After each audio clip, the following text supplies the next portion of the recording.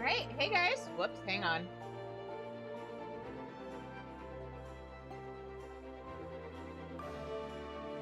Hang on. Alright, there we go. Hi, everybody. It's time for more Dawntrail.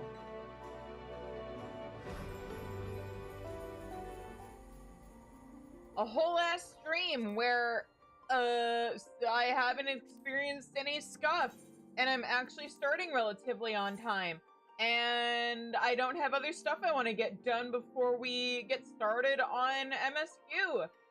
Yay!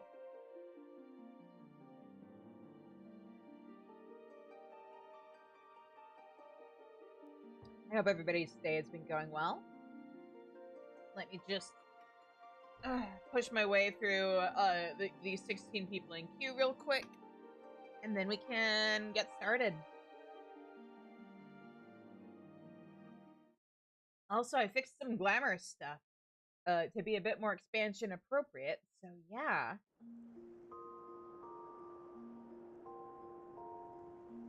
And I did, in fact, use the actual logout function in the end because I could. Anyway, I think we're gonna start with Kozamooka, since we can see it right out the door, like out of the gate. So yeah, let me run over to our NPCs. Oh, yes, you're right. Oh, that means you guys didn't see my character crawling out of bed. Boo! Sad. Look, man. It's fine. Anyway, let's talk to the Hanu. The quest for Urko Pacha will become unavailable. Yeah, I know how this works. Anyway, the helpful Hanu is waiting to answer your questions. So, what is it you'd like to know? The route to Okanu. We go south through the Arch of the Dawn, then follow the road which runs alongside the Kozamooka River. Is that right? It is. Be warned, however. My brethren tell me the recent storm has rendered the path even muddier than usual. The footing is quite poor in some parts. Far worse was the destruction visited upon our homes, though. Houses were torn apart, and several people injured, if not killed. Even our beloved festival is in danger of being called off this year. If you do still plan on going, I must urge you to proceed with caution. We'll be sure to watch our footing. Thank you.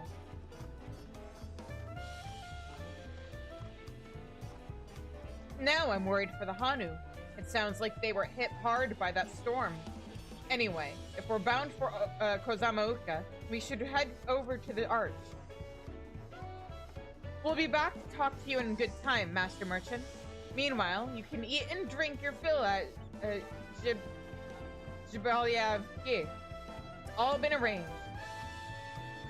Hey, a Pelu Pelu isn't about to pass up on free food. Unlimited tacos in exchange for a few days of my time? I'd be a fool to pass that up that deal. See? Anyway, let's change into something a little more comfortable.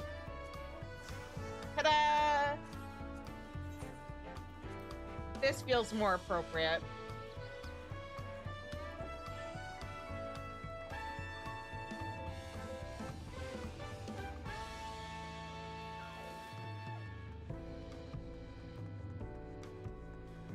Okay.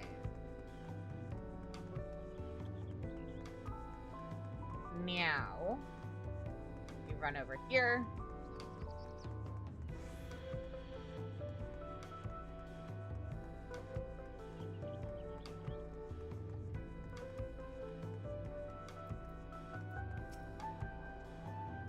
I should have liked to observe the festival, but the Hanu are probably not in the mood to celebrate.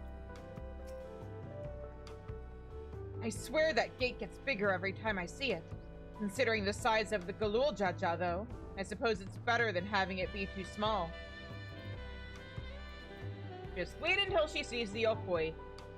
The Hanu Hanu are kindly folk who should welcome us with open arms, assuming they are not too preoccupied with recent troubles, that is. Through this gate, and we'll be on our way south to Kozamauka. Yep. Heading to Kozamauka? Yes, I am. Are we all ready to leave? Yeah. Then onward to Kozamauka. Open the way.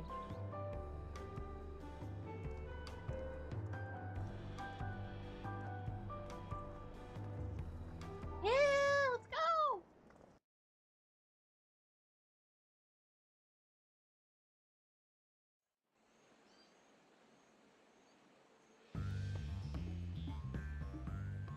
Kozamauka, the land of rainbow terraces.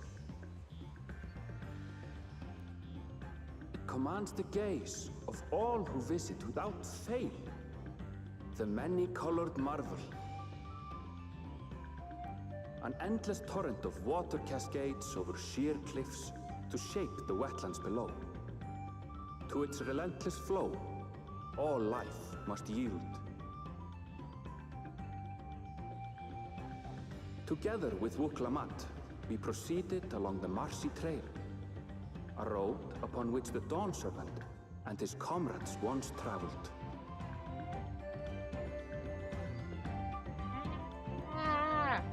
Also, I just remembered, this is a new expansion, which means, time to whip out my ether compass. And this is the current expansion, which means time to collect all of the ether currents. Look at those falls. Even from this distance, you can feel the weight of that water.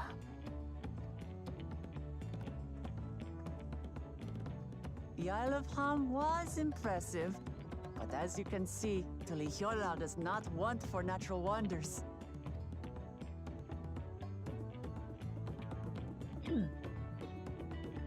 The ground is swampy, so watch your step. You wouldn't want to fall into a bog. I won't. Told you I've been here before. Come on, Okanu isn't much farther.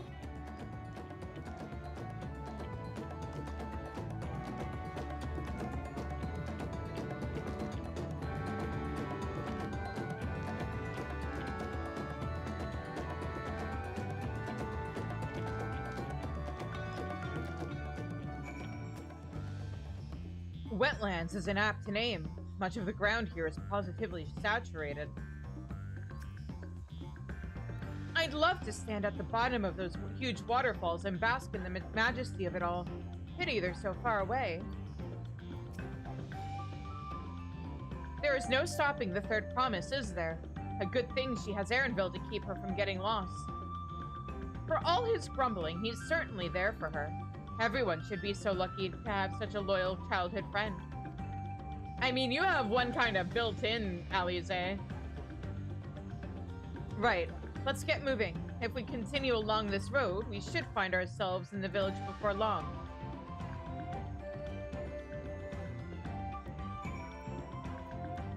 Okay, is there one? Nope. I mean, there's one like 400 yalms away, but I'm looking for anything that's a lot closer than that.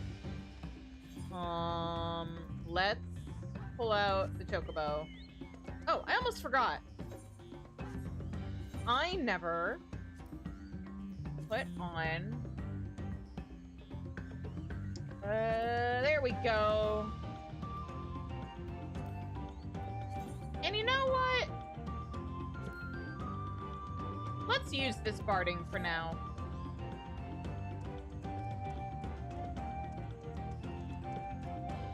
It feels right. This is the barding. Oh, right. Oh, that's not what I wanted. Hang on. Wayfarer's barding? Yeah, there we go. Much better.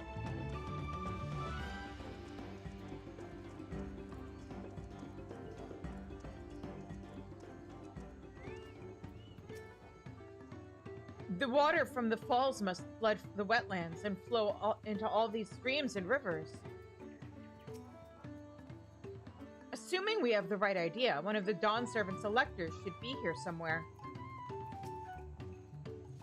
So this is a Hanu village.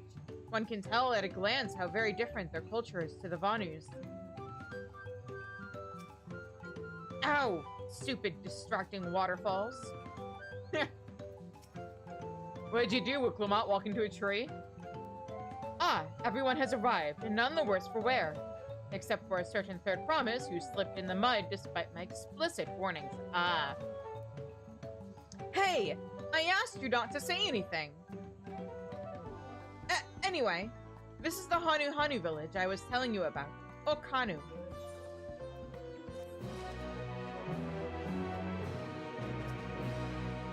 I agreed to serve as a guide, not a nursemaid. Okay.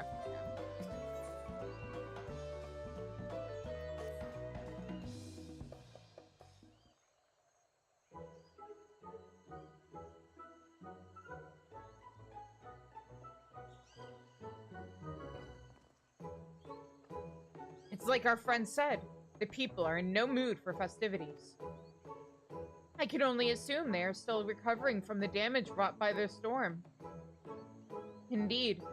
Well, let's do what we came to do and find this elector.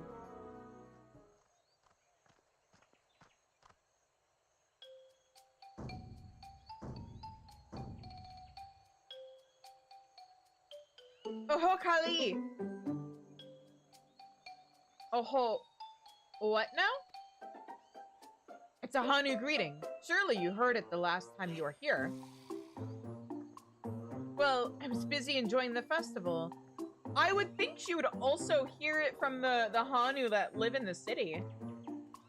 Greetings to the third promise and her entourage.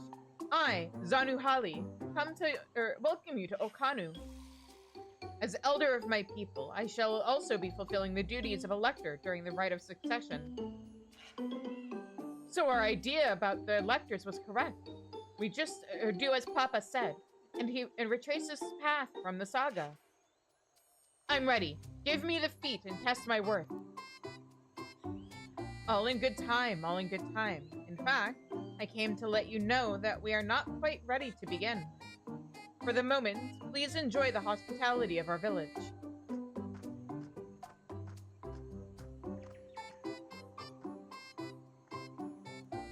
Should we poke around a bit then? We might pick up some clues about the feat. You know, prepare ourselves. That's surprisingly prudent of you. What? You think I'm being too cautious? No, I'm impressed is all. You admire and respect your father, who is prone to decisive action. So I expected you to rush in first and ask questions later. Or never. You don't know anything about that, do you, Alize? I do look up to Papa, but you should know that he has a pragmatic side too. The head of reason is the thinker who takes time to consider all the possibilities. With the long naps he takes these days, though, the head of resolve is less restrained by his wisdom. I can't fault you for thinking that's all there is to him, but there's more to the Dawn Servant than you've seen thus far. I should like to speak with the head of reason one day. Well, I'm sure you'll catch him awake soon enough. To return to the subject at hand, you wish to take a look around Okanu, then? Do some groundwork before the feat begins? Something like that. I mean, I could probably pass close, but it'll keep us busy while we're waiting. Wuklamot has the right of it. As Elder Zanuhali is a resident of this village, learning more about it can only improve our chances in the feat. Might I suggest a division of forces? For instance, Erinville, Alize, and Kryl could concentrate on the southern half of the settlement. Meanwhile, Wuklamot, Shizune, and myself will handle this northern half. Sounds good. Sounds good to me.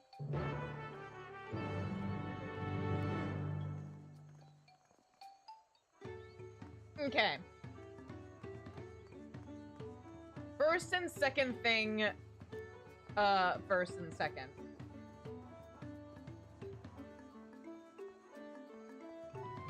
Thing 1. Hello, Gemstone Trader. Welcome, welcome. I'm glad to say that the damage from the storm has been repaired and our stores are open for business. If you have any bicolor gemstones to trade, I'd love to take a look. Okay, and I will do the fates for that later. But that is thing 1. And important thing number 2. Important thing number 2. What do you mean too far away?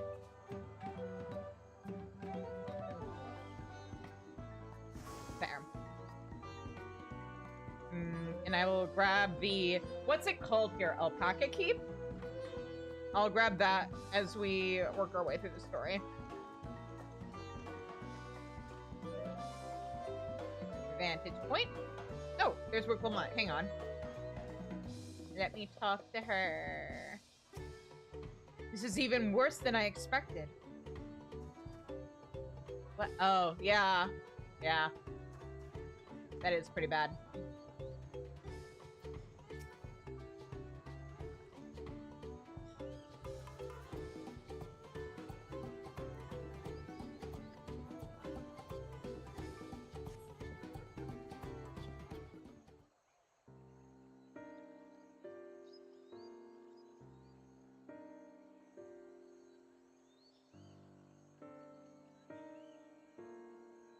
The gaping hole in the wall and missing portion of the roof are clearly the work of the storm's powerful winds. Repairs appear to be ongoing.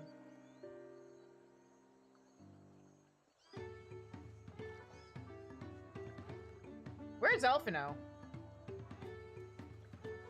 Hang on. Where's Elfino?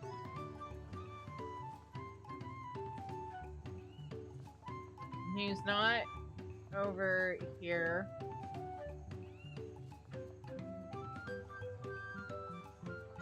Hey, Alphanod, where are you?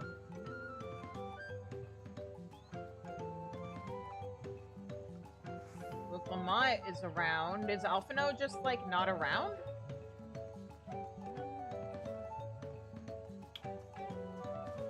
I would expect him to not be too far away from, like, where the quest is happening, if he is around, so... Oh, well. You heard about the storm? I've never seen the likes of it before. With the supplies and help the Dawn servants sent, we're making progress repairing and rebuilding our homes.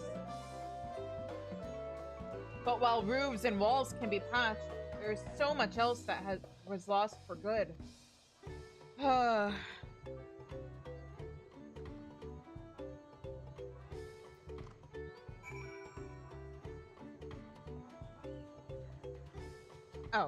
speak Pokemon. Okay.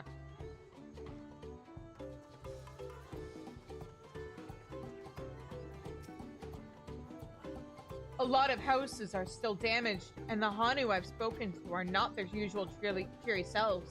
That storm broke more than wood and reeds. There must be something I can do to help them. I'm going to look around a bit more.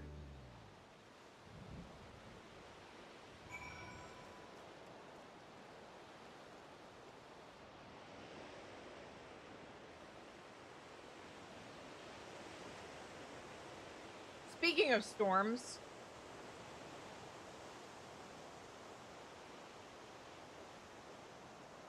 Let me go ahead and examine this. The dry and sunken bundles suggest the reeds were harvested some time ago.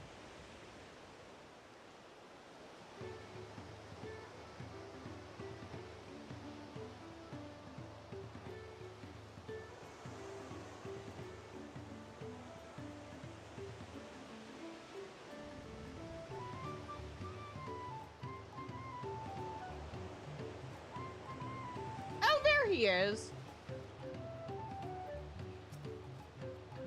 Some manner of boat?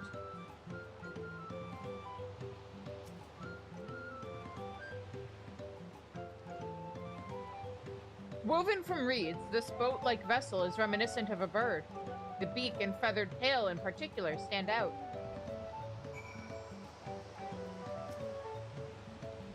This boat must be woven from the same reeds I've seen gathered into bundles here and there.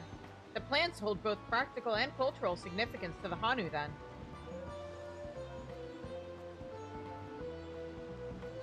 Hello, can you hear me? I'm told they're ready to receive us now. Come to the large building in the south of the village. On my way.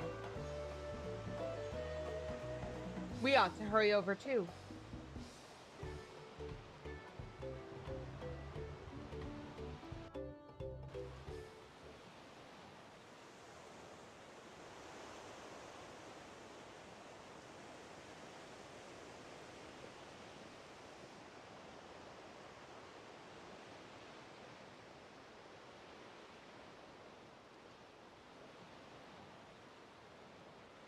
No sign of Zorolja or that oversized lout. How much easier it would be if Soralja were to fail here. But that isn't likely to happen.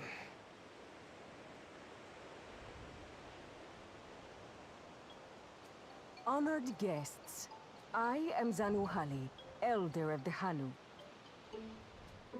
I am also an elector, charged with judging which among you is worthy of ascending the throne. Without further ado, let us talk of the feat. Not so fast. Surely you couldn't begin without us. Oh no, we'd never dream of it. Ugh, you made it after all. But you were talking about Zorolja, not Bakuljaja.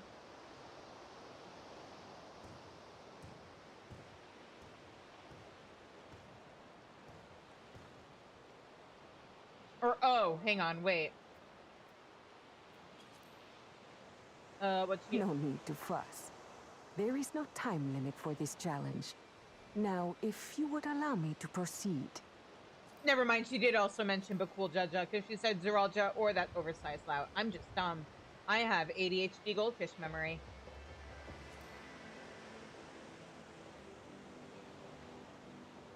It is here, in Okanu, where my people forged a bond with the Dawn Servant during our own chapter of the Tuli Yolal saga. In homage to those events, I have prepared for you the Feat of Reeds. Reeds seem to be of great importance to the Hanu. I wonder what this feat entails.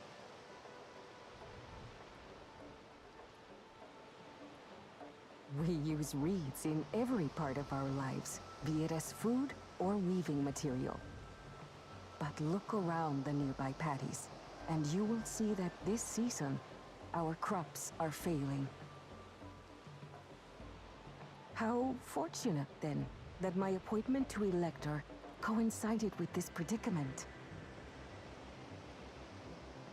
For surely, those who aspire to be Dawn Servant would find the matter of an ailing harvest a mere trifle to resolve. Aye, well, it is indeed the duty of a ruler to address the people's woes. Exactly, exactly. Do well in this, and you will earn my keystone.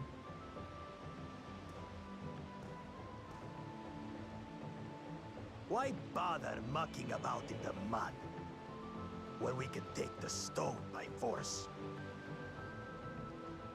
Try it. Oh, mercy me. You are a hot-headed fellow, Bakul Jaja. Some electors may enjoy going toe-to-toe with scrappers like you, but I refuse to entertain your base instincts. Arrangements have been made.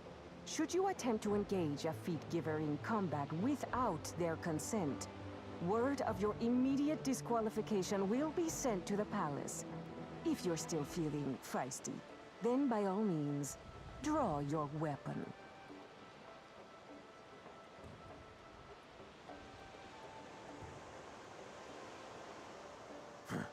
This contest is presided over by cowards. There's no sport in fighting you. Then we can return to the business of earning my keystone. The Feat of Reeds is begun. Claimants, I wish you the best of luck.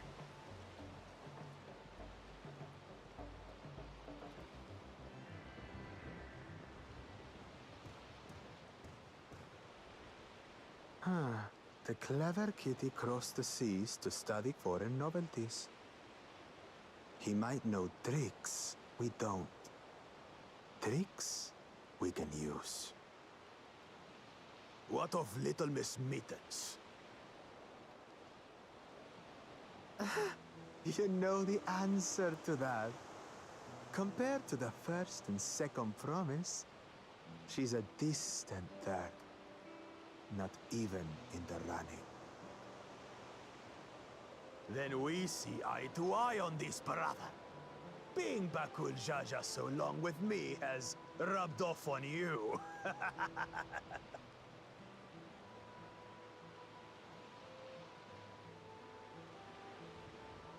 These allies of hers, though, they might be a problem.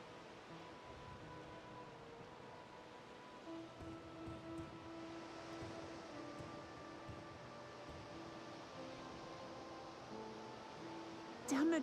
I'm just as qualified to be here as they are. I'll show them. Yeah.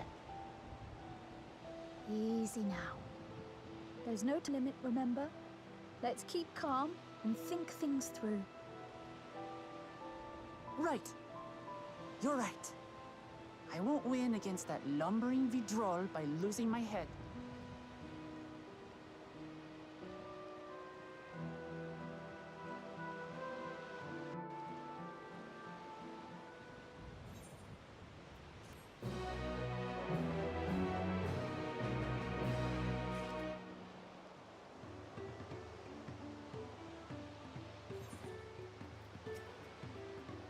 Not that I intend to gratify him with a response, but Bakuljaja's provocations are hard to ignore.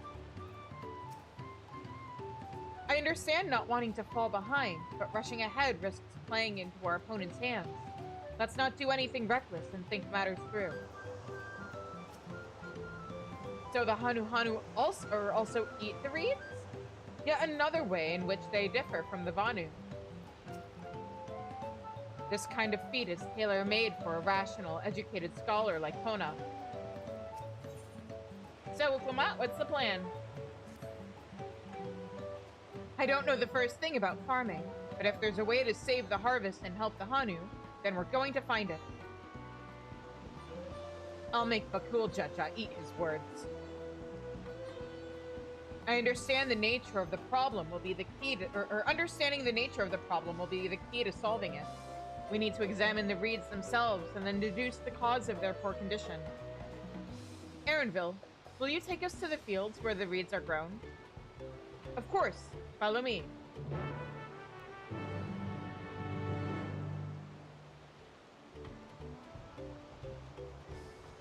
Oh, side quest. Hang on. Wait. Side quest.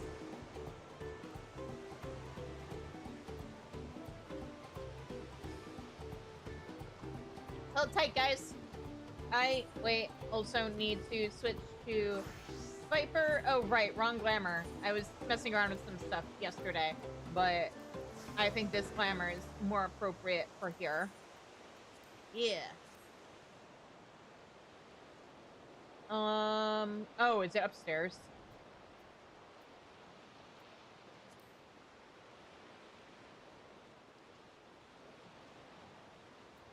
Also, is there a... Nope.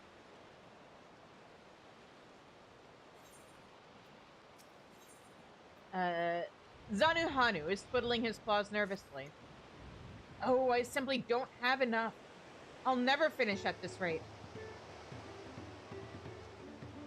Oh? But a kind soul may change that. Kind and strong.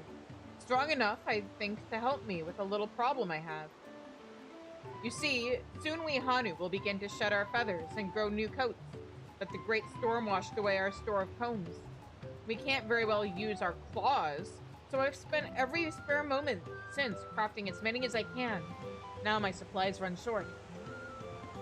But if I had a shell from a mature marbled beetle, I could make enough, or make enough combs for everyone. Please, make haste to the southwestern forest and hunt one. I can feel my feathers falling out as we speak.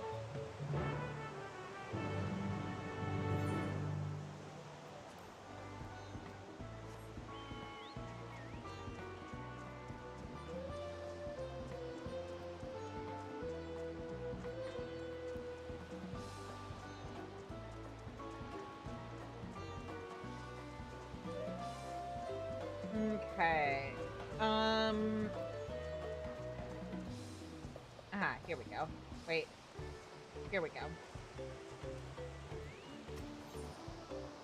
Hanu is gazing at the wooden pillars with worry in his eyes. Honored visitor, might you lend me your aid? Since the storm, I've worked day and night to repair our homes, and the end is finally in sight. The last step is to coat the floors and foundations with resin that protects from water, but there's simply too much work for one pair of claws. I'll help! You will help then? Splendid. We would start by gathering the resin from the trees to the north of Okanu. Then all we have to do is use it to coat the structures in Obeki-beki to fortify. Okbekbi to fortify against the elements. I'll apply resin to the floors after I've made my final repairs, and I ask that you handle the supporting pillars. Afterward, they should withstand the worst of the heavens, or the worst the heavens can throw at them. Okay. I think I read that the way something in the Sea of Clouds is spelled and got confused. But whoops, that's not the amount I wanted. Here we go. Okay. Let's start with the north.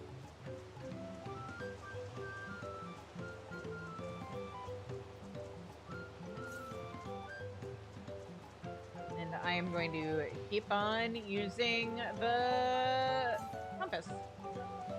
Just in case.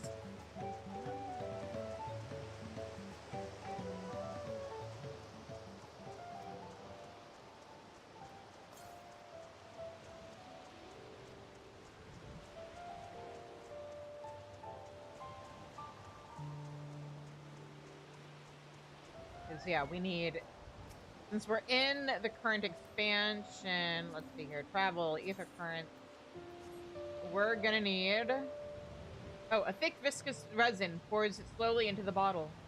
Go to Okbekbi and coat its supporting pillars with the substance.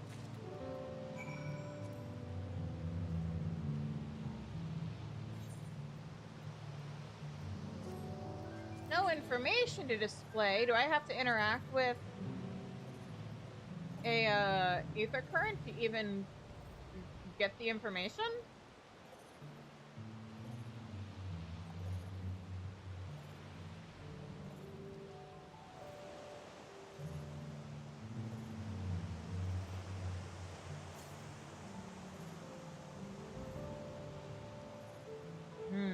There might be one that's close. 200 alms. Yeah, there should be one maybe somewhere around here. Oh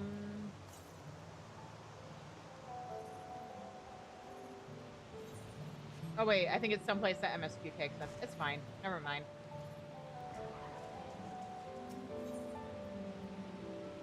Repellent resin. This resin is used to protect wooden structures from the elements.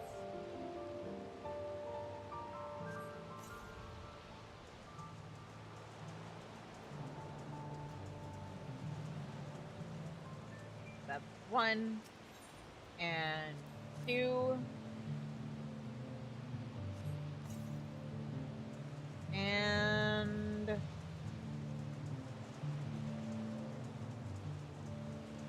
3.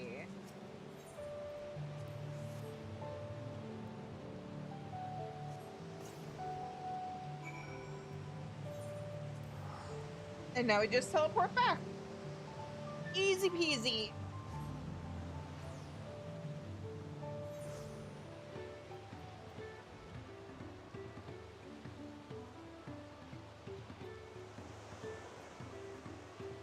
Oh, right.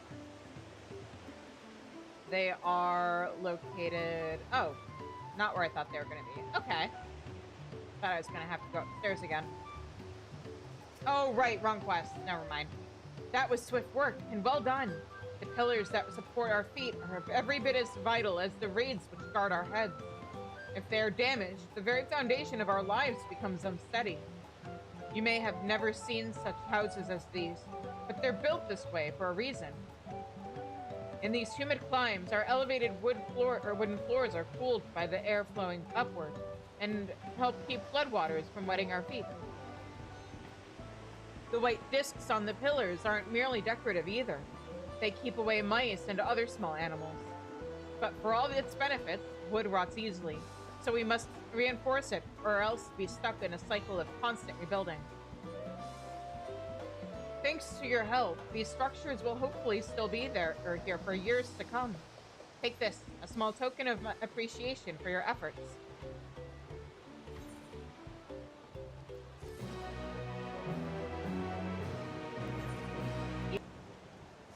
Alright, and now interact with the alpaca key.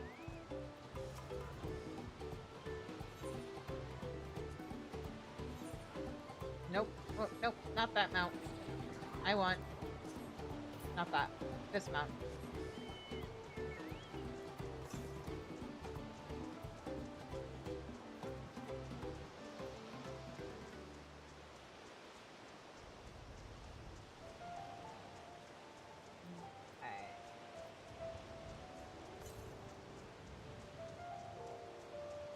No, I think the one to the west is probably... Well, I guess there's more on this part of the map that's to the west. So it could still be down here, but it might be on the other side of the cliff.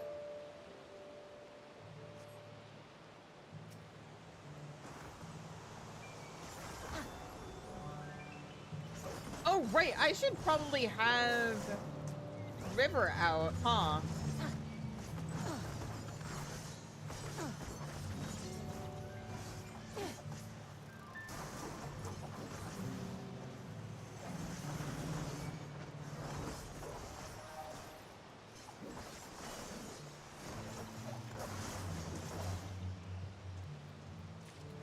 There we go.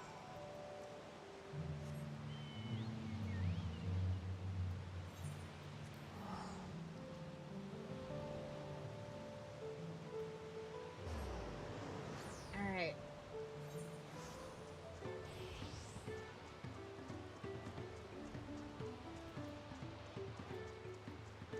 And now we go up.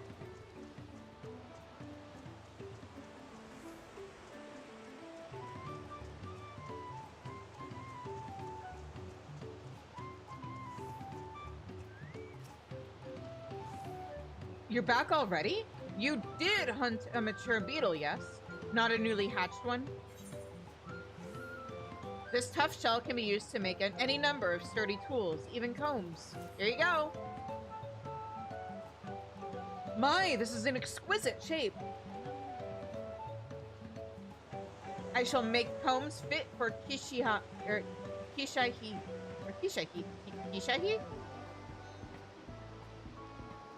As you can imagine, molting season brings floors covered in fallen feathers.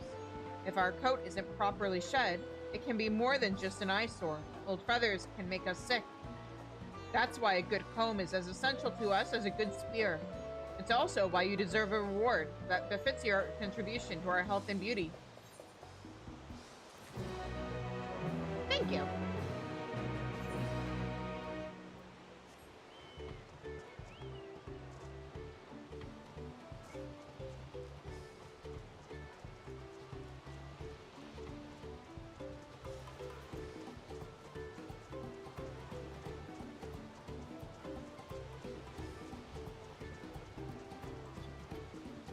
Alrighty.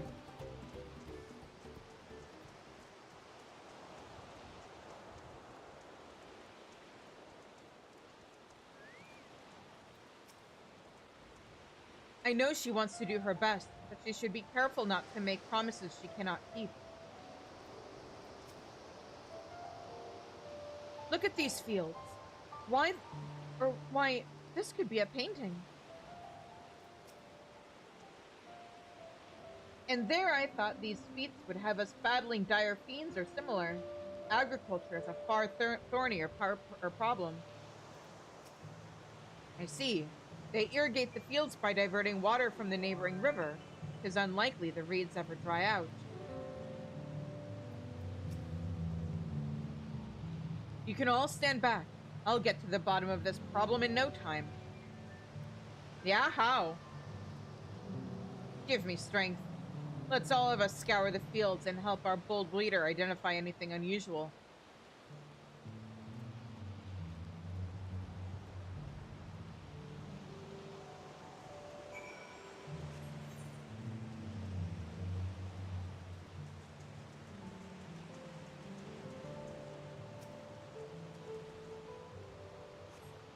As Zanuhali described, the reeds appear wilted and unhealthy.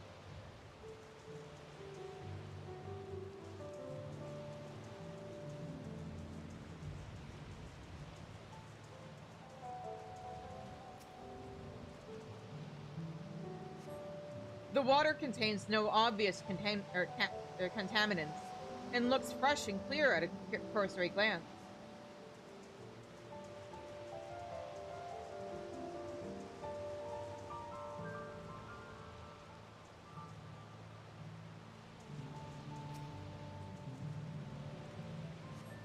The soil in the paddies is as one would expect, rich in color and suitably moist, not dry or flaky.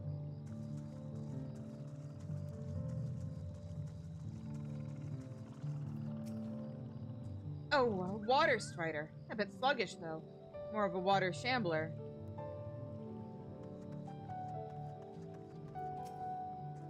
Not amiss with the paddies themselves, as far as I can tell.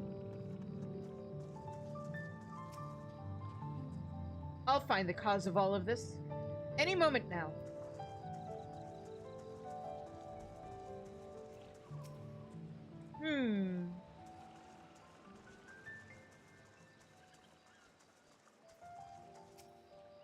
Any luck?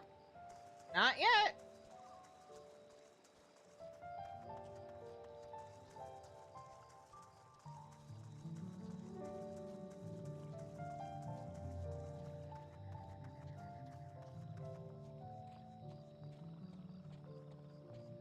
Hello?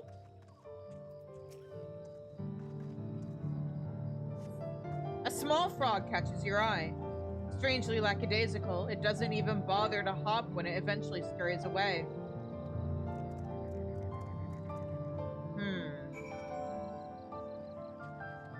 So it's like what Alize was talking about.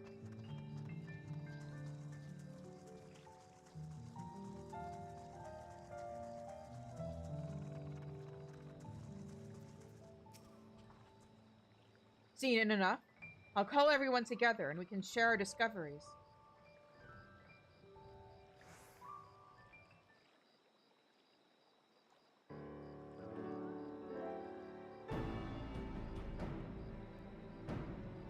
Well, what do we think? Any obvious problems? The area itself seems fine, but the wildlife seems a bit sluggish. I agree. The waters look to be of good quality, as does the mud in which the reeds have been planted. The frogs and insects are unusually torpid. This suggests the problem is affecting not only the reeds, but also the creatures which live among them. Could something invisible to the naked eye be polluting the water? We would need an alchemist to know for certain. I'm an alchemist!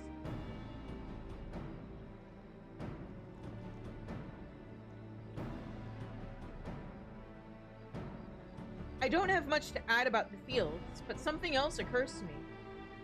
When you were describing how the creatures seemed lifeless, I couldn't help but be reminded of all the listless villagers. They've suffered a terrible tragedy, I know. But there is another reason for their flagging spirits, I believe. Go on.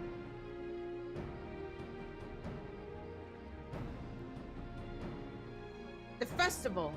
This is traditionally an occasion for celebration and renewal. So without it, the Hanu are struggling even more to recover. The last time I visited, the village was in the middle of the festivities. You'll never see the Hanu Hanu more joyful and alive. It's an indispensable part of their culture, and its absence will only compound their woes. So I say we help them put on their festival. Give them a reason to cheer in those sad times. Or to cheer in these... give them a reason to cheer in these sad times. Who knows? Maybe fixing one problem could lead us to a solution for the other. Stranger things have happened.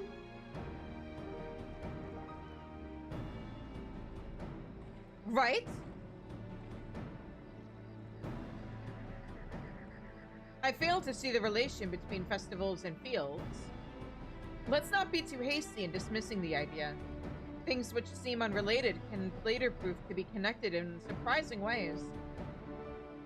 True, and being bereft of ideas as we are, any proposal is worth entertaining. I suppose. Besides, this is Wuklamot's journey. It's only right that we follow her lead.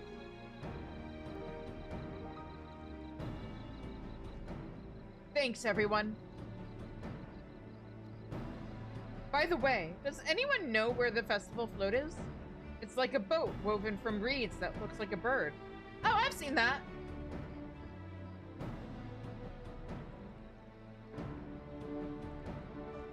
In that big building to the north? Let's go and see it.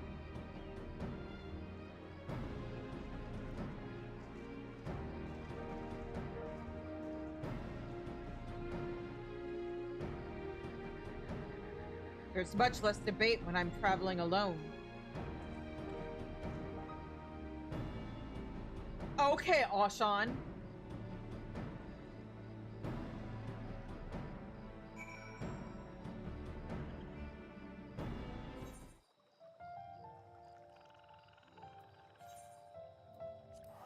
I should probably set Okanu as my home point while I'm here.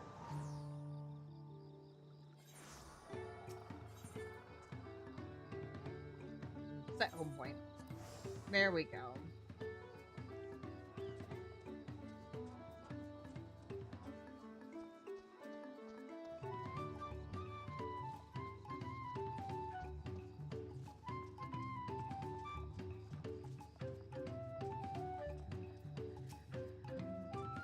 Look at the size of that thing. I hope they don't expect me to help carry it. The handles gave me pause before, but now I understand their purpose. Oh, I think I'd always just assumed this was part of the mount, but yeah, it does have handles. I've never been here during the festival season, so this is all new to me too. What a charming float! I wonder what bird was the inspiration for its design. The big bird. Yes, this is the float I remember. Does it not appear something or somewhat damaged to you? We should take a closer look. Inspect the festival float. You blah blah blah blah. Okay. This isn't a run around and inspect it. This is a the thing and click on things quest. Okay.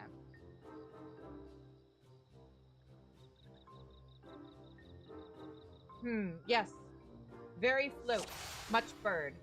I see, I see.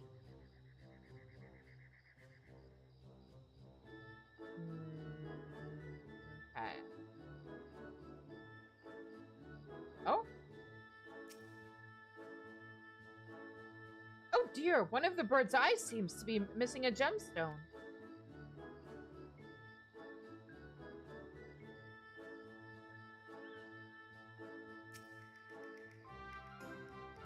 Oh, that's definitely broken. How will they lift its this great big vessel without all the carrying poles intact? I mean, it's not broken in a way that would prevent them from being able to carry it, unless this is like an important part of that.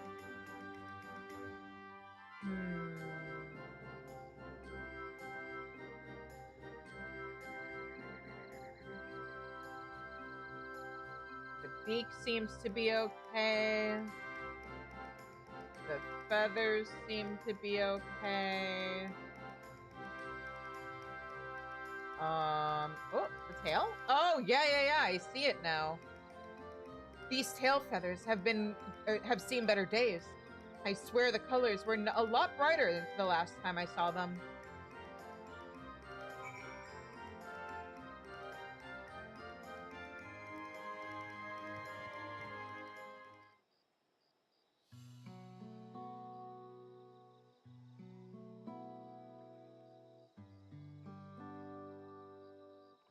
Well, I think we can all agree this bird boat is in dire need of repairs.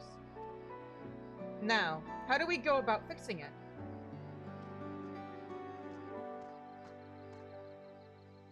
What is going on here?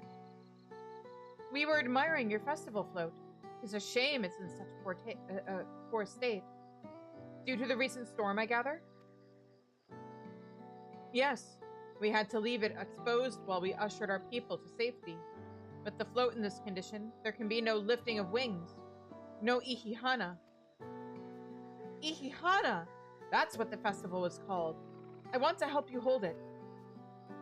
Have you not seen our village?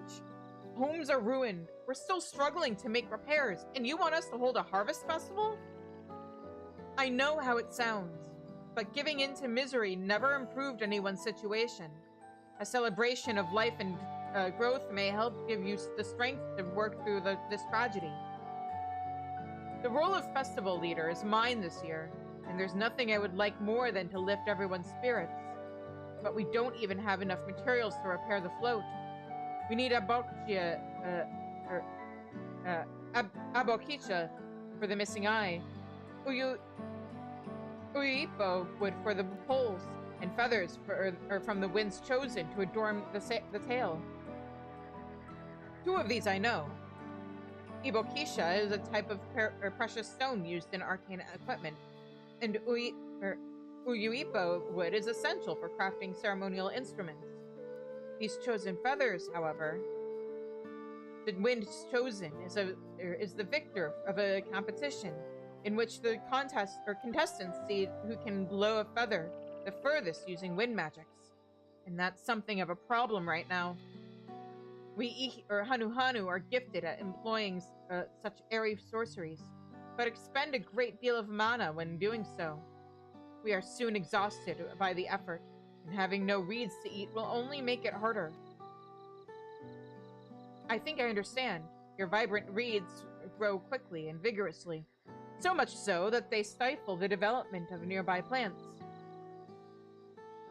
They must be a potent source of They must be a potent source of the energies you naturally lack. They are indeed. Owing to the poor harvest this year, we've been left enervated, and if we cannot gather the correct materials as dictated by custom, we cannot repair the festival float. Oddly enough, we may have just stumbled upon our solution. The winds chosen could, or would, by necessity, have a natural gift for manipulating magical energies, which means any feathers taken from the victor should be high in ethereal conductivity. The float's construction also requires a stone used in arcane equipment, as well as timber favored for the ceremonial tools. The demand for such specific materials must have an underlying reason.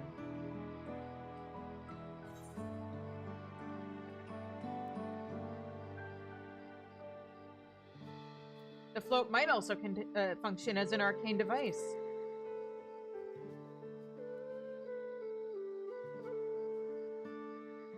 Precisely what I was thinking. This boat of reeds is in fact an arcane focus of some kind. A focus? For what? Oh! Ihihana is a harvest festival, isn't it? That must mean the float was made to encourage healthy crops. So, if we repair the boat and hold the festival, its arcane properties might fix what's wrong with the reeds.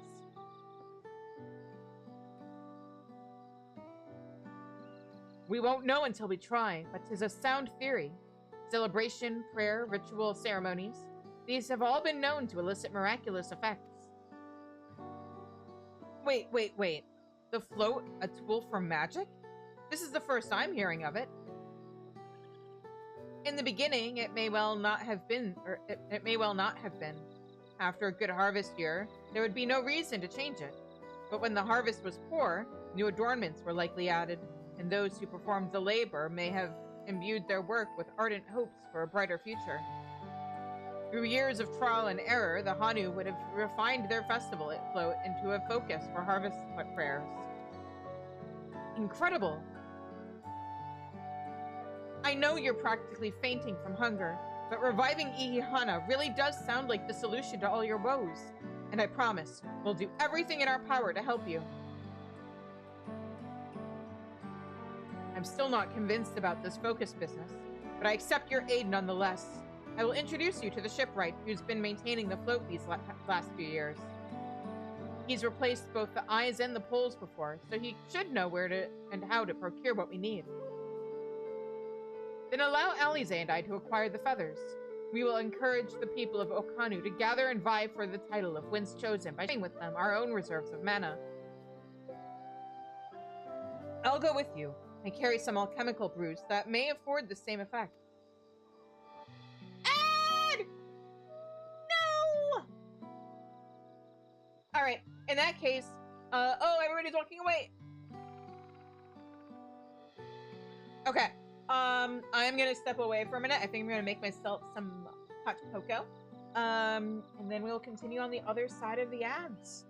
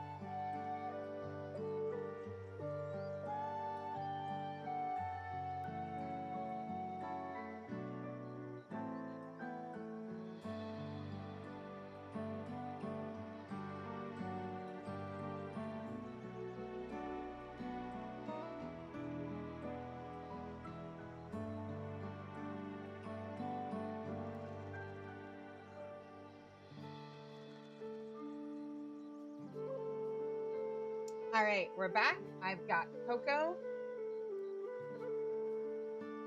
Anyway. Everybody else walked away. Let's continue. The three of us will visit the shipwright then. Not without me. I've worked hard to fix the float as best I can, and the responsibility is mine after all. I've not introduced myself, have I? My name is Linu Hanu. Nice to meet you, Linu Hanu. And certainly, let's all go together.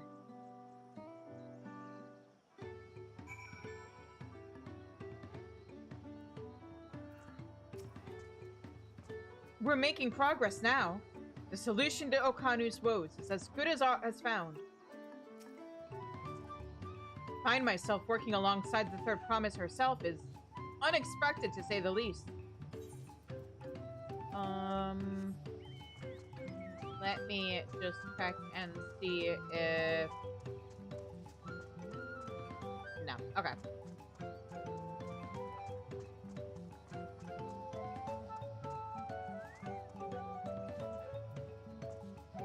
One moment.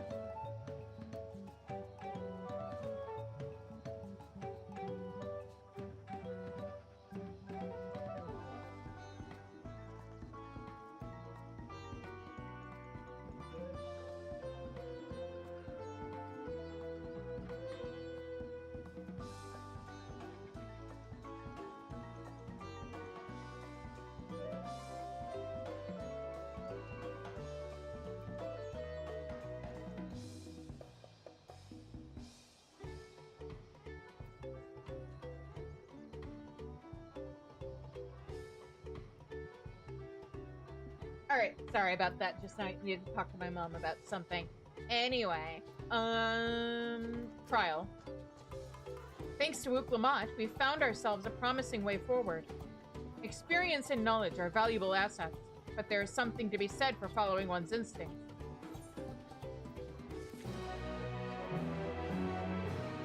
Yeah! I wonder what manner of shipwright repairs reed-woven... oh my god, why is it so hard to say? Reed-woven boats. Linu Hanu wishes to take you to the shipwright. The shipwright's name is Wukevu. He's a shipral who only moved to Kozamauka a few years ago, but has since mastered our customs to an almost frightening degree. He's especially strict when it comes to manners, so make sure to offer him a proper Hanu greeting. We wouldn't want to offend him right before asking a favor.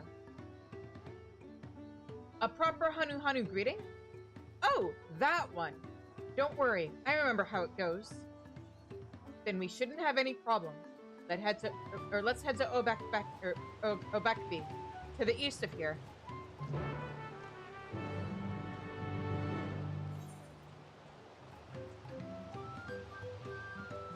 Let me get on my chocobo.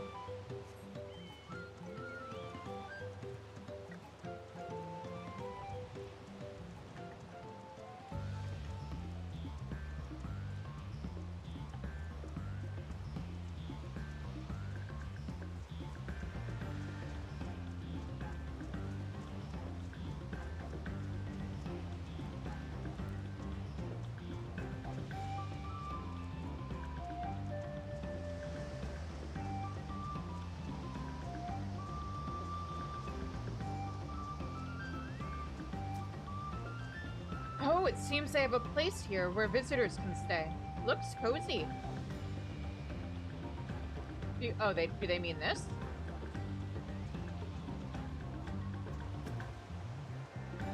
Look over there. Do you see that big winding staircase?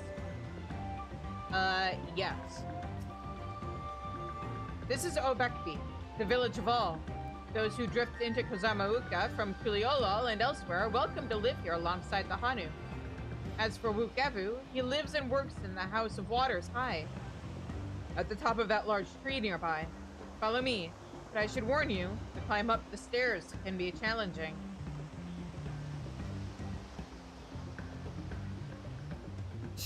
How challenging can a few stairs be? Do you have anything interesting to say?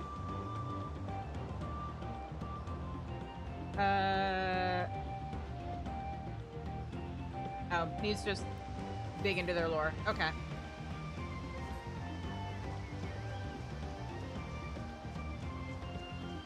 Now, surely this won't be so bad.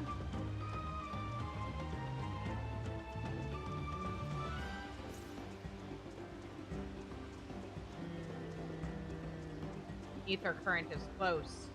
Is it up?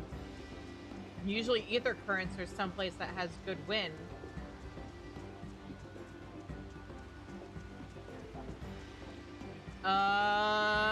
But it's not here. Okay, it's probably down then. We are hoping to enlist the man's aid, so it pays not to be rude in any case. I should mention that Wukevu isn't only a stickler for etiquette, he is also, well, you'll find out soon enough. Oho Kali. Oho Kali.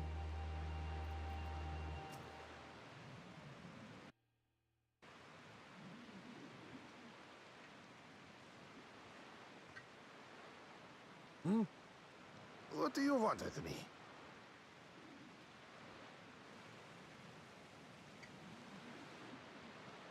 Right.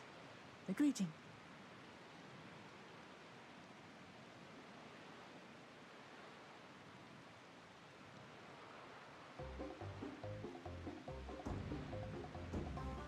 Oho Kali!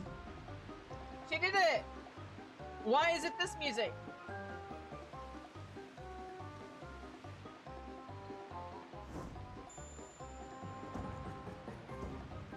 Oho Kali!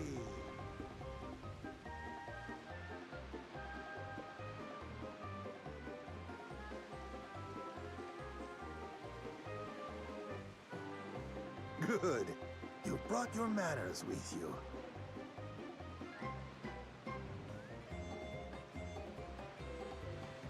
When you know Kanu, do as the Hanu do. For a country as diverse as ours, the preservation of harmony demands that we respect the cultures of all peoples who call it home. Well, that explains your familiarity with Hanu customs. And you speak truth, of course. To live together means to learn about each other. Ah, I appreciate an open mind. In fact, I get the sense we've met before.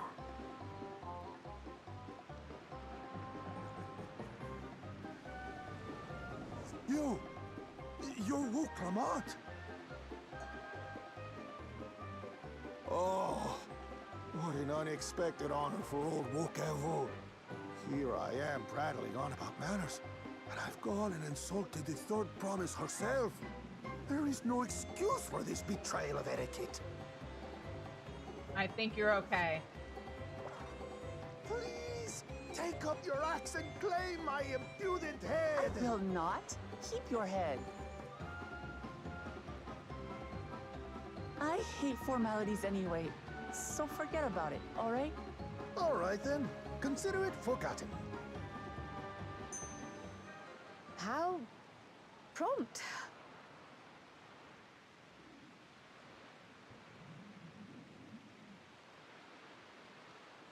We're actually here about the Ihihana float.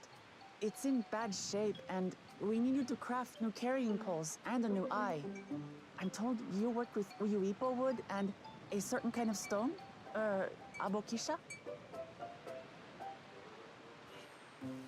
That I do. But while I would like nothing more than to offer my services, I just used the last I had of both those materials. For what? My lumber in particular went to fixing homes damaged by the recent storm. I'll need 10 days or so to restock. We can't wait that long.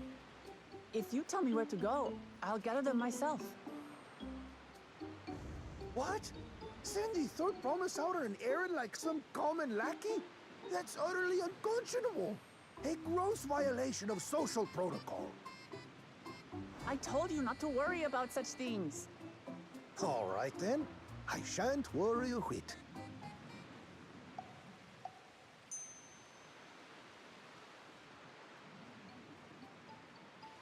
What's with your Hanu friend there?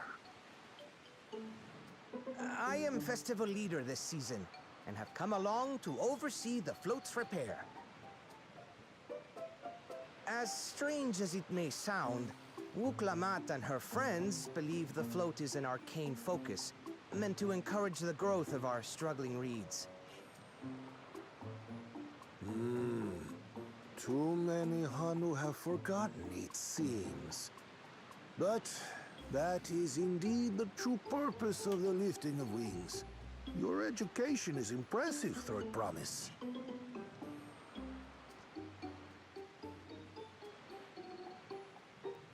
Well, maybe a little. Allow me to show you where to procure Oyuipo.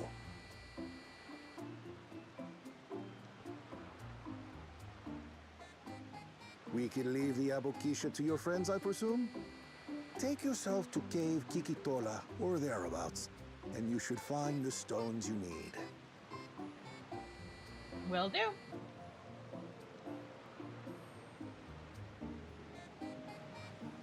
I've been there once or twice.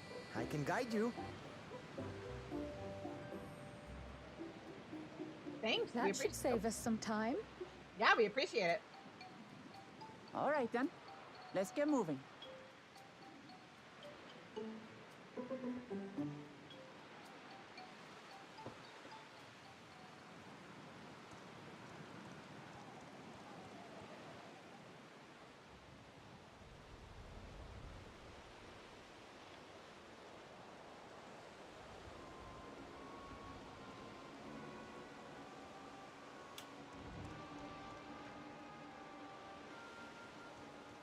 Chosen one of your rivals is making progress.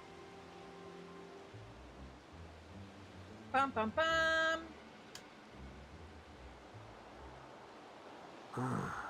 Ihihana, you say? Should our first choice fail to deliver, it might be wise to let this play out.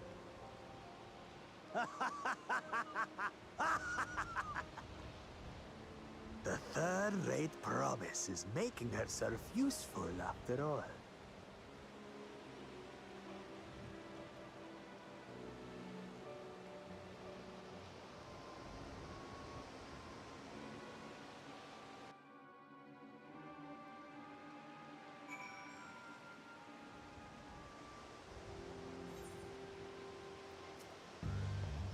A rather eccentric fellow, but I feel his heart is in the right place. Cave Kikitola is southwest of Okanu. We can return to the village first, then head there on foot. Okay, but before we do that, let me, oops. North and west. Ah, it's right there.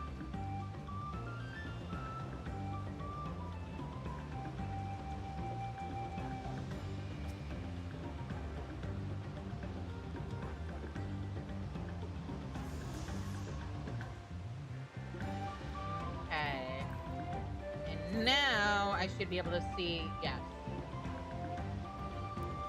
All right, so we've got 7 west ones.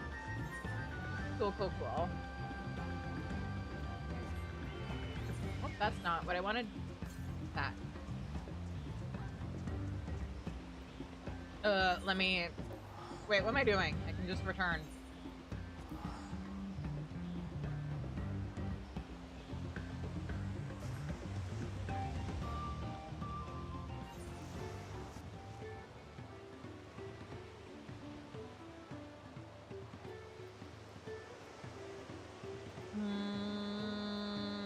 This way, this way.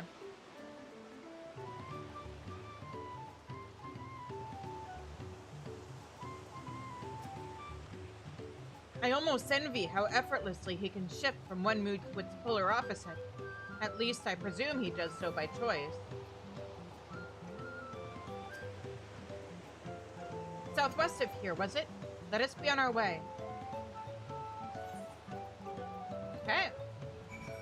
Southwest. And what do you know? There's a ether current that is allegedly southwest. I'm just gonna keep on checking.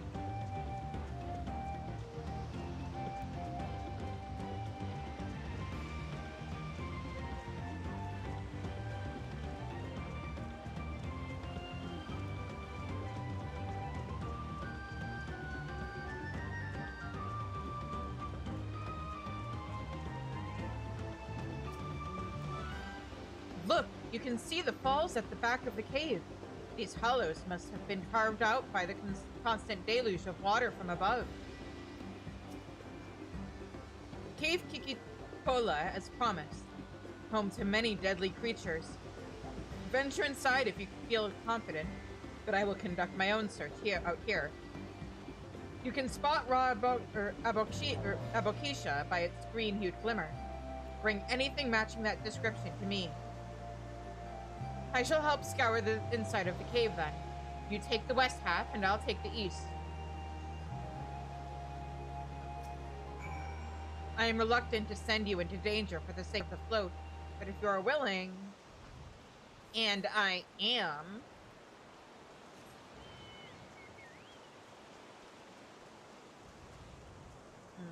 Oh, so this place is really pretty. Also... West? Is it on the other side of this pillar? That wasn't a pillar. Whoops. Hang on. Is it... Whoop. Oh, whoops. Nope. So definitely not there.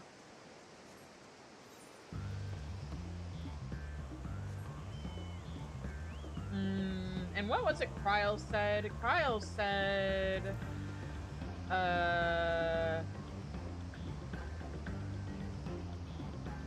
Oh, she said she was gonna take east. Let's see if Kryl is visible. I want to see.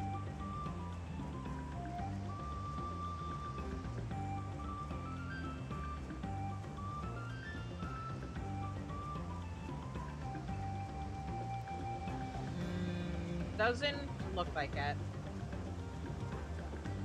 Okay.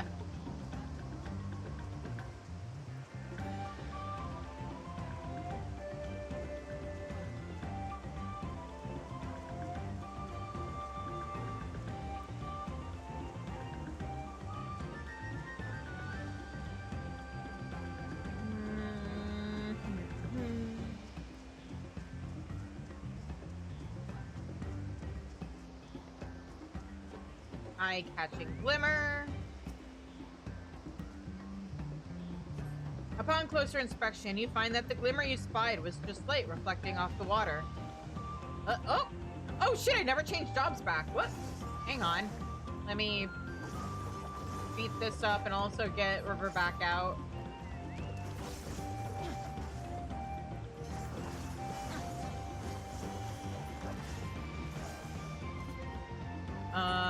And then let me swap jobs. There we go. Much better.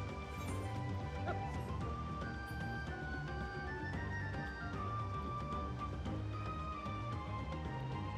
Nab that.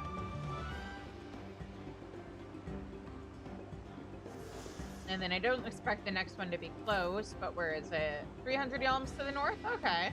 That's not bad.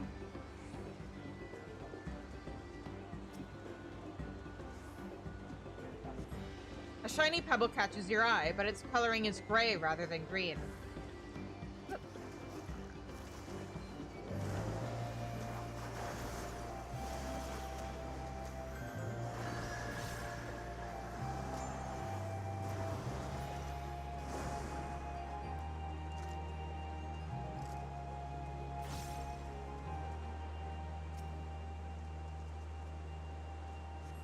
You find a chunk of stone glowing a distinct shade of green.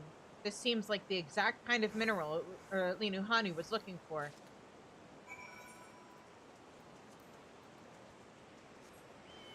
Alright, let's head back over.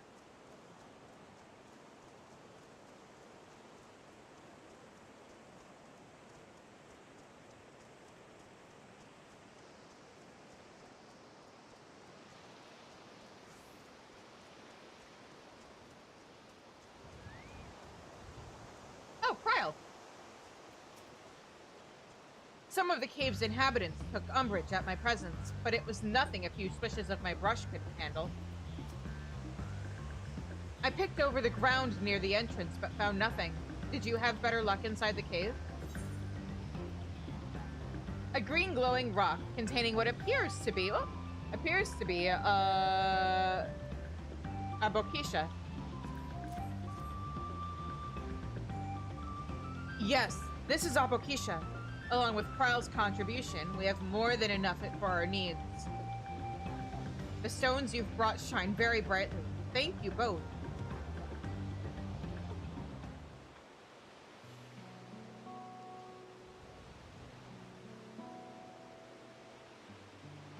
You would have been happy to know we were putting things right. Truth be told, a good friend of mine was meant to be the festival leader for this year's Ihihana. But when that big storm hit, he did not survive. It fell to me to carry on in his stead. That was why you agreed to Wuklamat's request, despite your initial reluctance.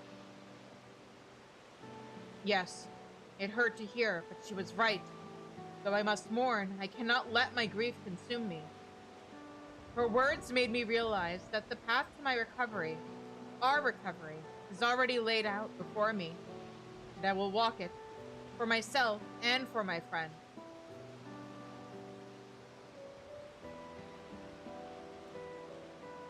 Thank you for sharing your story with us. Please, rest assured that we've taken your plight to heart. I'm certain our companions are procuring the other materials as we speak. Everything will come together, and the Hanu shall host a splendid, uplifting festival. That we shall.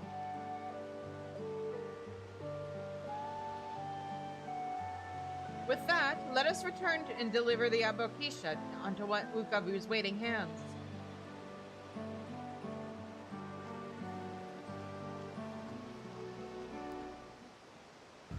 You know, it's funny. I didn't forget that, oh yeah, this guy's friend died. But I didn't make the connection between that and this expansion's theme of grief until, like, just now. Because, yeah, that's what the theme of this expansion is grief. And how people handle it. And it's a more explicit when it comes to later parts of the game. But there is a little bit of, okay, this is how the Hanu deal with their grief. Where I think the answer is, like, unless they really start to cave into it, like with Linu Hanu, I think there probably is a little bit of a we need to remember to celebrate and we can't let our grief consume us. Like, that probably is a part of their culture considering the environment they live in. Or maybe I'm just making it up, but that's at least the message of this part of the game is like, yeah, we lost a lot of loved ones, but we can't let that so consume us that we don't let ourselves celebrate this festival that's so important to our culture, and we need to, like, keep hanging on to our traditions and carrying them, like, and keep upholding them. Because they serve an important purpose in terms of everybody's mental health, obviously the health of the land.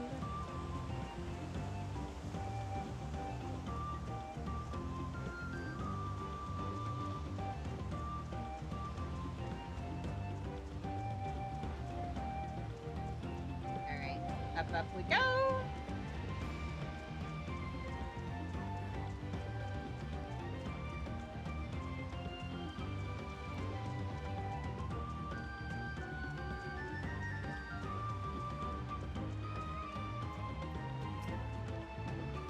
I hope Wuklamat's foray was as productive as ours.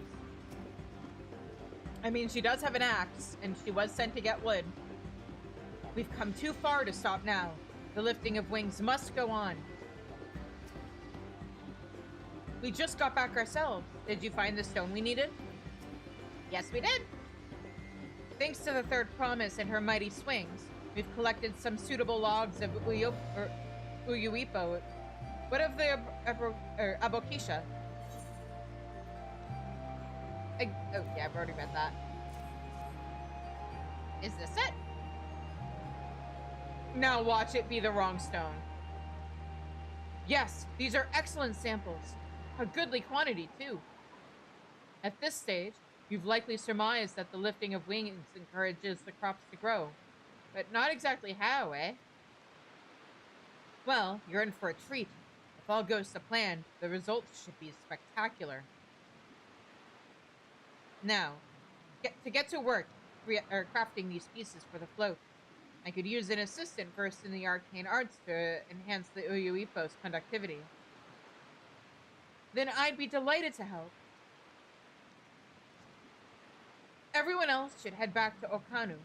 We'll join you at the float once the work here is complete.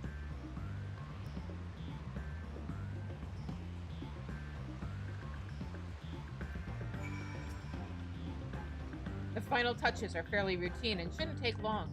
Go ahead and wait by the float. I'm excited to see how Ikihana turns out.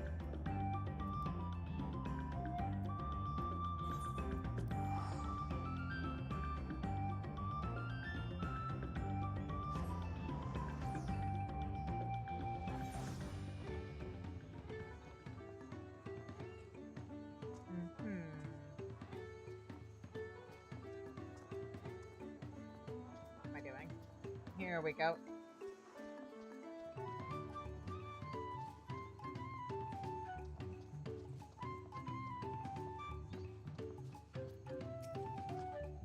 As Wukabu said, the festival really is a spectacle to behold. Gathering the Uyuipo was a trial in and of itself. At first, Wukabu criticized everything I did. Then he suddenly yelled, "I've spoken ill of the third promise and must punish myself," and proceeded to slam his head into an Uyuipo tree. I told him not to worry about it, again, and it was like snuffing out a candle. He's an odd one, that's for sure. At least we've seen to the poles and the new eye. Now we just have to wait for the feathers from the twins.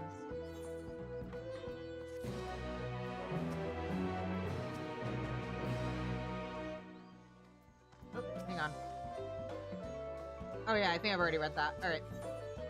Wuklamat settles down to rest before the festival gets underway. What's that? No, of course not. Heaven forbid these ever give me the colors that I actually need.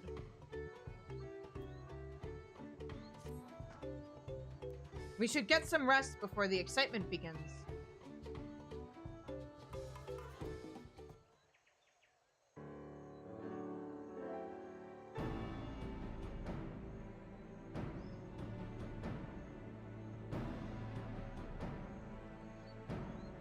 Over there by the float. Isn't that the third promise? Even the rumors are true. She's trying to complete, or then the rumors are true. She's trying to complete the feat of reeds by reviving Ikihana. The festival is a prayer for healthy crops, but does she honestly believe that will be enough to save our harvest? The second promise, meanwhile, barely glanced at the fields before leaving Okanu altogether. Maybe we asked too much of our young claimants.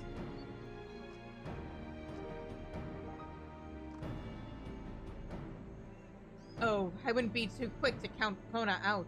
A friend of mine overheard him muttering by the reeds, something about what needs to be done. Is that so? Perhaps we'll get to see another of his innovations firsthand.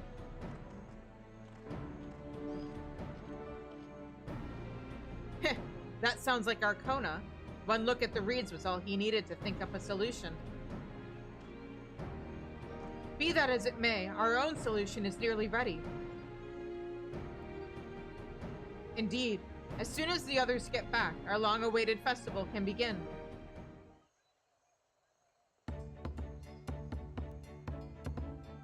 It took some doing, but we managed to gather competitors to vie for the title of Winds Chosen. The winner was only too happy to donate his feathers. You should have seen it. He called forth an incredible gust that sent his feathers sailing for Malms. We had to turn ourselves, but it's more difficult than it looks. before Aaronville swirled in the air for a moment before landing on his foot. I am a gleaner. Magic is not part of our training. As for us, we've brought the wood and gemstone replacements crafted by Wukebu. All that's left is to attach them. Has it been decided who will ride the float?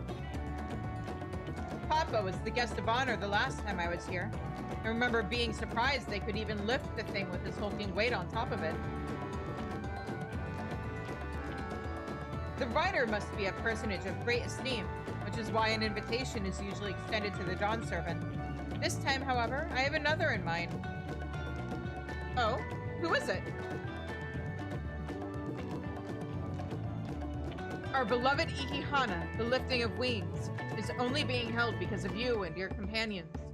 Thus do I nominate you, Wuklamat, as our guest of honor. Huh? Me?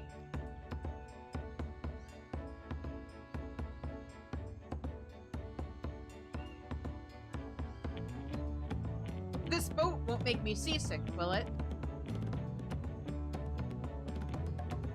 I don't think so. Then weigh anchor. I can hardly refuse a request from one even more enthusiastic about the festival than me. I would be delighted to ride your float. Thank you, Wuklamat. I have roles for the rest of you as well. We'll be carrying the festival float in a slow procession towards Kozanuaki, where the sacred likeness of Kishaiki is ensconced. What I'd like you to do is clear the path of dangerous wildlife so that the procession can move along unimpeded. Consider it done. You expect me to sit still while Wukebu has, or until Wukebu has finished with the float? Let me come along and help with the clearing.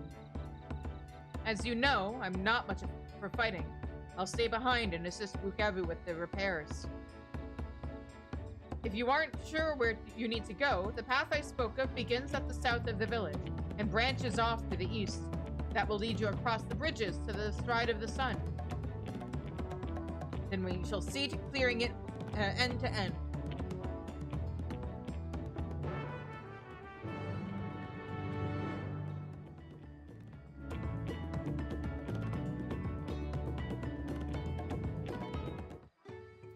Let me check something. Is my sound set? Nope. The MSQ is just really loud. Okay.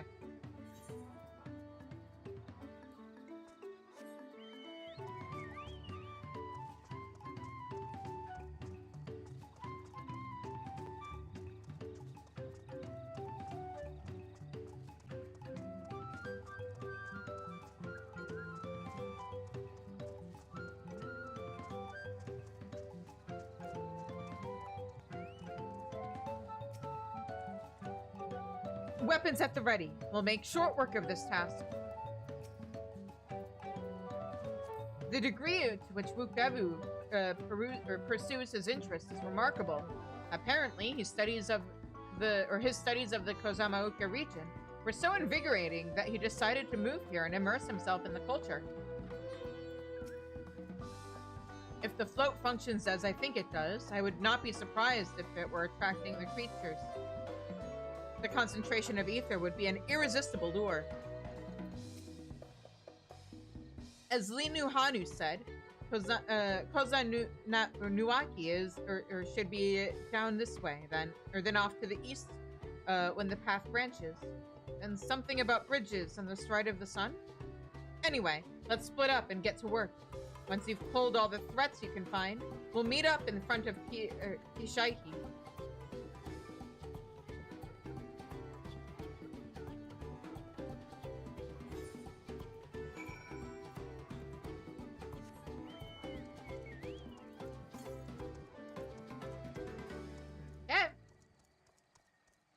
Let's see if we find anything to the south while we're at it. Doesn't look like it.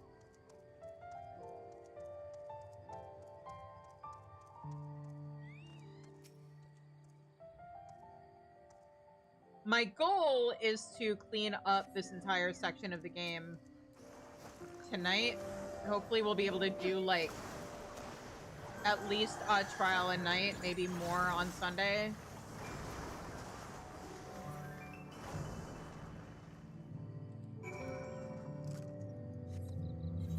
We'll see if it's possible.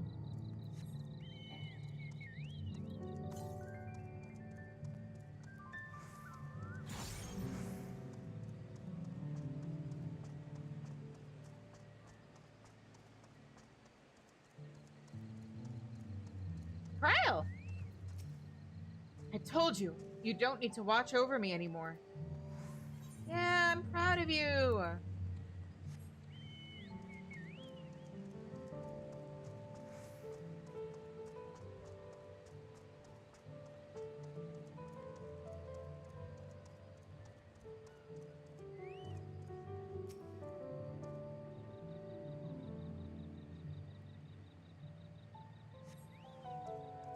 Aha.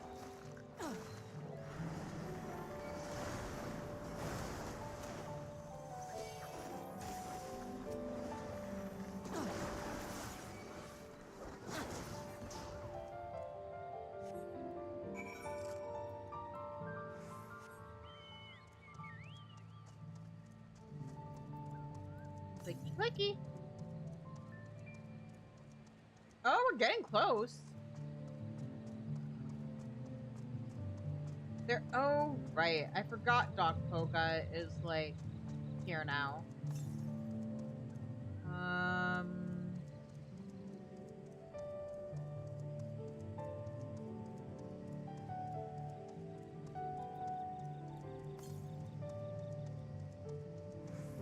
Yeah, the next etherite or ether current is probably at the end destination.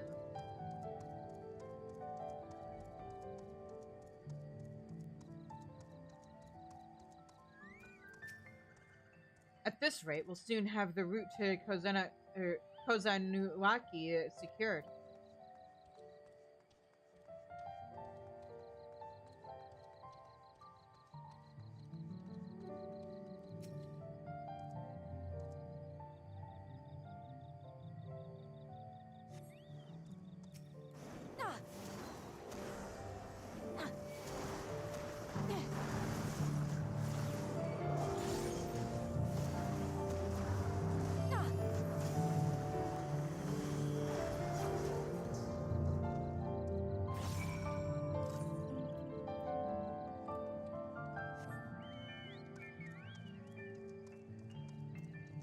Boop. That's interesting. Now this is my kind of busy work.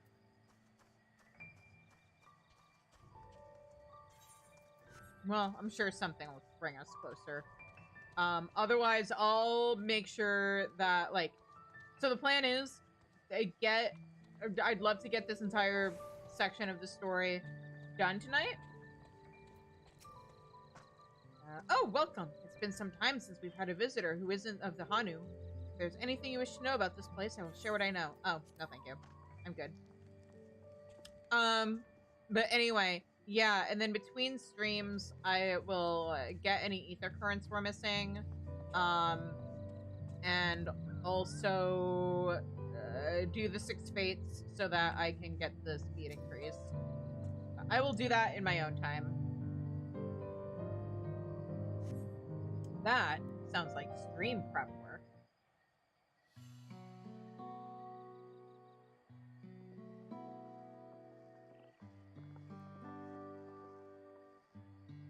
Ah, you were a step ahead of us.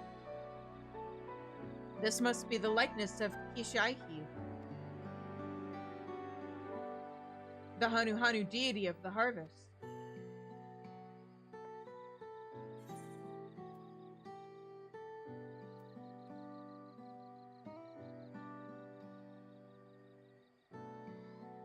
Does it remind me of something I saw in Academia and Anator?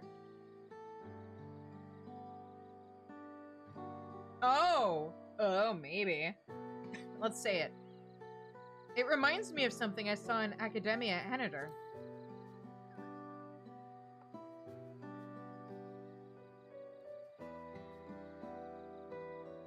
One of the Ancients' creations? 'Tis possible a vestigial memory of what that time endured.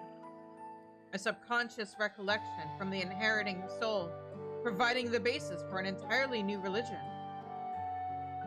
I have no idea what that means. As far as I know, Kishaihi was worshipped on another continent. This ancient faith was then brought to the Taral by the first Hanu Hanu. Kind of makes sense that it'd be, oh god, I'm blanking on the name of it. The Guardian, the Bird Guardian Force.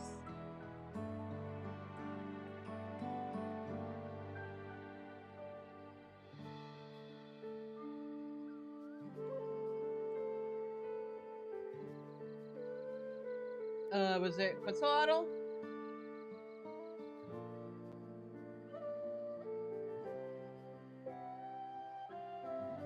Oh, Quetzalcoatl. There we go. I was like, it's not. No, I'm like combining the word axolotl with something, and that's not right. And I was correct. It was Quetzalcoatl. The Hanu migrated here from another continent. Then mayhap the two do share a common ancestor. This is all very fascinating, but shouldn't we be getting back to Linu Hanu? He'll want to know the path is safe for the procession. Right, and I need to ride on the float. I'll run ahead and tell him we're done here.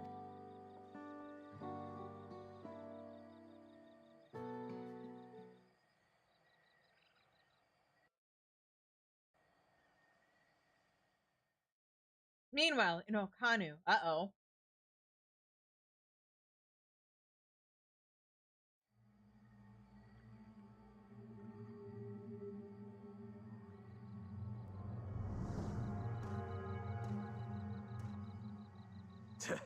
Not sure we heard you right, old man.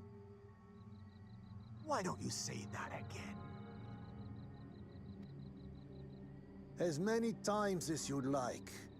The third promise tasked me with repairing this float, and I'll not relinquish it to an uncultured brute like you. The extremely funny thing is, this kind of... The possibility exists that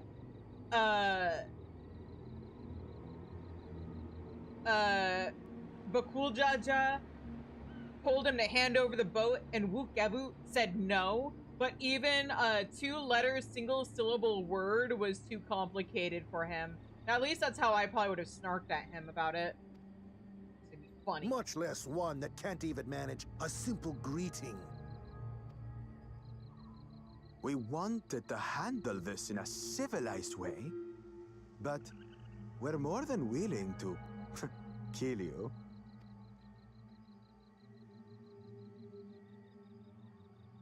We have a two-headed problem.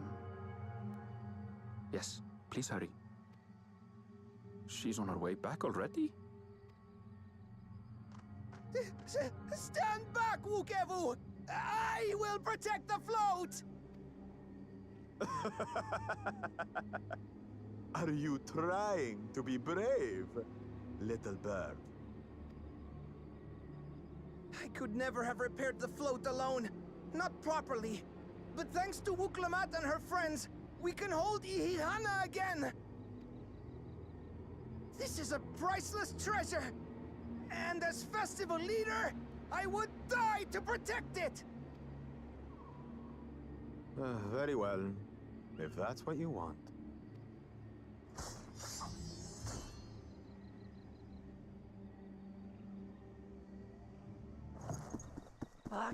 Cha-cha! Go, Wuklamat, go!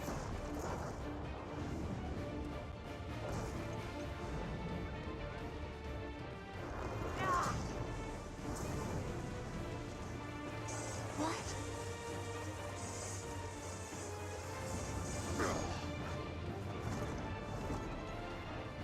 I put everything into that blow.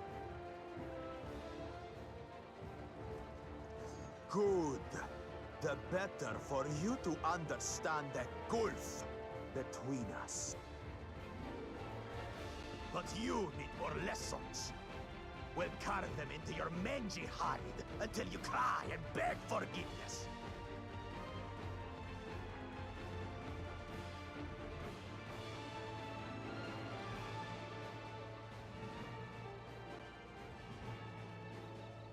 Your brilliant plan was to steal the float and take the credit. The so-called blessed siblings are nothing but cheats. Yeah. Your scorn is sweet music. Come, weaklings. We'll crush you each in turn. Or all together, if you like. Bring it.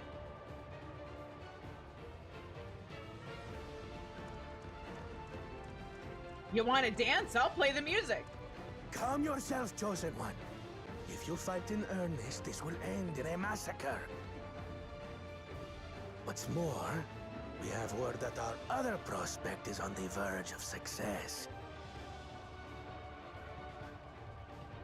Then it would be foolish to expend effort sweating nuts. Lucky for you. Eh?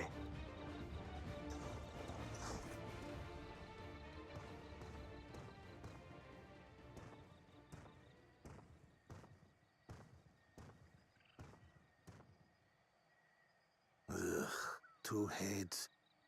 I see Mamuk still clings to that loathsome hope.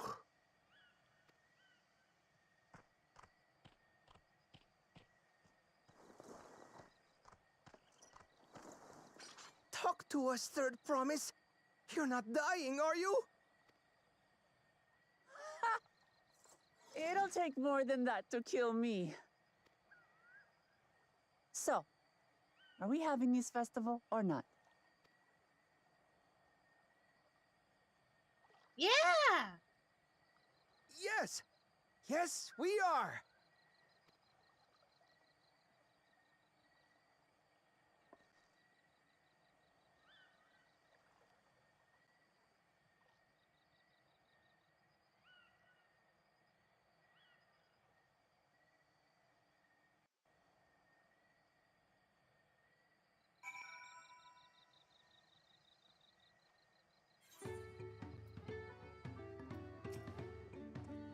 Given the nature of the rite of succession, I expect such altercations are inevitable. He waited for us to leave so he could steal the float, a coward and a thief. If I've learned one thing in my life, it's that poor manners often betray poor character. A tense encounter. I'm thankful Alphino thought to share those link pearls. I'm glad we kept the float out of Bapuljaja's clutches, but gods! He brushed me aside like I was a bothersome gnat. Thank you for coming to our rescue. I tried to protect the float, but against that two-head, I may as well have not been there at all. Nonsense! You stood your ground and bought us the time we needed to make it back. You were incredibly brave.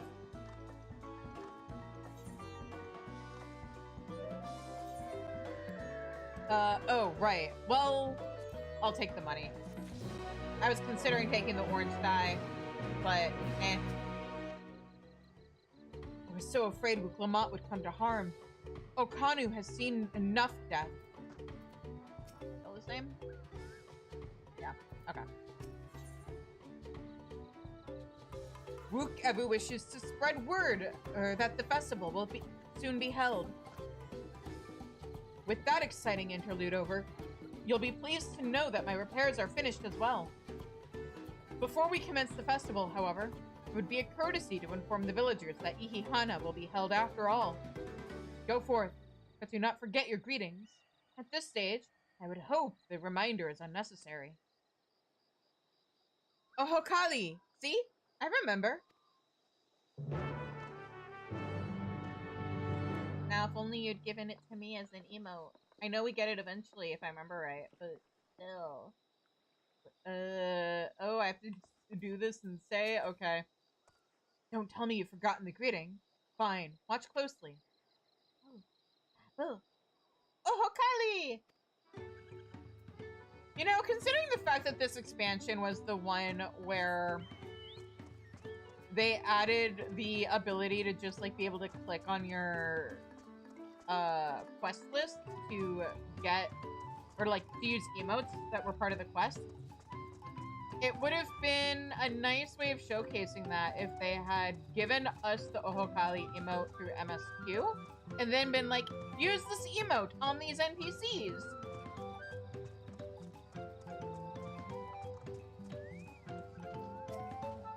Ugh, without Ikihana, life feels so empty. Oh, ho, ka, li. Don't need the explanation. Or I guess it doesn't matter. Fine. Oh, Kali! So the festival's still going on. Thank you for letting me know. I would very much like to attend the festival, but the repairs should be finished as soon as possible. What to do? What to do?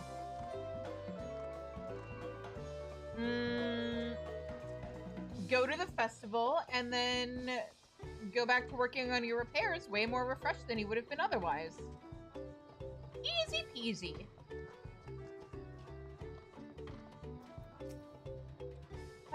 There's nothing to look forward to anymore.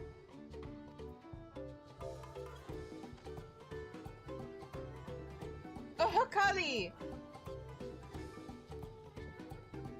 The festival is about to begin? What do you expect me to say? Besides, of course I'll be there. Cleaning up the storm's aftermath may have been hard on us all, but the lifting of wings is tradition, and a joyous one at that. I won't sit here brooding my days away. Give me a moment to get ready.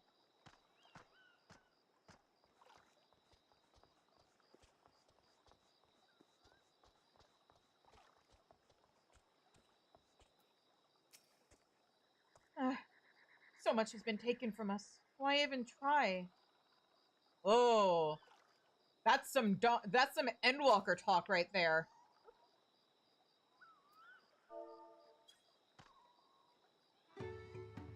Oh, Kali! What? The float is fixed? Our fallen friends would be glad to know that Ihihana will soon be underway. They would have wanted us to honor them with celebration, not let their loss deter us from it. I must go and enjoy the festival for those who no longer can.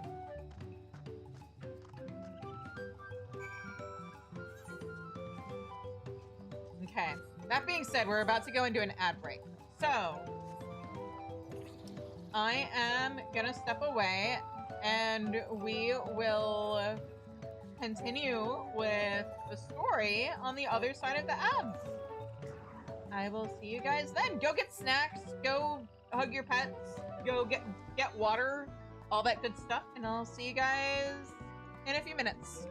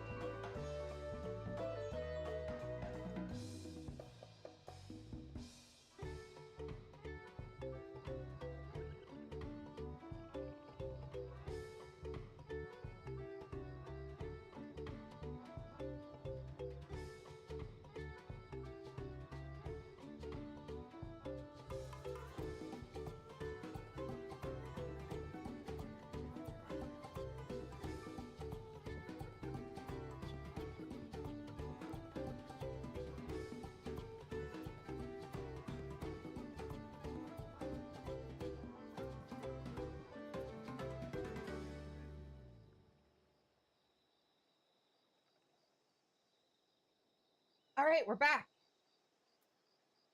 Now, the Hanu were pleased to hear their festival was going ahead, I imagine. You bet they were. That is well. Once your friends return, the lifting of wings can begin at last. Let's go.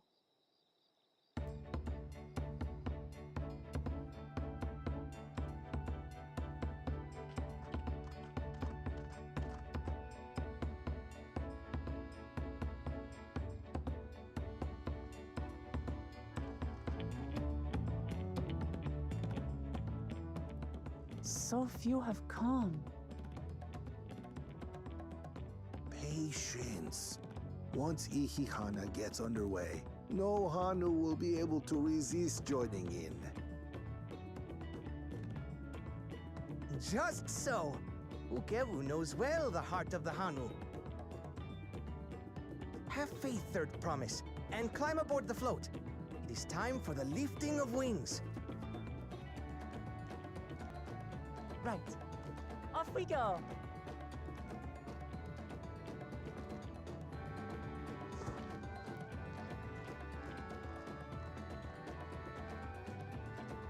Ihihana is a prayer for bountiful harvest. But this is not its only meaning.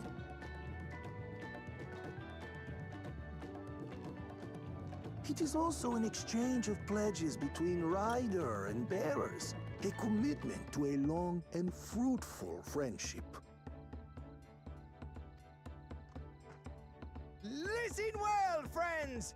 The personage we bear today is Wuklamat, the savior of our beloved festival! Let your shoulders burn, or your feathers fall out! But do not even think of dropping her! Damn.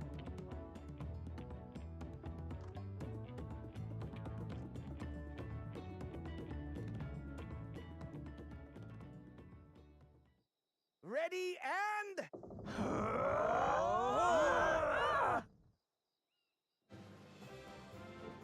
Then again, if they've done this with her dad in the boat before, I can get used to this.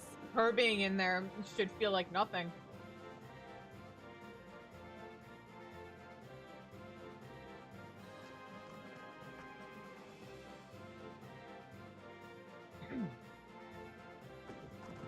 Will empty bellies stop you from joining in the fun? Come and help us carry the float!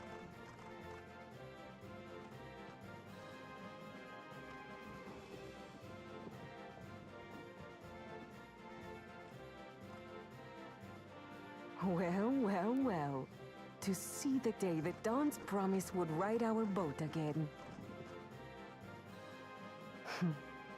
We've not had the honor since you were here, Golol Jaja.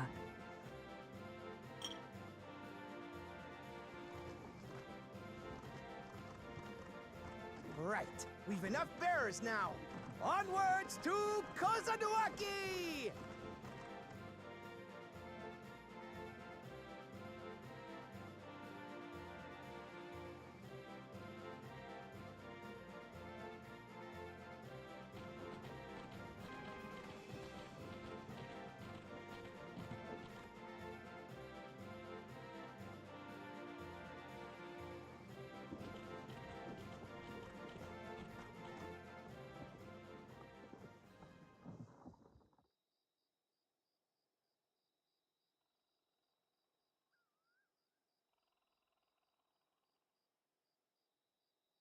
Watch well, for you are about to bear witness to the true glory of Ihihana.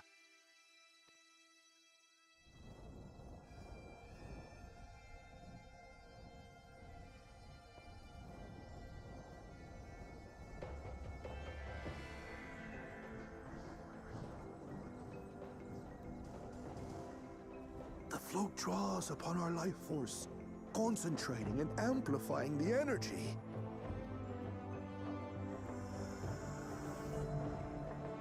Keshaihi then receives that energy and expels it in a great burst, where it showers down upon the land to replenish its vital currents.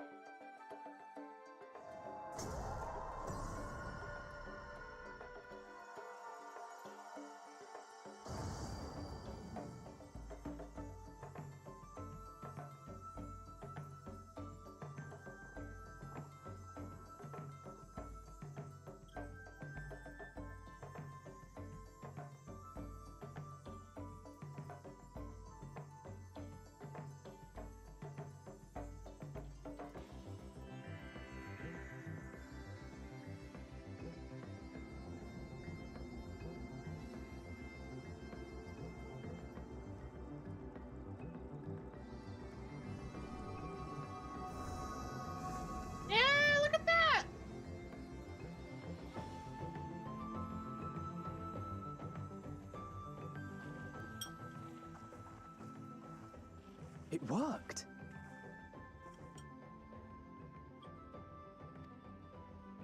Like a literal charm.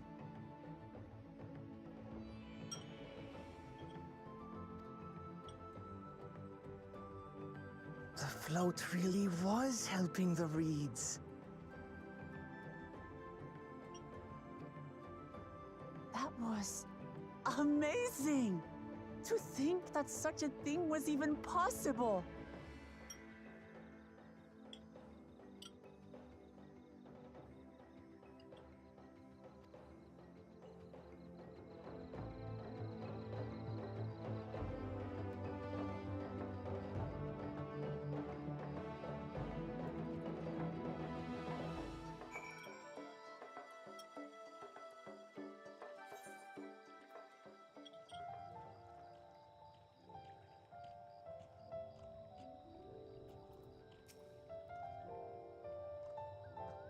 I wasn't sure what to expect, but the festival was admittedly impressive. Even deprived of their usual sustenance, the Hanu seemed invigorated the moment the festival began. Ihihana truly is magical. I told you, didn't I? Spectacular.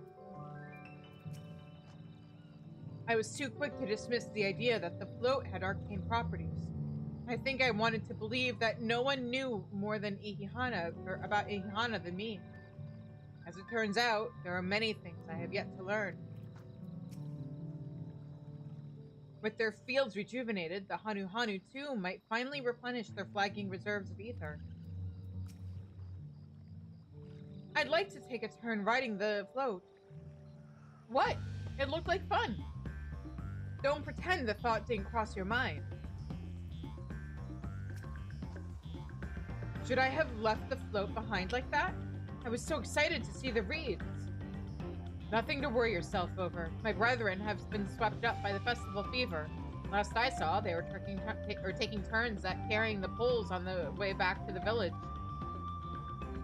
Please, feel free to look after over the fields and enjoy the sight of what you've accomplished.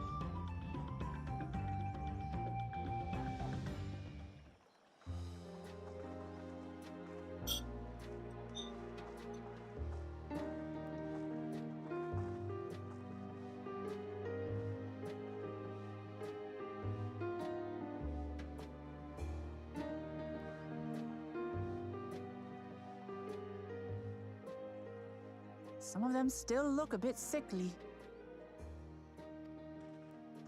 I imagine even the harvest magic has its limits. If the Hanu continue their festival tradition year after year, though, the entire field should eventually recover. Where does that leave us with the feet, then? You've got nothing to fear on that account. Our situation could never have resolved itself. The revival of even a single reed would have served to demonstrate your commitment to the task. That you recognize the nature of the float and found a near-perfect solution in Ihihana proves your dedication. What's more, I don't think I've seen the festival produce such impressive results since I was a mere chirper. We have been lax in maintaining the float, diluting its magic and reducing Ihihana to hollow theater. But today's events remind us of the power in tradition.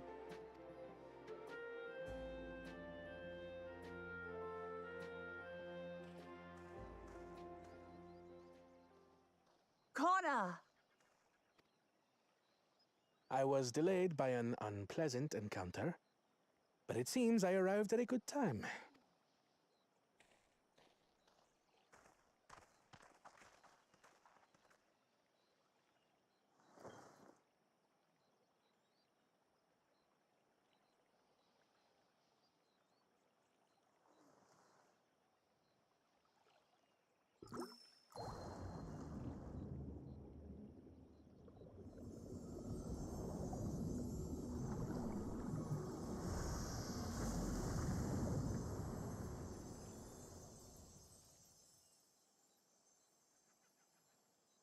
Oh, Isn't that wonderful?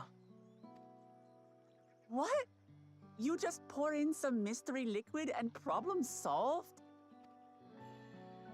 Stagnant ether was to blame for the reed's poor condition. I assumed that was an alchemical concoction which enhances ethereal conductivity. It utilized the flowing water as an ethereal current, thereby promoting the transfer of life energies. A method I could not have devised without the education I received at the studium and the cooperation of my Archon allies.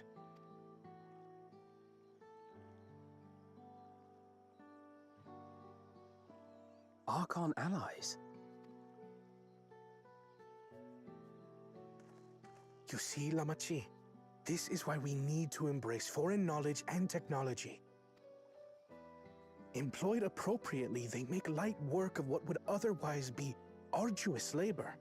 There's no need to lug around heavy floats. I disagree, because,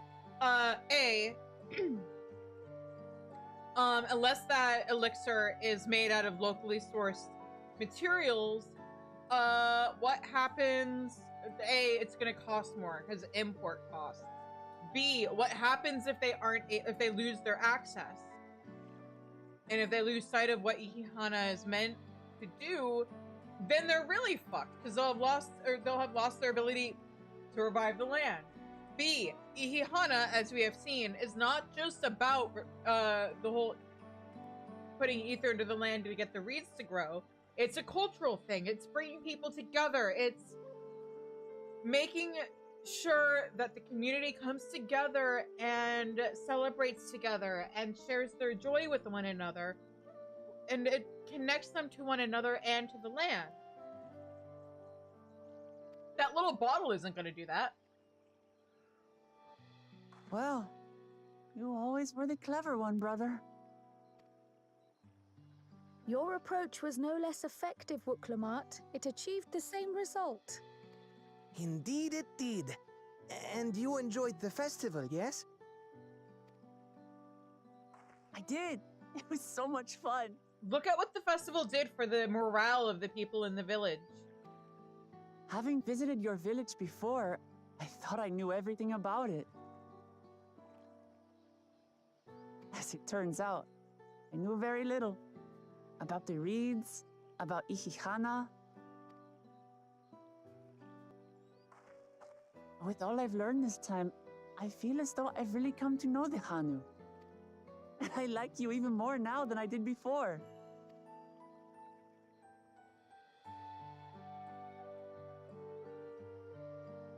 The feeling is mutual. And it's not just you who had a lot to learn either. I'll never look at our float the same way again.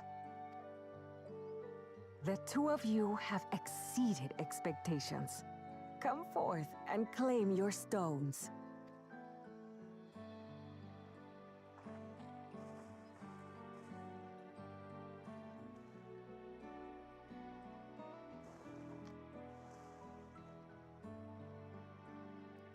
So this is what they look like. Go on, set it in the tablet.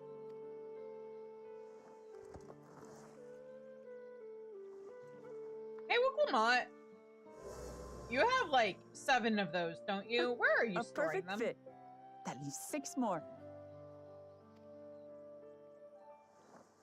And on to the next.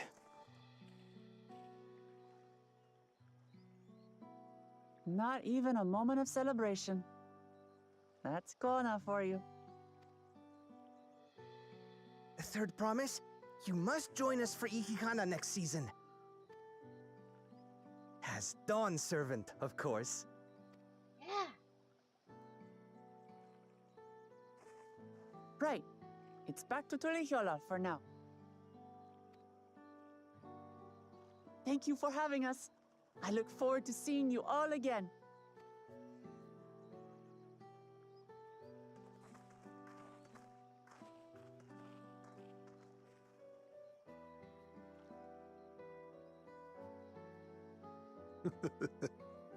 These are interesting times indeed.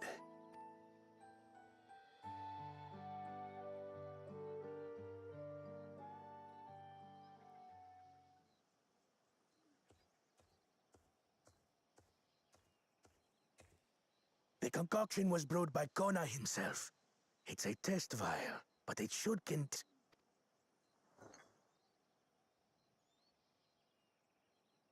Good work. We'll use whatever we must to win.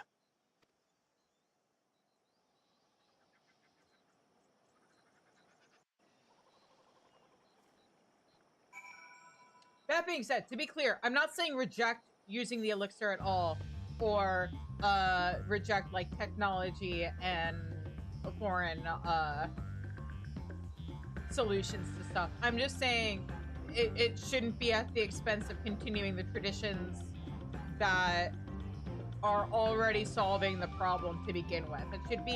They should be supplementing each other, working together. While Kona seems a decent sort, he strikes me as a man who likes to keep others at a distance. Two-headed troubles aside, Wuklamont completed the feat and earned a keystone. That's all that matters. Yeah. I'm curious as to who these Archons the second promise mentioned could possibly be. Gee, gosh, I wonder. Where has Bakulja gone, I wonder? And what did his follower mean by their other prospect? I don't know, but... Hey, look, side quests. Actually, I'll let them head off and then do my thing. My journey has just started, and already I've met so many wonderful people. Wu Gavu, for one. He's a bit eccentric, but everyone could stand to be as respectful of other cultures as he is. For real! And Linuhanu. It warmed my heart to see him honor his departed friend through Inhihana, and to help others do the same. I can't help but feel excited thinking who else I might meet over the course of the contest. Come on, let's head back to Jabaliav. Yeah, I'll see you guys there. Bye. And yeah, that's why I decided to wait. Hang on. Okay. We've got some cleaning to do.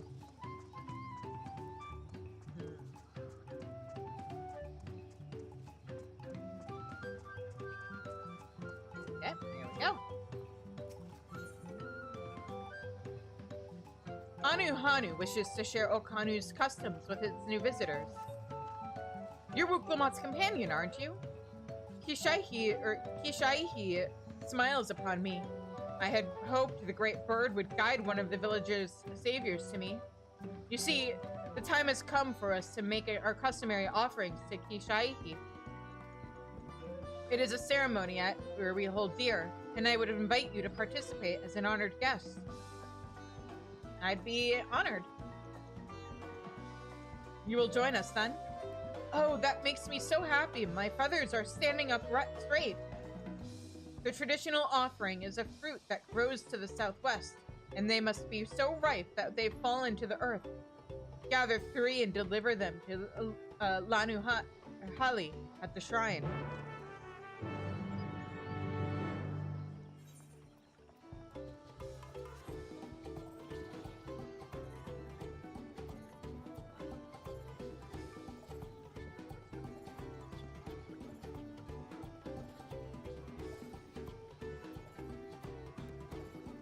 There's our buddy the corn servant, but let me grab...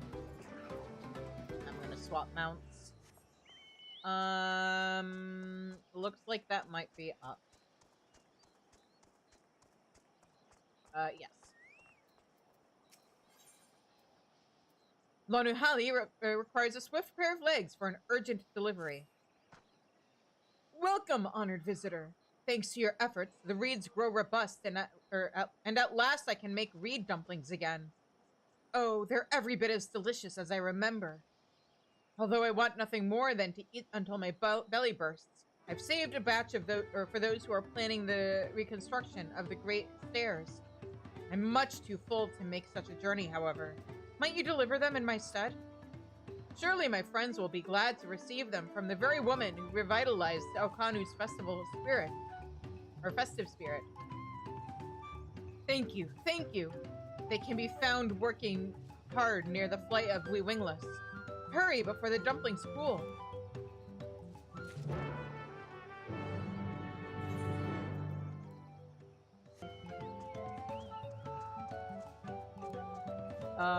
Where are the stairs? The stairs are right here.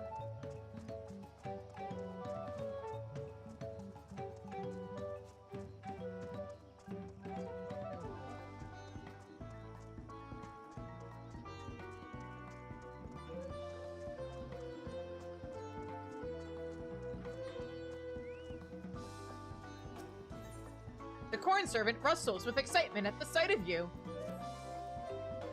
Rustle, rustle. My friend, what brings you all this way? Taking in the sights, sounds, and flavors of Tyrell, I trust? Something like that. As you might have guessed, there is a Hanu in need of my assistance, and as I yet lack the strength to make myself seen, I am in need of your assistance. Follow me, and I shall take you to them.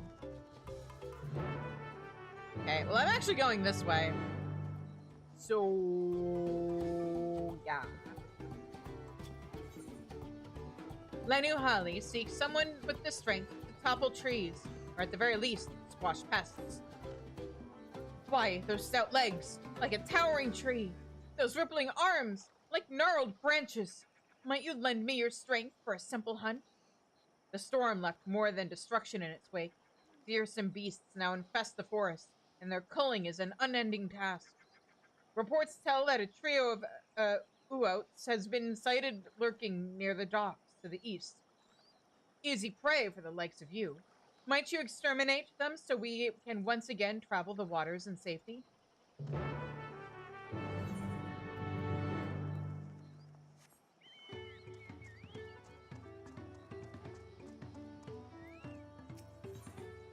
Lanuhanu needs help performing an honor tradition. Oh, Kali Shizune! Of course I know your name. Who isn't familiar with Wuklamat's companions?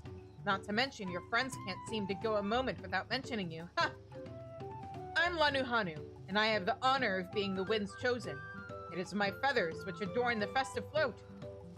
I feel the wind has guided you to me for a reason.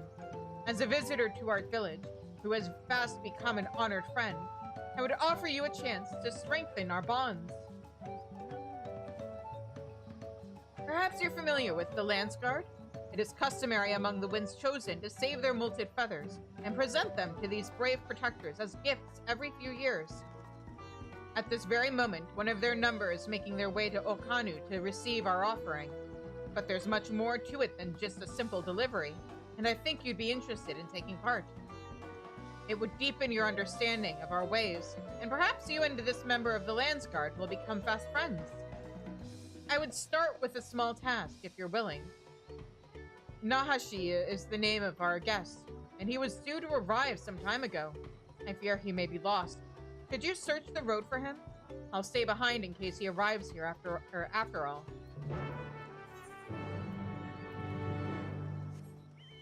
One moment.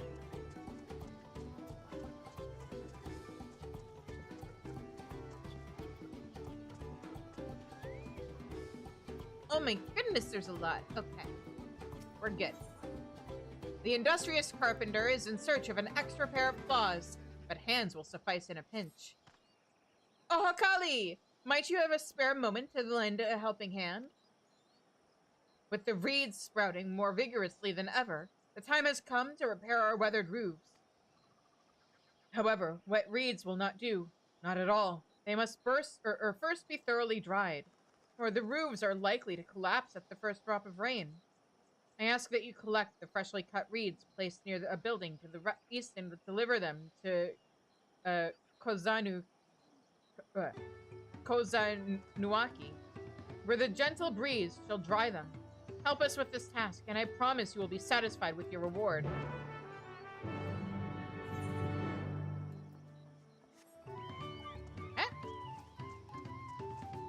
I'm gonna save the rest because I remember this is a quest chain. So we will save that for last. And just continue with grabbing these. And working our way through what we can in the immediate vicinity. Where? Is it up? Is it up here, maybe? No?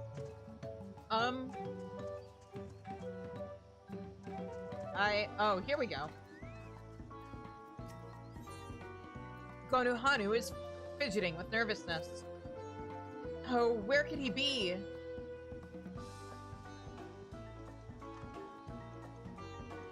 You there! You look fierce enough to brave the untamed wilds. Please, I'm in dire need of help. A friend of mine journeyed southwest to Cave Kikitola a while ago, and still hasn't returned. I'm beginning to fear the worst has happened. While it's likely he's simply lost track of time staring at the rainbow moss, I keep thinking about all the beasts bulking about. Please check on him for me, if only to set my heart at ease. I'll stay here in case he comes back, but in the meantime, visit the cave and search for him. I wager no other Hanu will be nearby, so he shouldn't be hard to spot.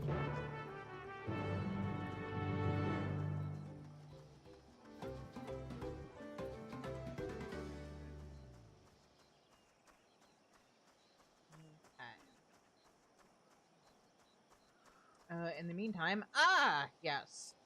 Oh, look at him! He's all floppy!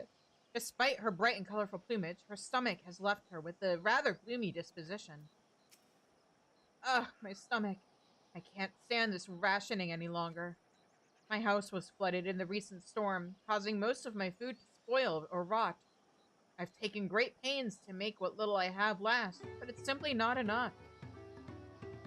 I see. She requires food with longevity. Then she shall have the driest of corns my cob can muster.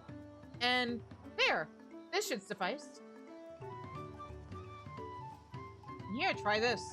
My word, is all this dried corn for me?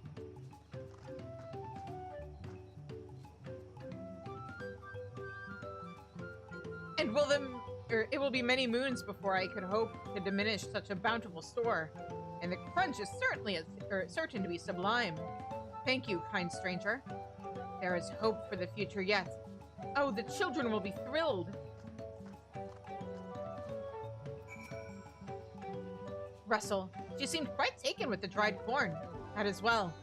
I shudder to think what havoc spoiled foods might play on her stomach and bowels. Hunger might well be the least of her problems. Thanks to your timely assistance, however, she and her family will have all the corn they need to help them weather their hardship. So is she just gonna spend months eating nothing but dried corn now? Yet there are other empty bellies that beckon, and so I must away. Take care, friend. I hope to see you again.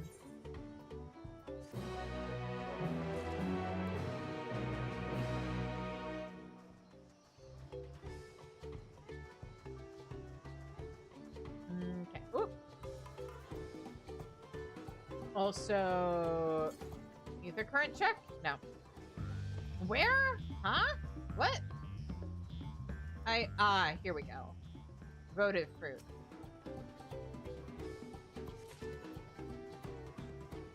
One fruit, and I see the other two. 2 fruit.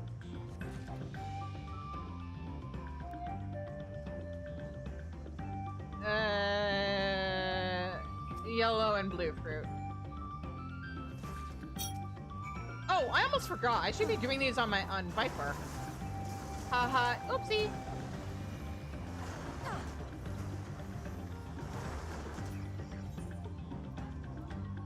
Especially since I'm already over leveled. Let me swing. All right.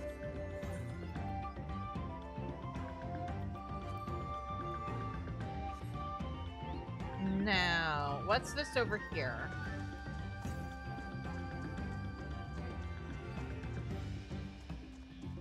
It might be near our next ether current.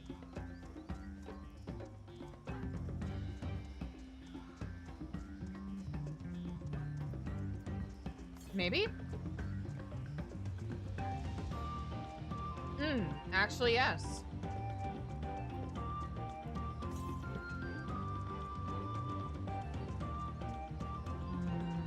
Northwest?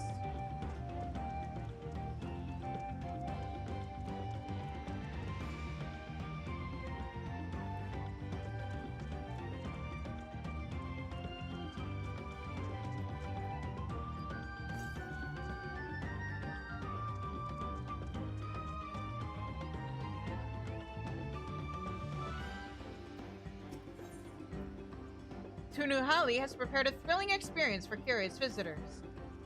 Oh, Kali! With so many new faces in our village, we have an uncommon opportunity to share our culture with others.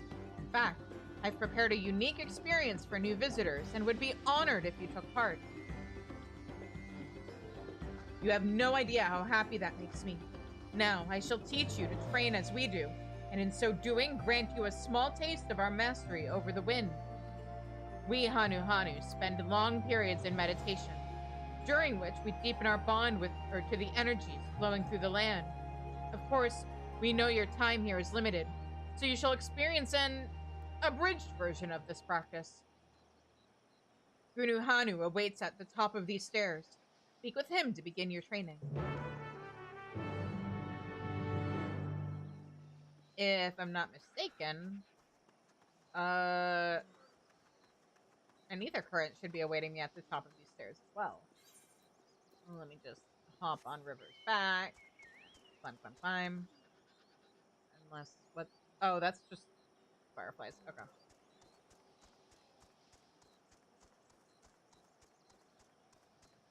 I saw something shiny.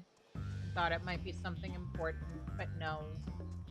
It's just pretty scenery. I don't even think it's a mob. Oh! Well, it's not an ether current, but... Alright.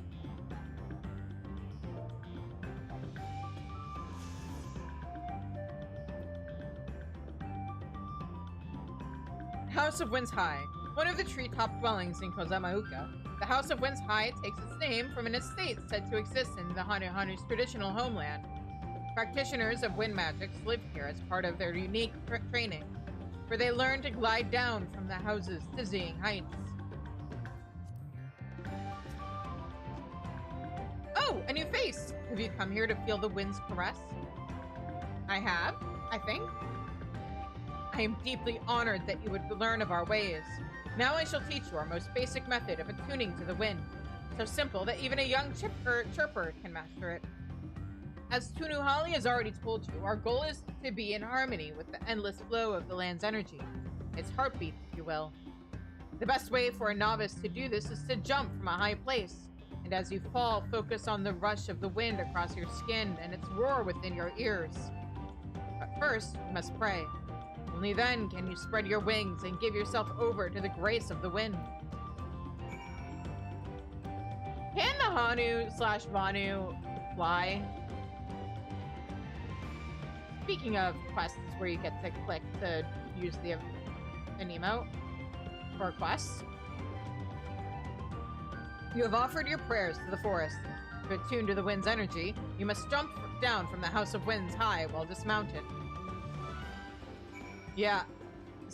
Pray to your god and jump. Alright. Whee!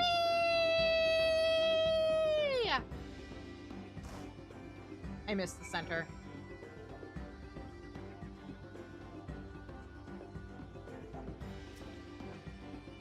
Why, for a moment I mistook you for one of us. I never knew someone with no feathers could fall through the air with such grace. Thank you? I have lots of practice, I guess? Do you feel different? Like the land itself has accepted you into its embrace? No? Doubtless you know that Hanu young and old competes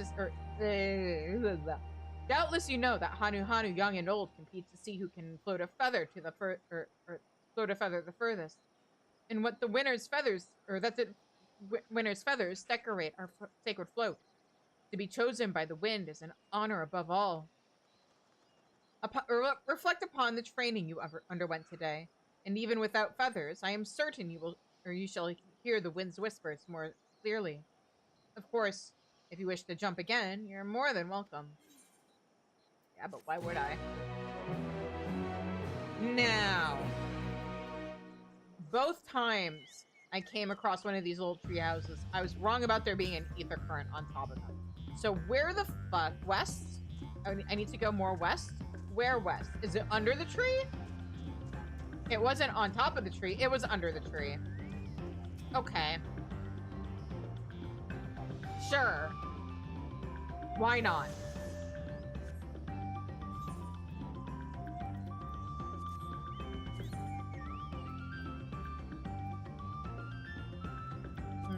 probably 2 more down here for us to find.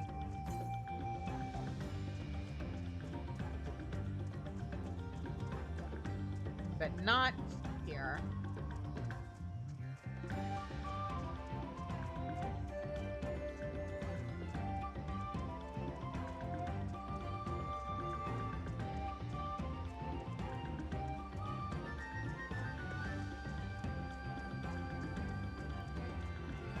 Oh. Wait. River, what the fuck?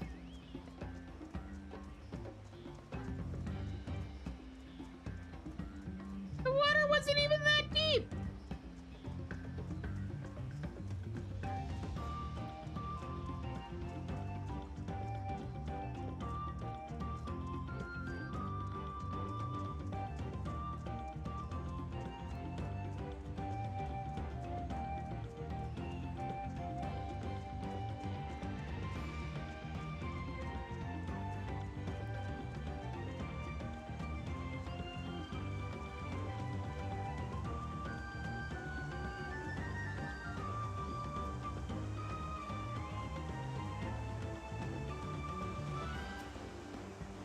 These waters get more beautiful every time I come. Sensing a distracted prey, creatures move in for the kill. Not on my watch.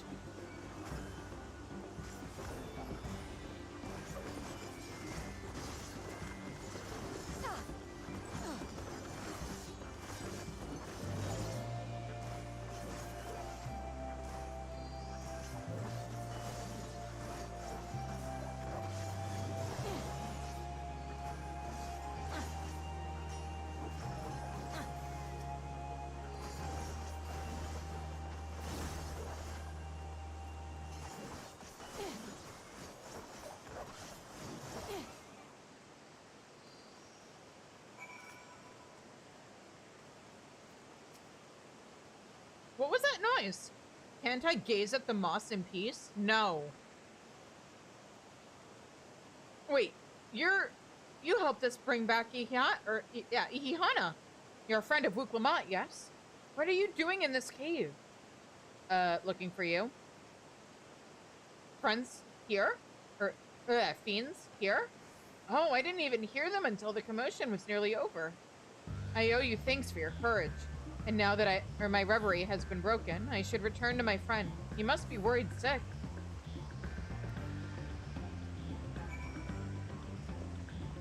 I'm gonna go ahead and grab this.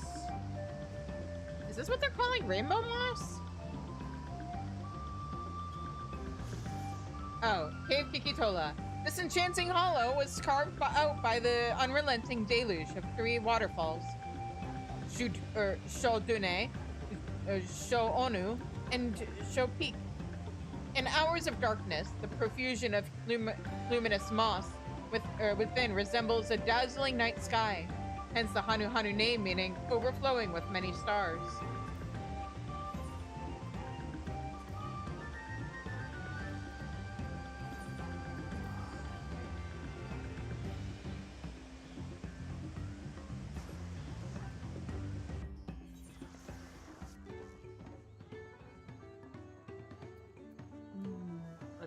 This in.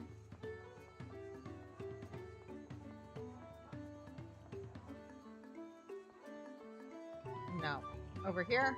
I think it's on the other side. Oh, no, right here. Alright. He returned! He looked slightly unsettled, but none the worse for wear otherwise. That cave is where we gather the rainbow moss used in our medicine. It has long been held sacred as a healing spot due to its tranquil scenery.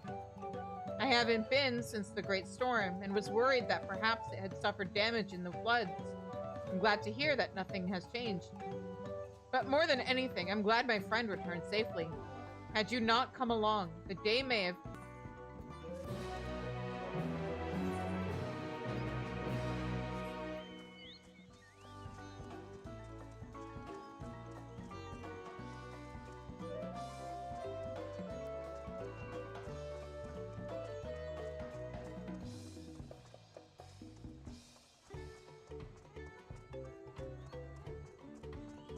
Ah.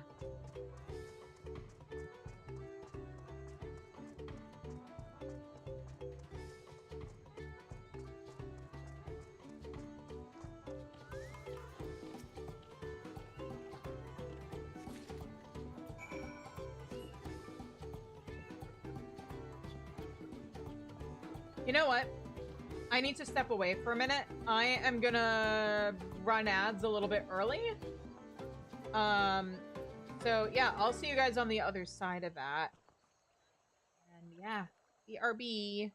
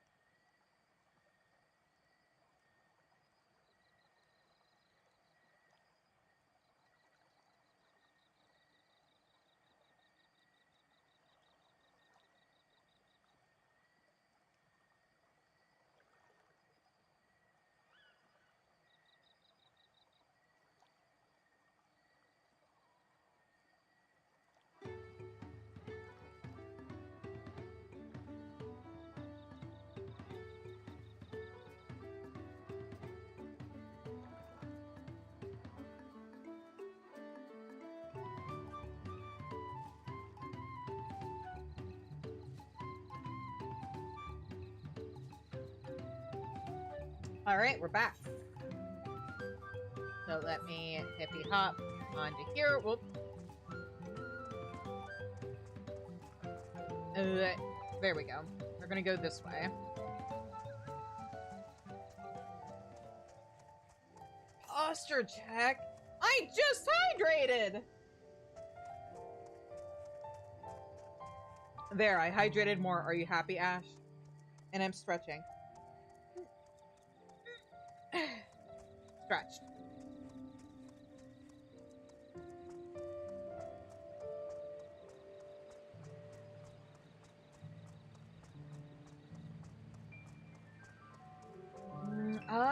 Okay. Radolja. Got it.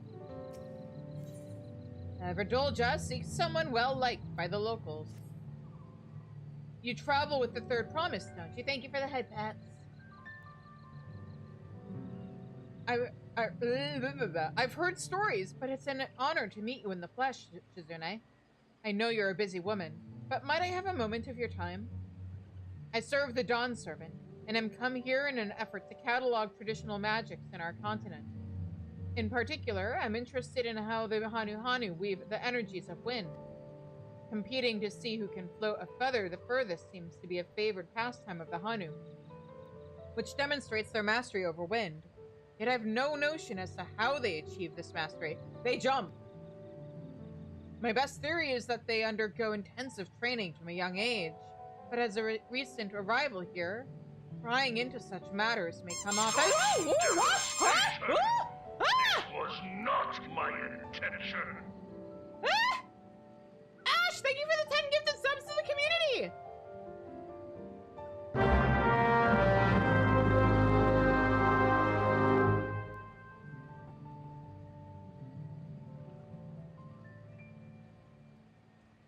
And also, hey, Hype Train!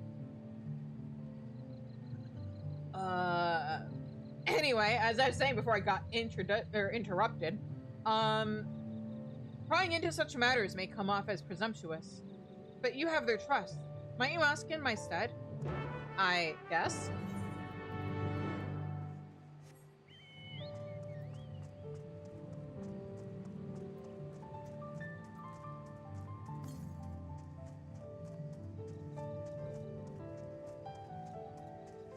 Now, let's see here. Can I cross this river? Technically, yes.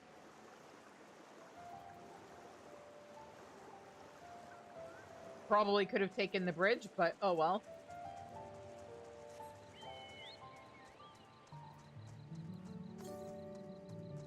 Right! I did detect an ether current over here during MSQ, and then MSQ moved me away from it, and so I didn't actually get it. Okay.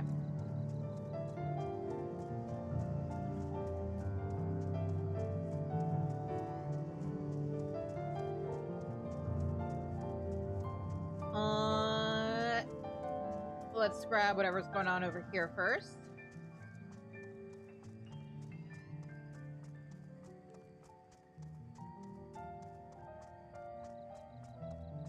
I guess it's up. Alright. Ah. Also, oh hey. Another sightseeing log. Kozanu Aiki. A reed-woven statue of the Hanu deity, Kishaihi, is ensconced here in this place of worship. The shrine is believed to stand on sacred ground, a holy dry land blessed by the sun's rays and the otherwise swampy terrain.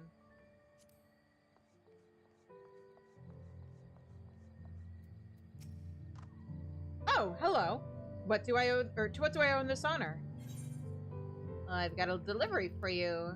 Votive fruit. Ah, yes. This ripe bluish fruit is set to what? Devastation! This was not my intention! Thank you for the 10 more gifted subs to the community. I appreciate it.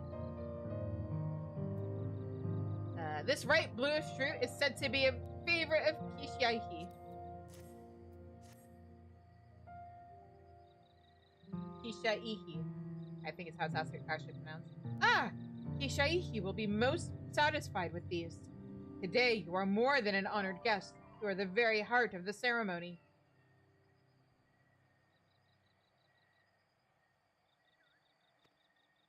After your efforts to bring Ihihana back to us, Kishaihi is doubtless overjoyed to see you in this role. The fruit shall bear a powerful blessing indeed. Now, you must take the previous offering back whence you came. Deliver the blessed fruit to Anuhanu, and the ceremony will be complete. Go with haste. I will go at my own pace, because you're not the only quest I am doing right now. Special delivery.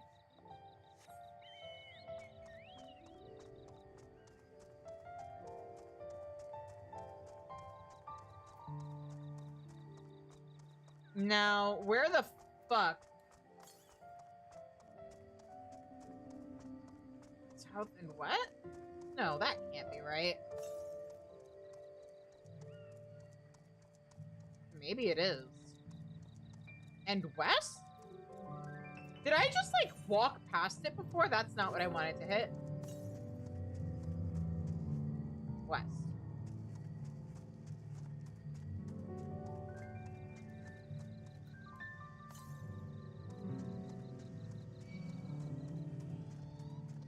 It should be visible by now. Where? Oh, there it is. I am seeing a lot of stuff that has me actually really impressed compared, like, because I've played through it before. Because, okay, I know I commented on this yesterday, but it's kind of a nice touch considering where the expansion goes, that it opens up with us encountering a storm and activating a shield to protect the boat from lightning. And then we get here, and the big theme of the expansion is grief.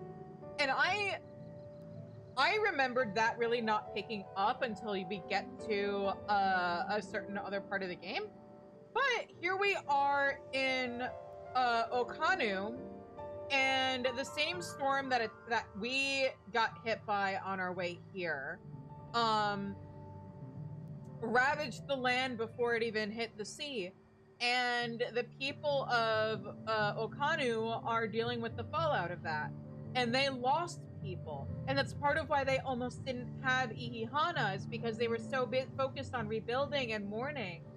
But we got them to hold the ceremony, and they were able to honor their dead with the ceremony. And so it very much is looking at these different cultures, and we'll see if there's anything similar that I completely forgot about involving Urkopacha. But it really is, at the very least, seeing how, even if it's not every culture we encounter, a lot of the cultures we encounter in this expansion are dealing with different forms of grief, and we're able to see the different ways that they grieve and deal with the loss of loved ones. And the whole concept of mortality, which is the whole theme of the expansion to begin with. So playing it a second time, I'm really appreciating what I'm seeing so far of how they really, even before it becomes really explicit and noticeable, weaved the themes of the expansion into it. I'm also picking up now on a lot more references to what's going on in Mamook. And now that I know what's going on in Mamook, I'm able to really appreciate those little references leading up to the big reveal.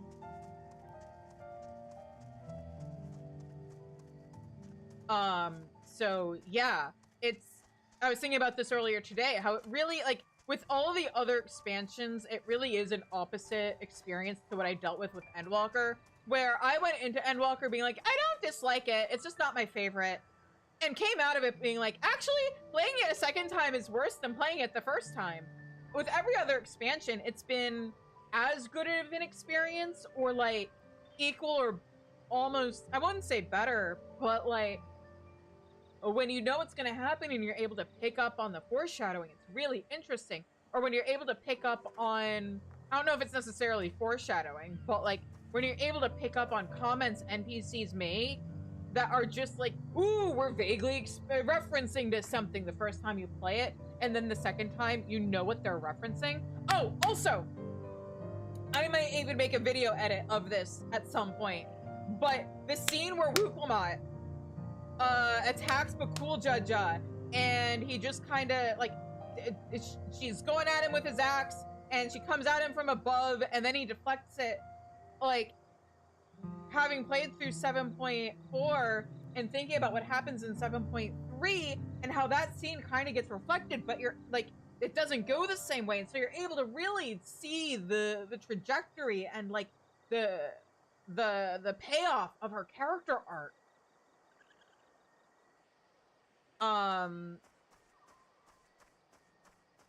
It'll come with a disclaimer of me making this video doesn't necessarily mean that I think it's a perfect expansion, and I might do it. I can write it better someday when this story arc is over, and I already have like some thoughts on that.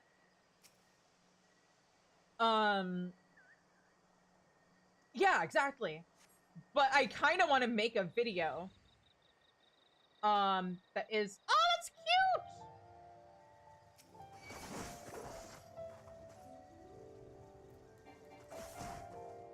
But anyway, I might make a video at some point just like talking about some of these things and just title it something like Dawntrail is good, actually. Dawntrail is well written.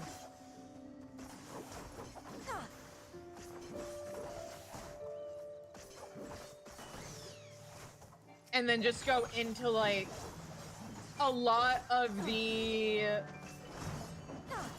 stuff that, you know, especially since like people who didn't like the expansion. Oh, don't worry. Some of the videos I want to do in terms of like full-on video essays aren't necessarily in a set order. I definitely want to open up swinging with I Can Write It Better and Walker. But some of the others don't necessarily need to be in a specific order.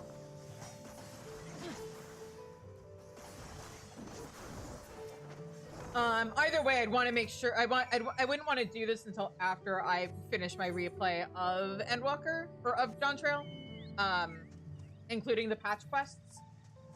But yeah.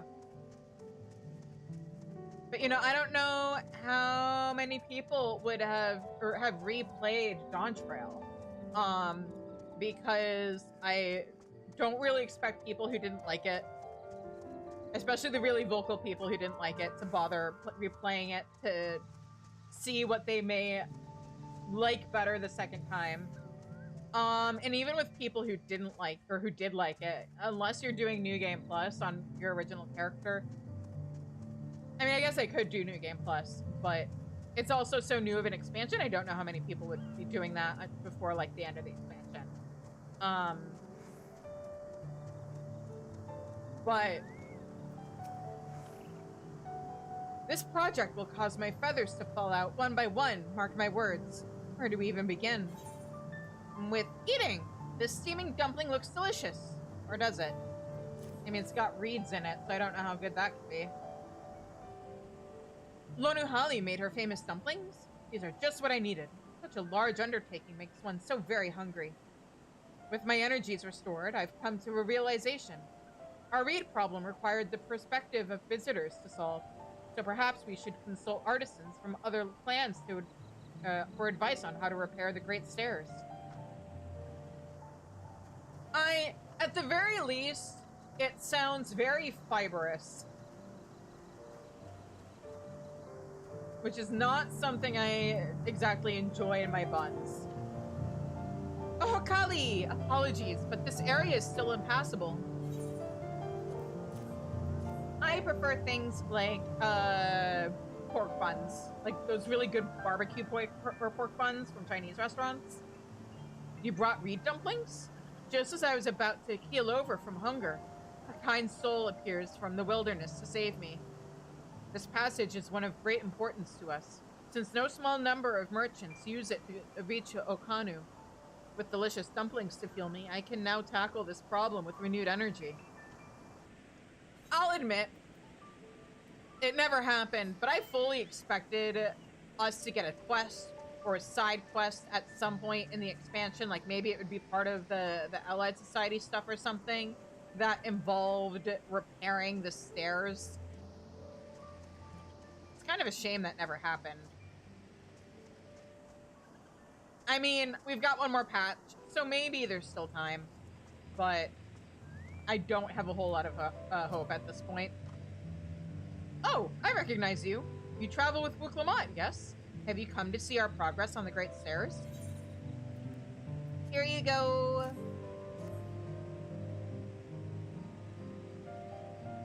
Dumplings? Oh, how long has it been since I last smelled that heavenly aroma? When the reeds sprouted big and tall, we had cause to celebrate often, and it was a common scent in Okanu. To have these delivered by one who helped those days return is a great honor indeed.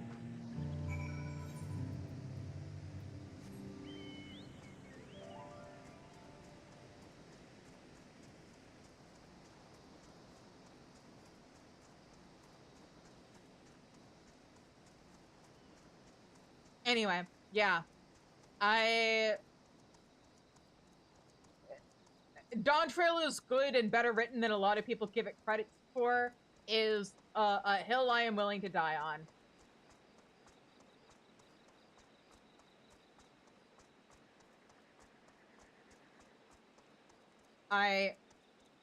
Hot take, if Wuklamot had been voiced by a cis woman and or if she had been a male character, I genuinely do question if she would have been as controversial of a character as she is in the first place, honestly. Especially considering how much of the dislike of her gives me flashbacks to the Lys hate back in Stormblood.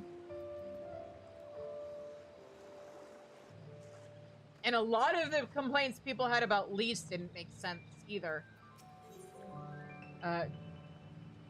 Especially considering the fact that, like,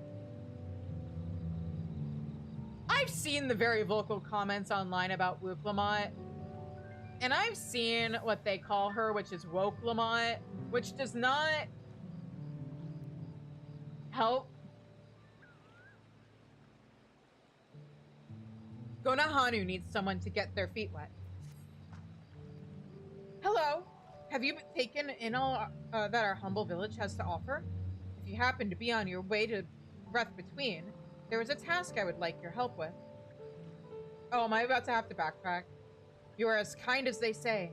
I've been asked to deliver freshly sprouted reed leaves to use as bait, but my work here has kept me so busy I've had little time to fill the order. The fields nearby have the choicest reeds, and I would be in your debt if you could gather some leaves and take them to Munahanu.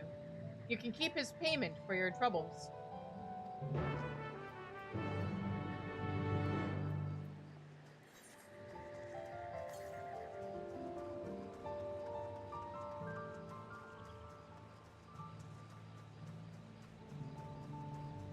But yeah, that being said, because there's so much that is unknown because we're so early in the story arc, so it's not even like we have much to go on in terms of theory crafting.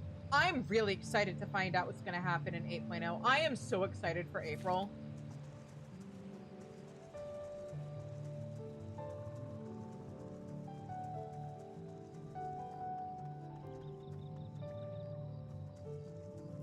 Sure, but in base Stormblood, you could say the same about Lys.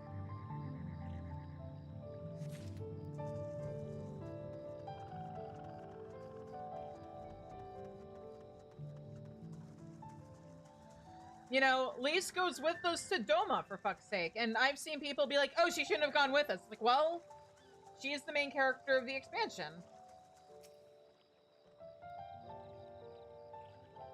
And I don't think you could really write her out of the patches in a very good way, considering the circumstances in that.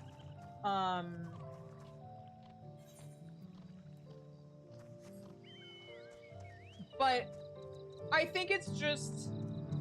And on one hand, I kind of get it. On the other hand, I think a lot of Final Fantasy XIV players could afford to be a little more comfortable with us every now and then not being the main character, considering how much of the game we are the main character for. And a lot of it, I think, is set up for stuff that's later. And I don't necessarily mean, like, oh, we're gonna get more Wuklamot in the future, but, like, through her character development, we got a lot of development of, like, the state of Tuliolo and Thrall in general. And that might come into play in the future.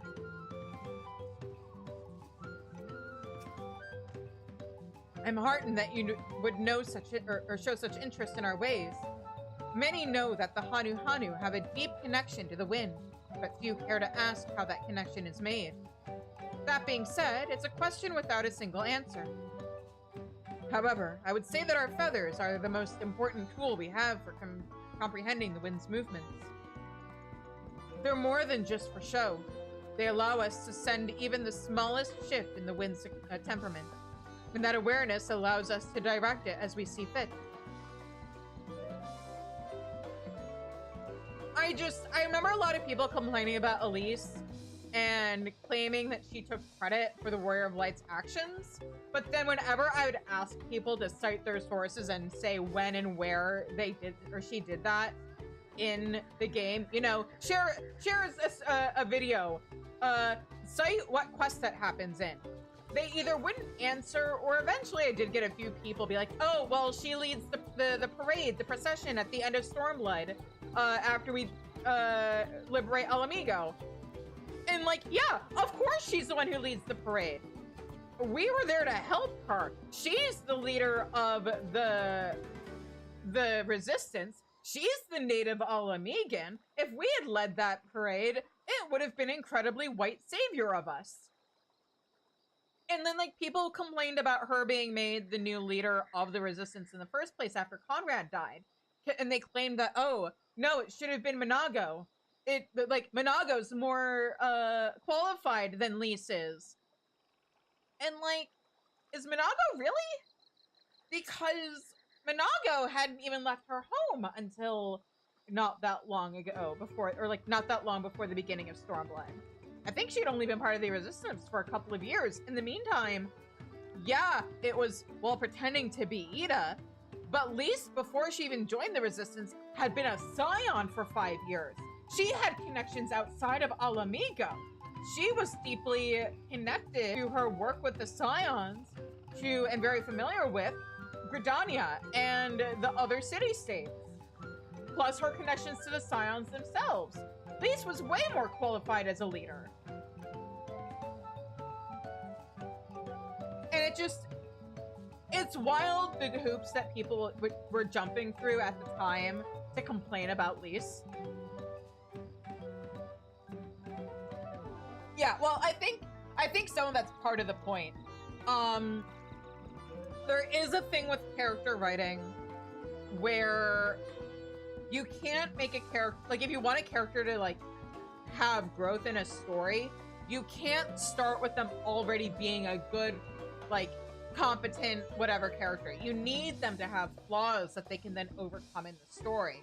My favorite example of this is Avatar: The Last Airbender. Aang, the main character of the show, is the least interesting character in the show. There's a reason why people love Zuko so much more than Aang.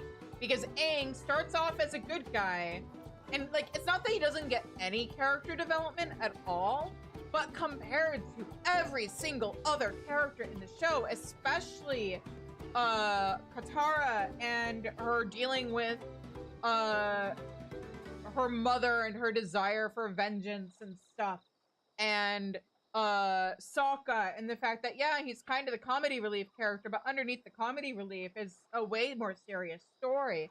And then Zuko and him starting off as an antagonist and then growing as a person and realizing the error of his ways and eventually joining the good guys. Like, the reason they are so much more interesting is because they start off the show with so much more room to grow. And so it's the same thing with Wuklamat, where she starts off, yeah, a little overly optimistic, very flawed, not as competent or confident as she eventually becomes, but the whole story is about her overcoming that, coming into her own, and becoming the person she is in the patch quest. And that wouldn't have worked if she had started off already being that kind of person. Kind of the same thing with Kona, where he is much more cold in the beginning of the expansion, and then he kind of grows in the opposite way of Wuklamat, or, like, he kind of grows in the same way. I'm not sure how else to word it. He starts off, like, I think Wuklamat really comes to appreciate Kona's approach to things, but Kona also learns to better appreciate preserving and appreciating the culture of the people, and not just relying only on foreign technology, I think. But again, those characters can't have character arcs and improve if they don't start off flawed. I never considered why we are so attuned to the wind, but now that you ask, it must be thanks to our daily meditations and rigorous training. By listening carefully to the wind's whispers, one can discern the path of its flow, and in so doing achieve total harmony with one's surroundings. This understanding allows us to summon gales mighty enough to chase clouds from the sky. Exactly.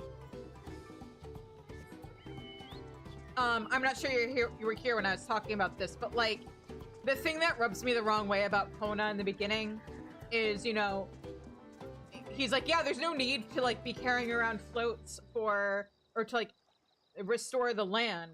And granted, maybe his elixir is made out of locally sourced ingredients and would be sustainable even if something happened and people weren't able to, or like if contact was lost with the other continent, or something happened to a shipment or something, plus, you know, cost. But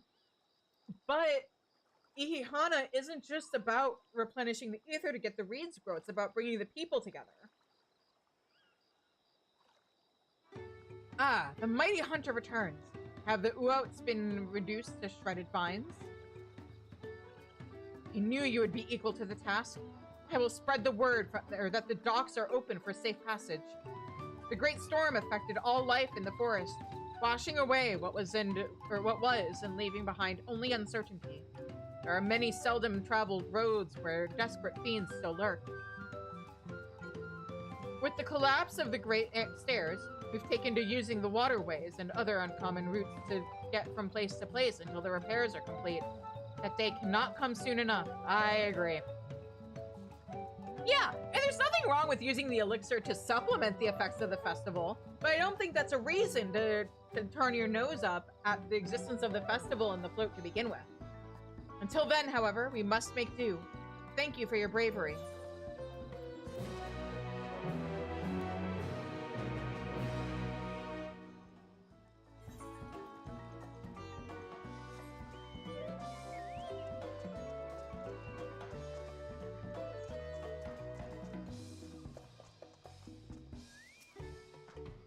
Have you finished?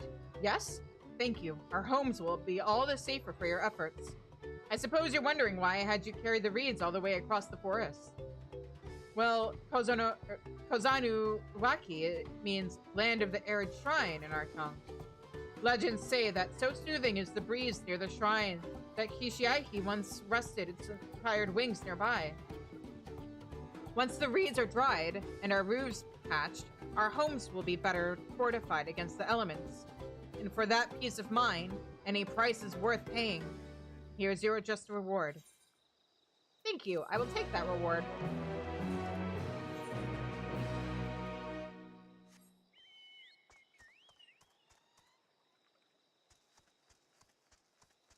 Well, I think on a surface level, he does understand why, you know, it serves a function in the culture, but he doesn't think about the deeper role that it plays in the culture.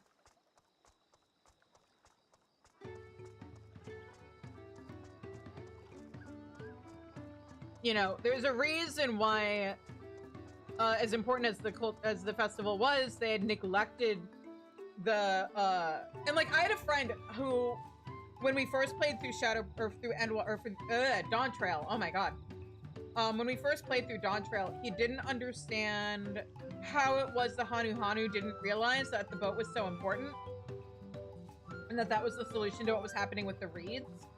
And like they mentioned the fact that they had neglected the upkeep of the reeds or of the float, so its effect had been fading. So yeah, people didn't realize that was part of the problem. But I think on top of that, it can be very easy to take things for granted when it's working. You know, when they were having good harvest and nothing was wrong, and then they kept doing the festival and it kept replenishing the land, they didn't really take time to appreciate the role that the festival had in the growth of the reeds. And so I think especially among the younger generations, they just didn't know. It's kind of like the whole idea of when you're sick and you take medicine. Or sick probably isn't the right word. If you have a long-term medical condition that requires you to take medicine, and then you start feeling better. So you might be tempted to not take the medicine anymore. But like the whole reason why you're feeling better in the first place and why you're feeling so good is because you take that medicine all the time. So if you stop taking the medicine, or if you get lax with taking the medicine, you're gonna start feeling like shit again.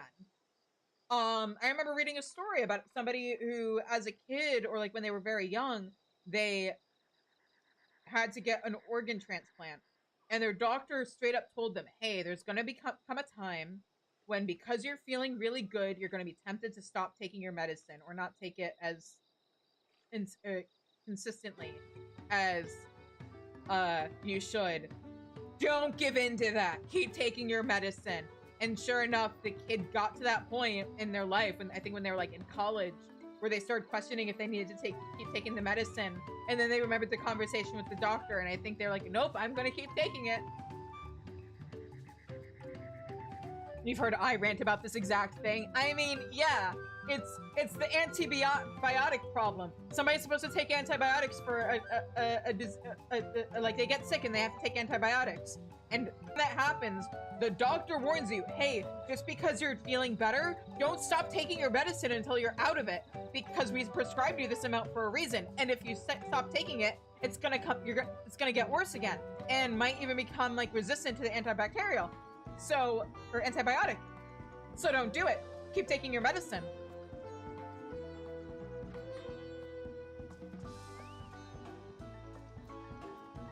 So yeah. Ihihanu is the land's medicine, and they got lax in giving it to it, so things started to go bad.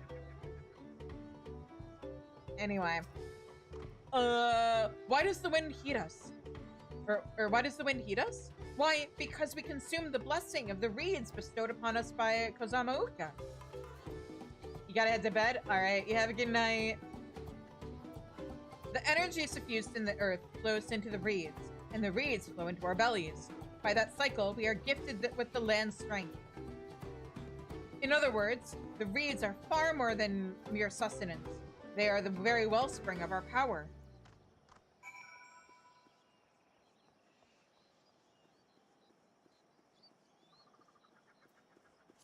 I just have a few more quests I want to get done tonight, and then the quest chain. And then tomorrow, it's off to Urkopacha.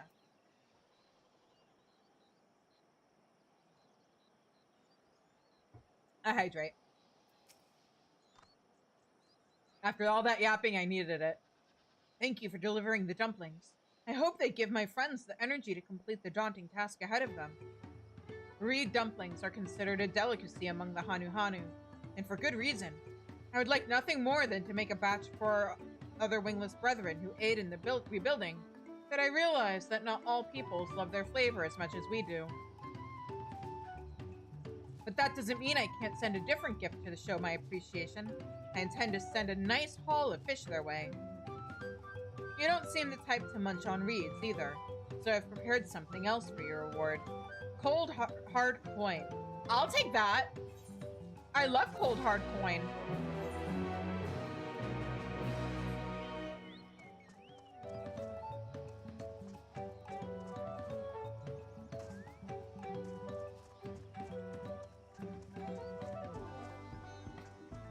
I want to go this way. I probably jumped too soon. I did.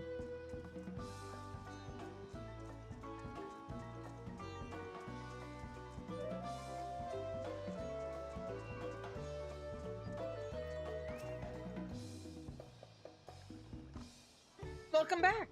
Was Lanuhani, or oh my god, Lanuhali impressed with your offering? The smell emanating from this sack indicates that Kishiaihi's blessing is powerful indeed.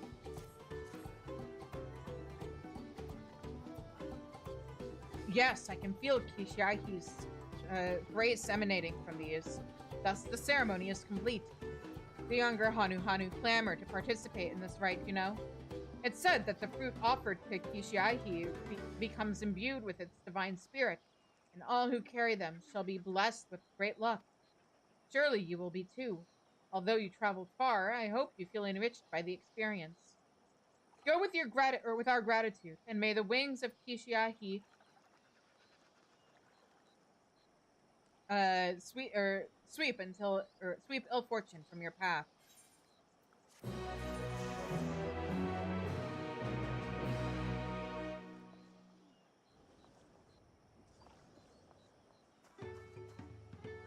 Oh. Accidentally hit my hotkey to turn off my HUD. I was like, what? Why aren't my windows opening? Where's my inventory? Where's my mount menu? You fool, you hid your HUD.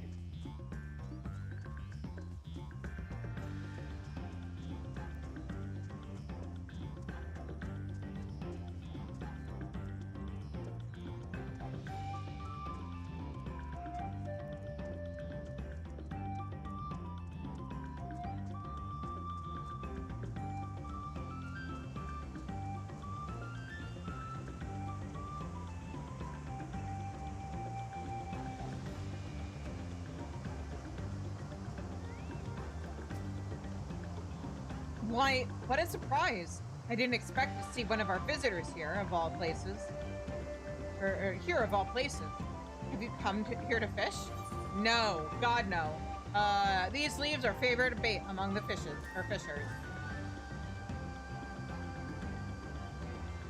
Ah, these are the leaves I asked Gonahanu to deliver. You say you picked them yourself? You have quite the eye. These will do well. We can't grow to such prodigious sizes on reeds alone, you know.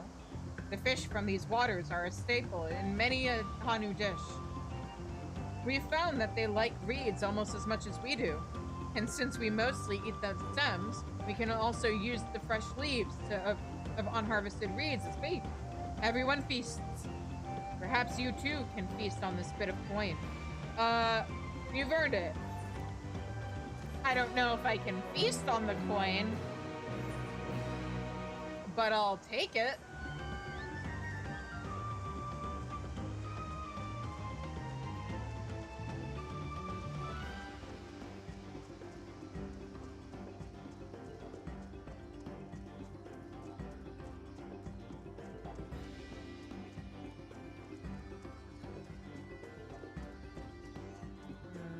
There's no real quick way of getting over to that quest marker.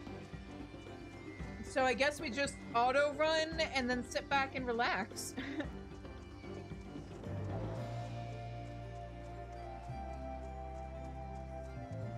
Let me adjust my course a little bit.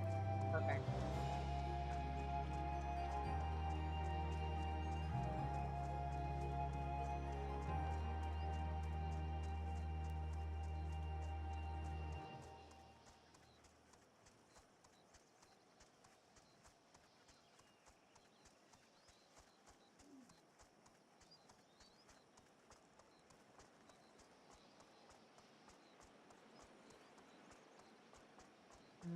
Okay. And hey there, Radolja. You are returned. Were the Hanu forthcoming with their knowledge? I see. So there isn't one key to their expertise, but many. Each one forged by their singular bodies, culture, and environment. I believe you've given me a starting point from which I can launch a more thorough investigation. Thank you, Shizune. You're welcome. And now... I check this. Nope. We return.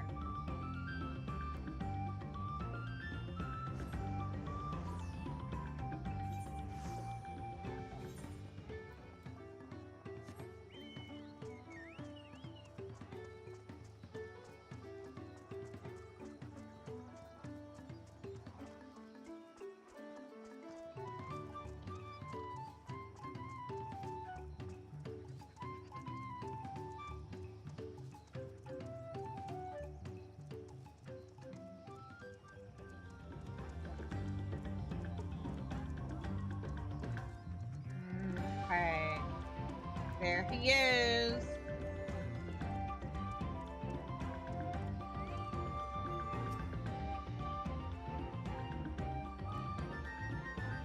You're looking for me? You're not a Hanu, unless you're molting something awful. No, I'm not a Hanu. I have scales. Ah, so that's the way of it. And horns. Well, now that you found me, I suppose I better get on with it. Sorry for my lack of enthusiasm. I joined the Landsguard hoping I could bust some skulls, slaughter some beasts. You know, use these muscles of mine. But for my first assignment, I'm lugging crates of supplies around. It's not exactly what I had in mind. I suppose complaining won't get this done by any faster. Let's go meet this Lanuhanu then.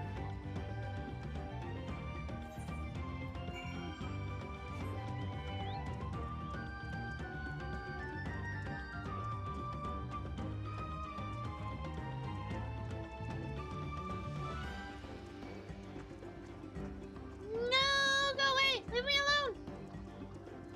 You're very cute, and I want you as a mount, but go away!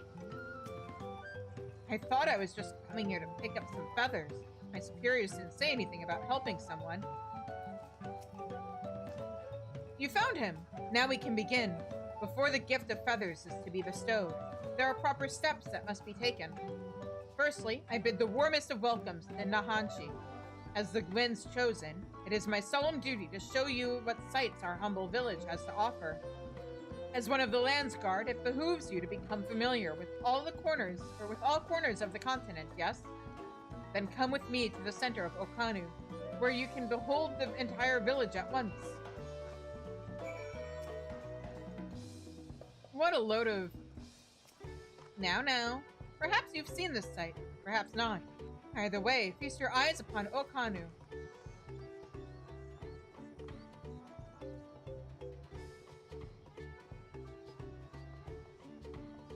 I'm willing to earnestly and enthusiastically participate in your traditions.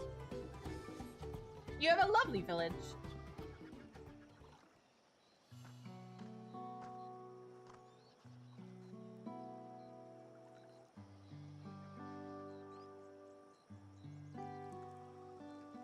Take it all in.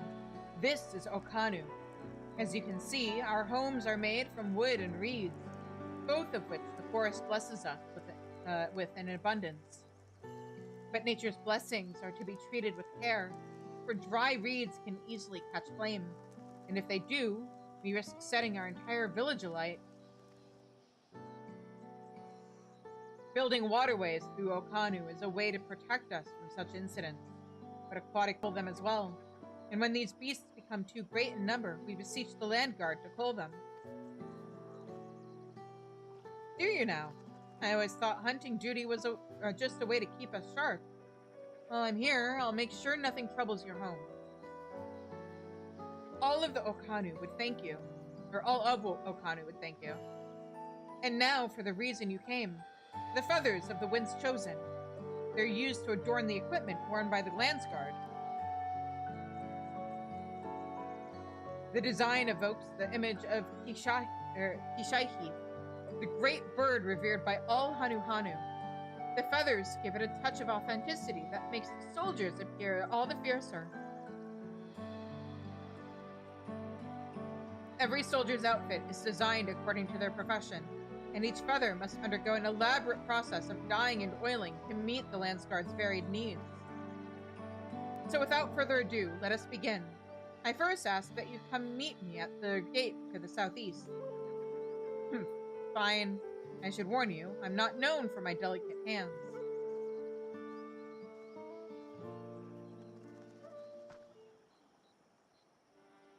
That went about as well as expected. Could you stay behind for a moment, Shizune? I would like to hear your opinion of Nahanshi.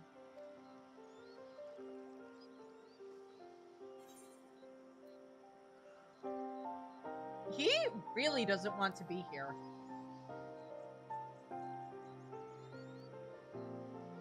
I have the same impression. Truth be told, his attitude is the same as every Landsguard troop who comes to receive this gift, and we're meant to fix it. Consider this a rite of passage of sorts. The Landsguard sends us troops whose rough edges want for polish, and the tasks we set before them serve as a whetstone. Over the course of our work, they gain a great insight into the history and meaning behind this exchange of gifts. Soldiers with a tangible bond to their charge will protect it all the more staunchly. In recent days, however, even our treasure trove of knowledge hasn't been enough to rouse the spirits of some. But working alongside someone as capable as you, Nahanshi may find the extra motivation he needs. Now then, let us proceed to the southeastern gate. And while this goes without saying, keep this little conversation between us a secret.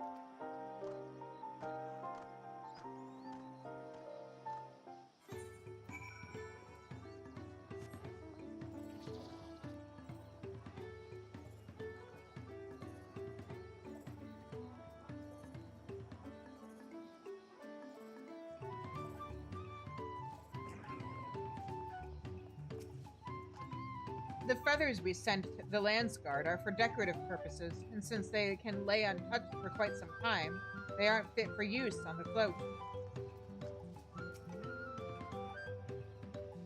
What did I do to deserve this? Now I know why my superiors were snickering behind my back as I departed. The Hanu might think this bird god is worth all this trouble, but I just want to get it over with.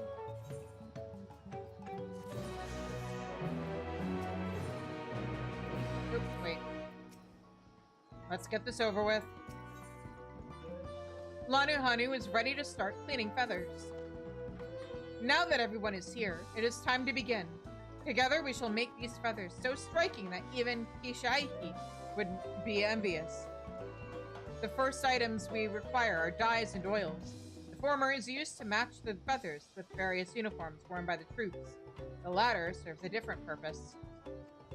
As you can see by observing yours truly, Hanu boasts feathers full and colorful. This is thanks to the oils our body secretes, which keep our coat from becoming drab and brittle. But the feathers we gift to the Landsguard were molted long ago, and have since lost their natural luster. So we must apply oil to make them as vibrant as those of a Hanu in their prime. The task of gathering said oils and dyes falls to Shizune. Go to Obekbi, where the crate has already been prepared. In the meantime, Nahanshi here will get the feathers.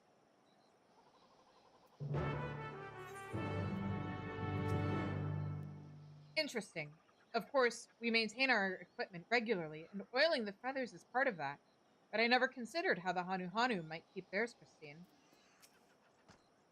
We trade for the oils and dyes with Pelu merchants who pass through Obekbi, so they're generally stored there for the sake of convenience.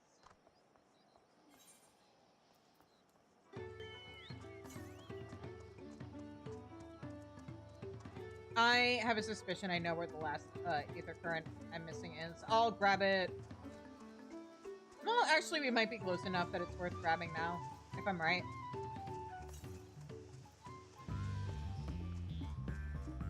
Because I think that one to the south is, like, in this area, which we can't access.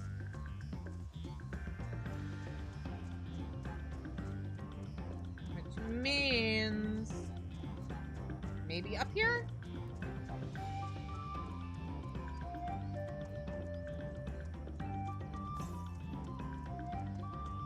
Yeah, it's saying east.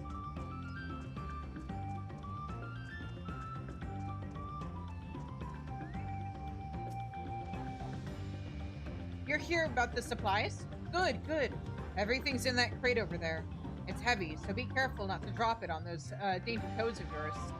Or still, you might break a bottle of dye. The Landsguard artisan who designed their uniforms was very particular about their coloring, so not a single one can go to waste. There's nothing a soldier loves more than their equipment, so every detail has to be just right. Tread as carefully as you can back to Hanu. Yeah, I will grab that in a minute.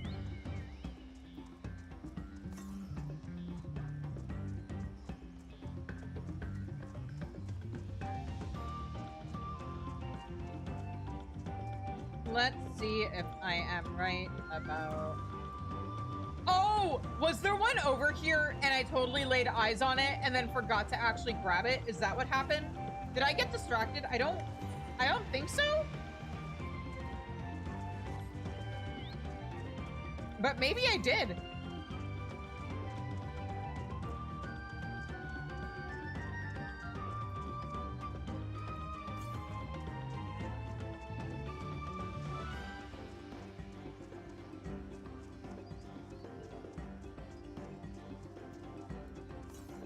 No, I don't think I looked over here. Southeast? Oh, maybe I did. Whoops.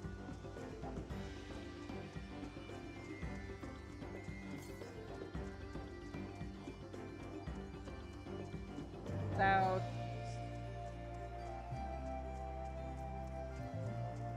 Well, I can only go so much more east.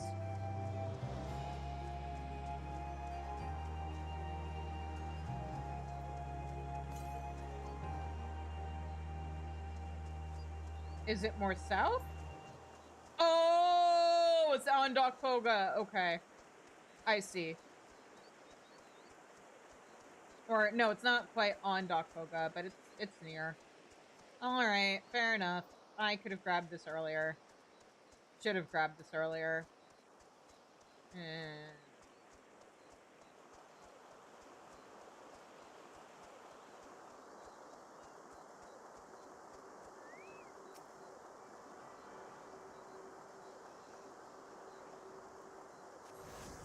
At least this confirms that I didn't, like, lay eyes on an ether current and then get distracted so badly that I forgot to actually attune to it.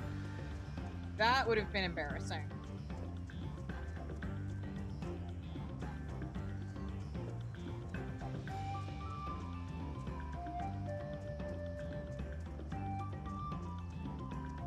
And then, wow, what an interesting looking abandoned location. I wonder what this is for. It's a mystery.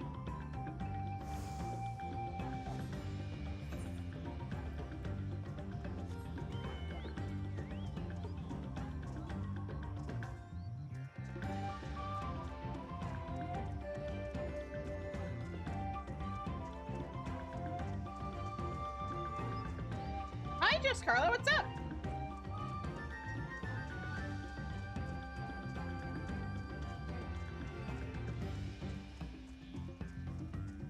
Oh, you got hit by one of the gift subs. Nice, congratulations. Hello, hello. I'm just working my way through. I'm good. I'm replaying Dawntrail. Because I've been replaying Final Fantasy XIV on a fresh character. Doing everything minimum item level, and when I could get away with it, undersized parties. Now that I'm in the current expansion, I can't do undersized anymore. The logistics would be a pain in the ass. Yeah, I don't have animated emotes because they're expensive, and I haven't gotten around to commissioning my... I could rig them myself, but I need to, like, get the money together to commission my emote artist, because my emote artist doesn't make animated emotes, but she does offer cutting up emotes to get rigged by someone else. So I've been meaning to reach out to her and get a couple of those done. I have the slots for it. I just... money. But I have plans.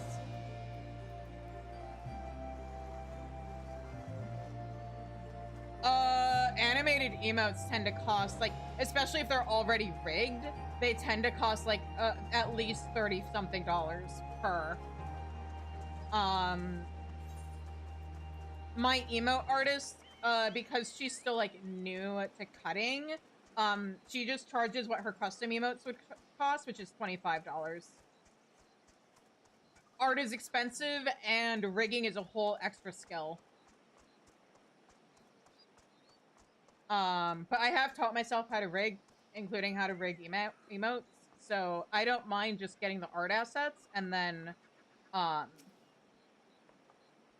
animating them myself.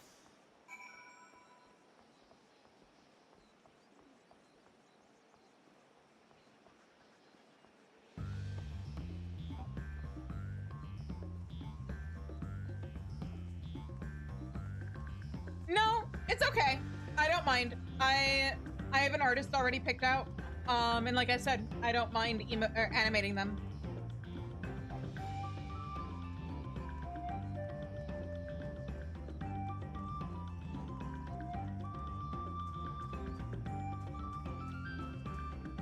My priorities in terms of what to spend money on the channel, or for the channel on, have just not been animated emotes. But that being said, I did just recently commission an artist to finally do like panel art for my Twitch channel, and I'm very excited about that.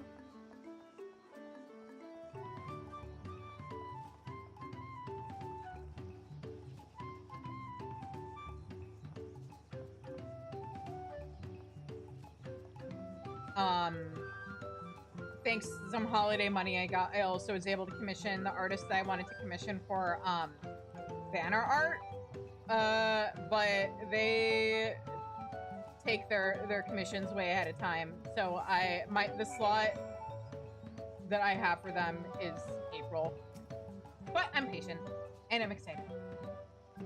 Are these really feathers? They're so heavy. How many are in there? Hundreds? Thousands? More?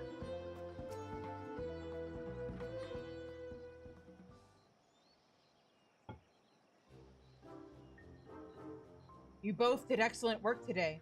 Nahanshi, it appears you might need some rest after your ordeal,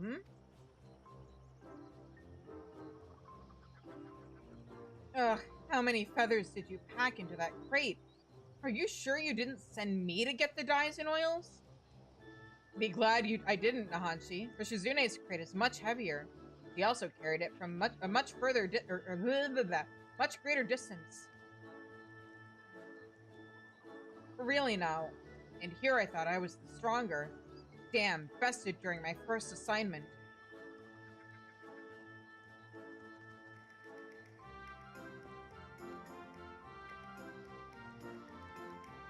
But that won't happen again. I've had enough rest, so let's get on with it. Sure. If you insist, Nahanshi. Let us proceed to the heart of the matter. First, we must dye each feather one by one. But be careful, for each color is needed in differing quantities. Equipment used to attack is adorned with black feathers, while equipment used for defense is adorned with feathers in their original green. For those, we must carefully...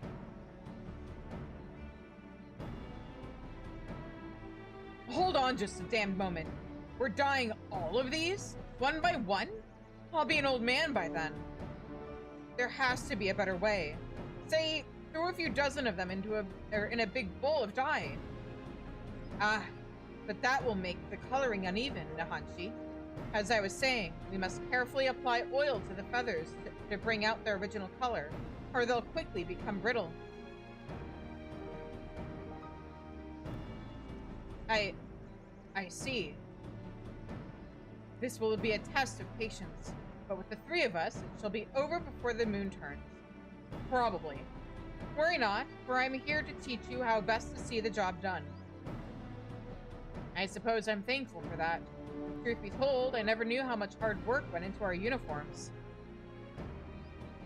For our brothers and sisters in the Lands Guard, no effort is too great. The Hanu are honored that you wear our feathers.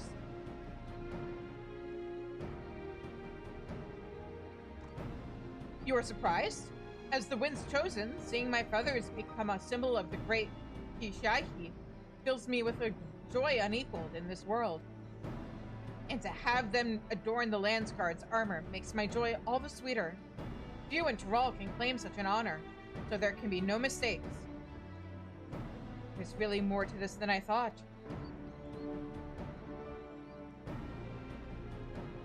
I would like to apologize for how I've been acting. I see now that that things are done a certain way for a reason. So, while I may grow old and gray in the doing, I'll see that every feather is dyed or oiled properly. At least we're in this together, eh, Shizune? I actually have places to be.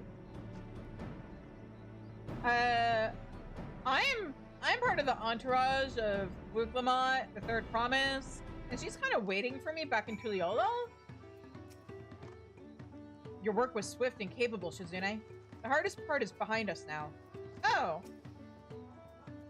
I reckon I'll be cleaning dye from under my nails for some days yet, but I won't complain about honest work. Now I have to think about how to get these back to Tuliolo. Don't get ahead of yourself, young Nahanshi. Yes, the hard part is behind us, but there's more I would ask of you. As I've said before, Kishaihi is revered by the Hanu, and we must pay due respect for use of its likeness. As such, there are time-honored rituals that must be followed before we give this offering to the Landsguard.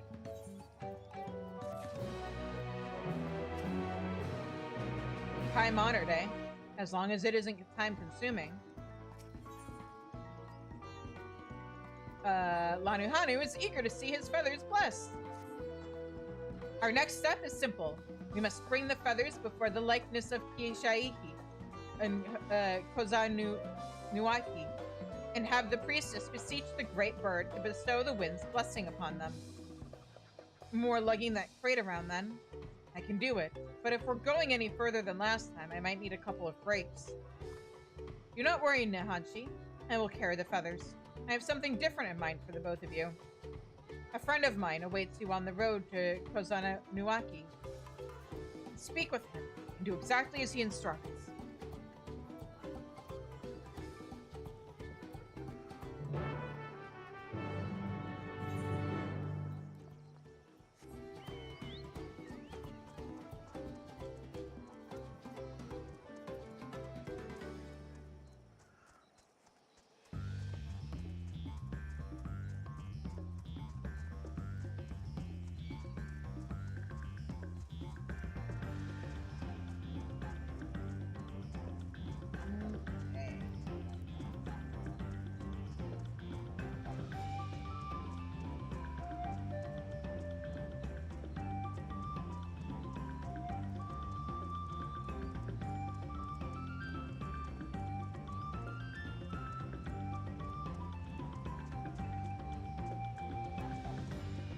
I can't remember how many quests are part of this chain. I just remember that it is a chain.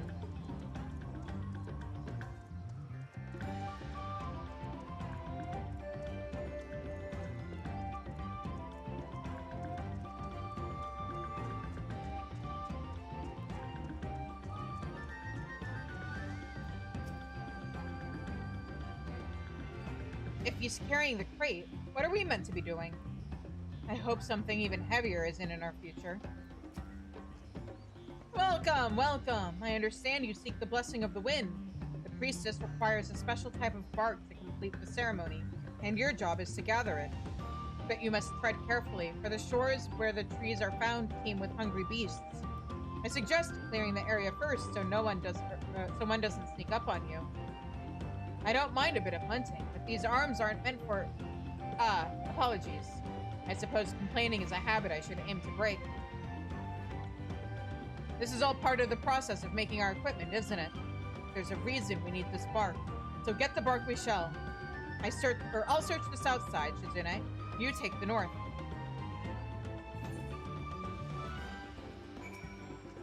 Without the right bark, Ishaihi will not bestow the wind's blessing. But hungry beasts roam the shores, so I suggest clearing the area before you get to gathering.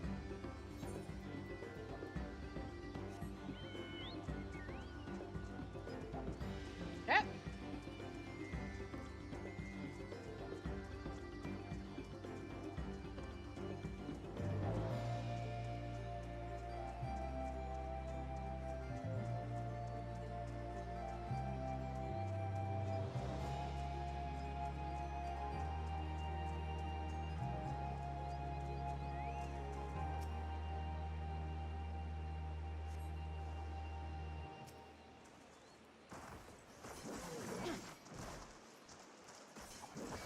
Oh, hang on. Let me get River out.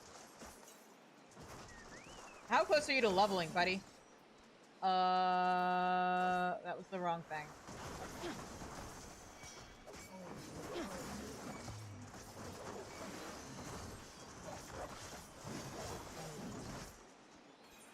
There we go. Oh, nope. There we go.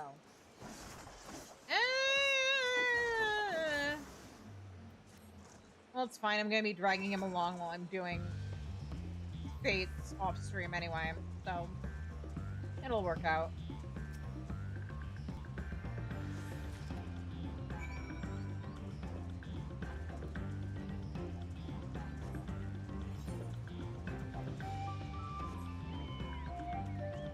Oh, I almost forgot. You know what? That weapon is 630, and the weapon coffer I got is what?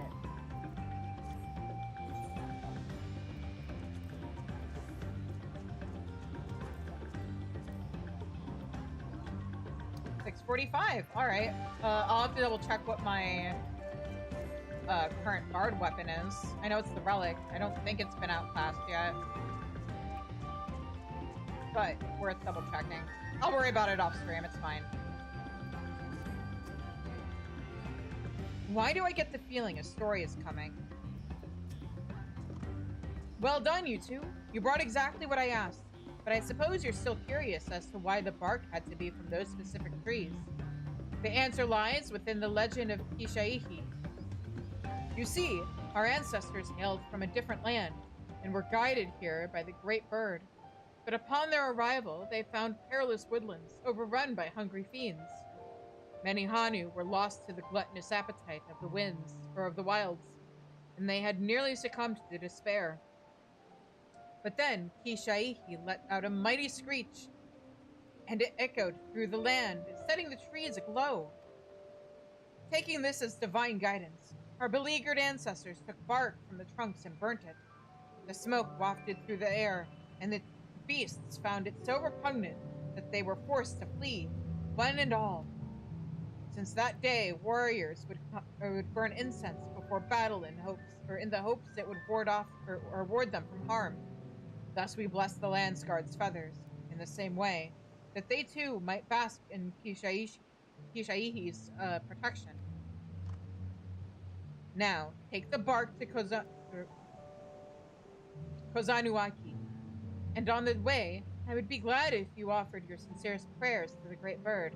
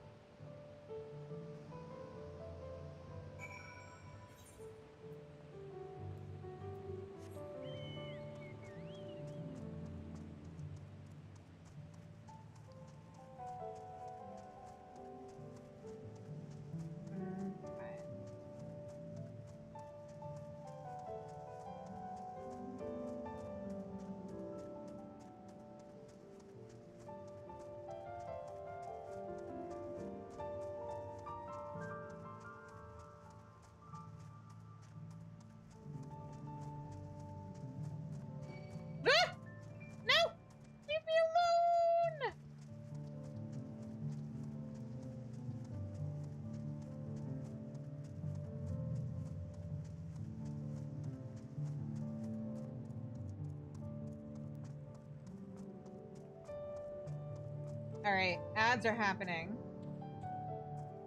So let me figure out this... Don't look at that. This inventory situation. What is my bard weapon? My bard weapon is 665. Okay. So... Yeah, I'm gonna get a new Viper weapon.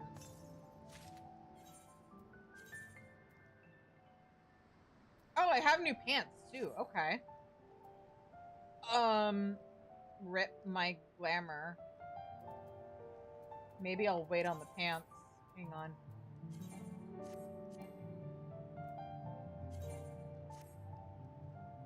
Oh, I know what I can do. Hang on. There we go. I'm just gonna change weapon for now. Oops, nope. Equip. Save for now. Oh, are these actually cute? Oh, they're not bad.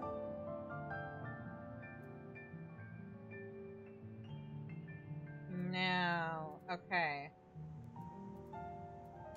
We've got headgear, which is 645. That's 630, and what's Bard at? 640. Yeah,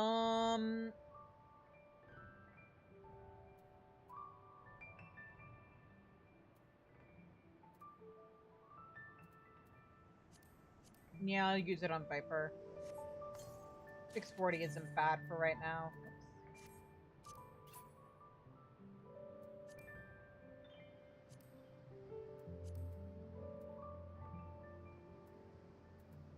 Body. This is all gonna be 645 stuff. That's 630. What's Bard at? Huh!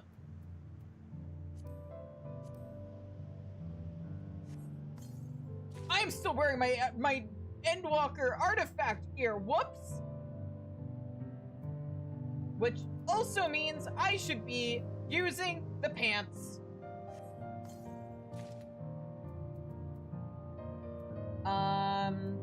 And then, okay, gloves and shoes are 640 versus on Viper, where they are 630. So, oh, I don't have gloves yet. But shoes, sure. And then ring and, what is that? Bracelet? Ring, necklace. 630. Oh, wait, right. It's gonna be the same no matter what.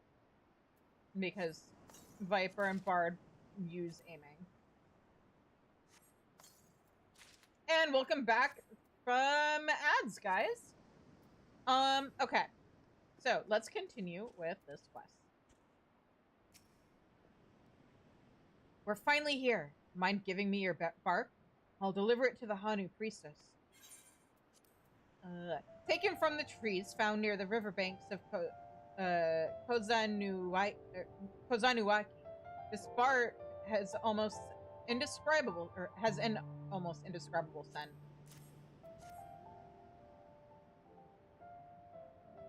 Thank you, Shizune. Once I'm finished, let's offer our prayers. Wouldn't want to disappoint our hosts, after all.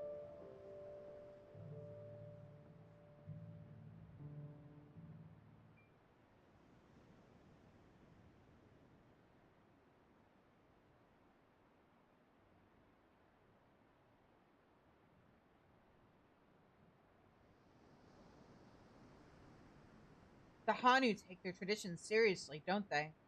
I knew they wished for a good harvest and such, but never imagined we Landsguard were in their thoughts all this time. This has been an eye-opening experience, to be sure, but I can't help but wonder why we're so important to them. Why allow us to use the revered god in the designs of our equipment? Aren't you a Landsguard yourself? And you ask such questions?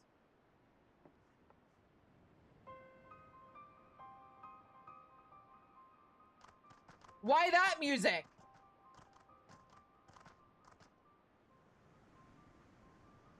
You're Shizune, aren't you? I am Zuli Hali. I know we have you to thank for Ikihana's success, but even so, I must ask that you stand aside. Why? You are Nahanshi, of whom I have heard so much. I'm surprised you have the gall to step foot into such a sacred place. While the elders may sing the praises of the Landsguard, their minds have been warped by too many moltings. The new generation is sick of their ceaseless chirping.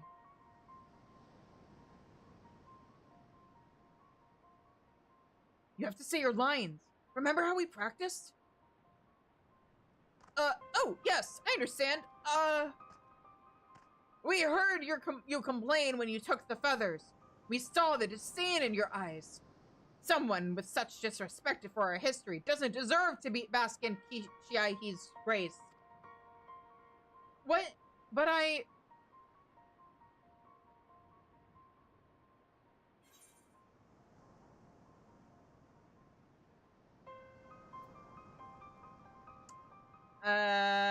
Is this part of the rite of passage?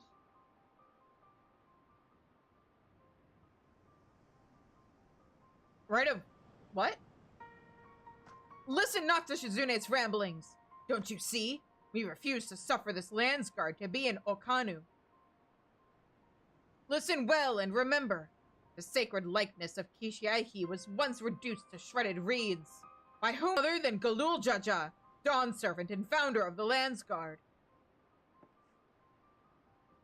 No, the Dawn Servant would never...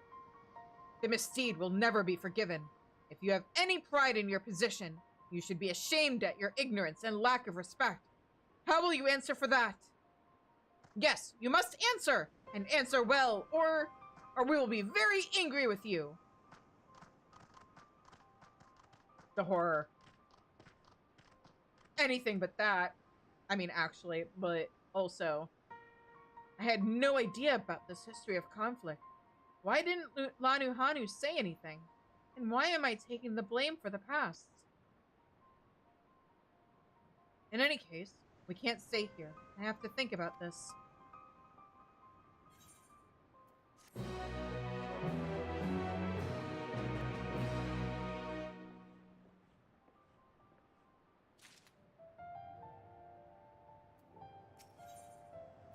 Nahanshi is visibly shaken.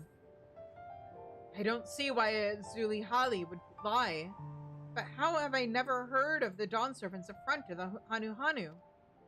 And why would Lanuhanu act so proud to have his feathers adorning our equipment?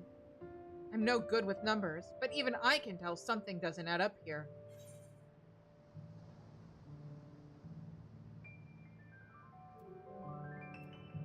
We'll have to find the truth ourselves. You might be right. It was my ignorance that seemed to set her off, after all. Whatever happens, I'd like to leave here on the Hanu's good side. Well, our best bet is probably to return to Okanu. If anyone can tell us the truth about what happened with the Dawn Servant, it would be Lanuhanu.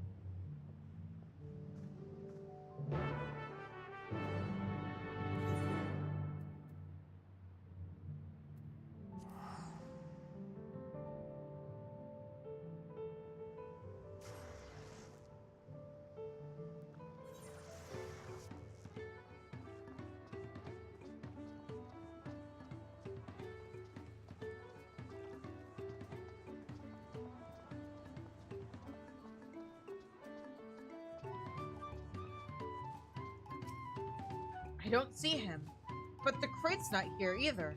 He might have left to Kozanuaki already. Wouldn't we have seen him on the road if he had, though? The forest is vast, I suppose.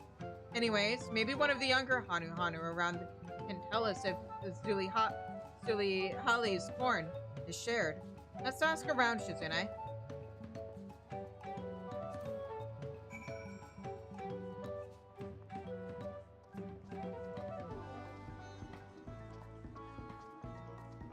Okay.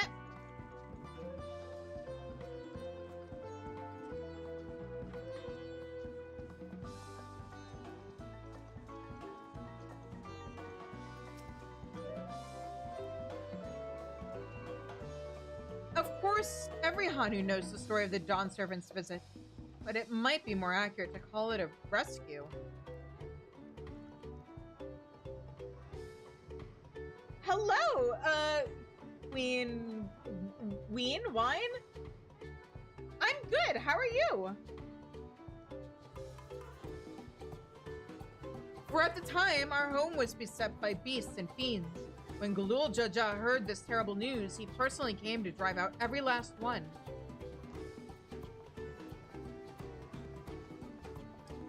Just working my way through Dawntrail. I've been replaying the game. My stream's gone pretty good. I've been playing Final Fantasy XIV since A Realm Reborn.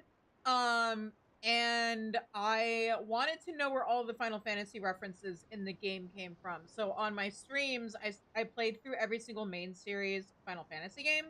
And now I'm replaying 14 on a fresh character, doing everything minimum item level, no echo. And thank you. Yes, it is. The credits should be in my about section, but yes, it is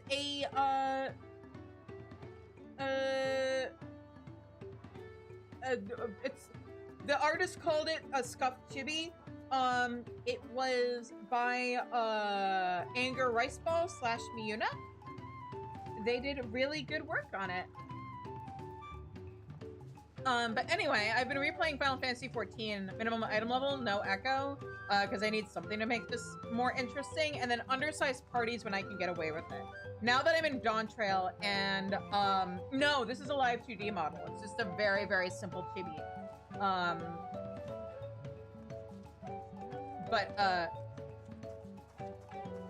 Now that I'm in Dawntrail, I can't do things.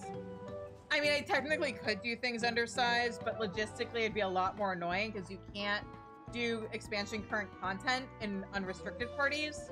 So we would need somebody to join the party, get into the content, and then have people be willing to leave. And I don't want to do that. So we're not doing things undersized. I do plan on doing a victory lap, doing everything from Dawntrail undersized when 8.0 drops, because then it'll be possible.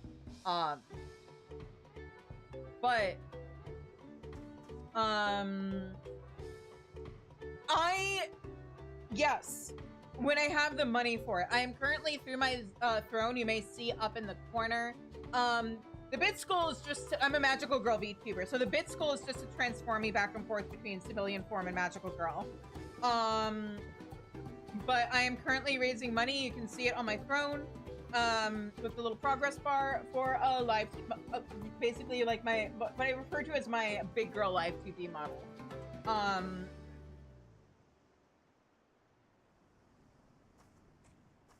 But yeah,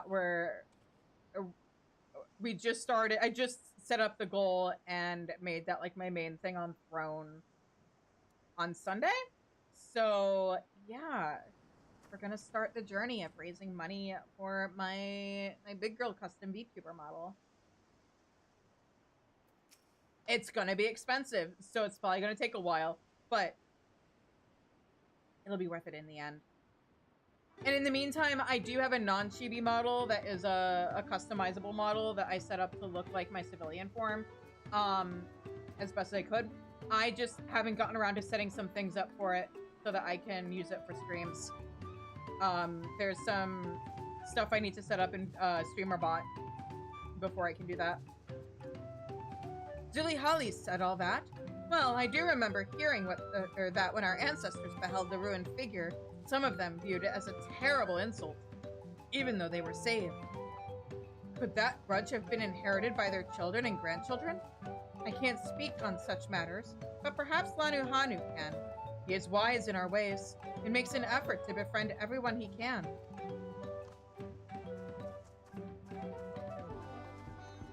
Okay. Galul Jaja became Dawn Servant 80 years ago. Was this before he became Dawn Servant? Or are they, when they say ancestors, do they just mean our, like, grandparents? Or do the Hanu and the Vanu not live that long?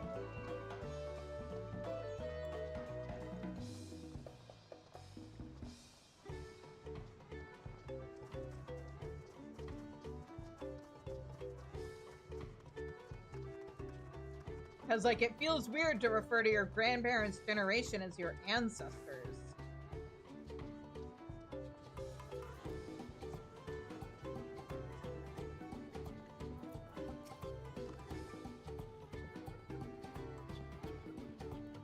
The likeness of Kishiaki? My father actually worked to repair it. He told me that the Dawn Servant... Never mind, I guess that answers my question about the longevity of the Hanu.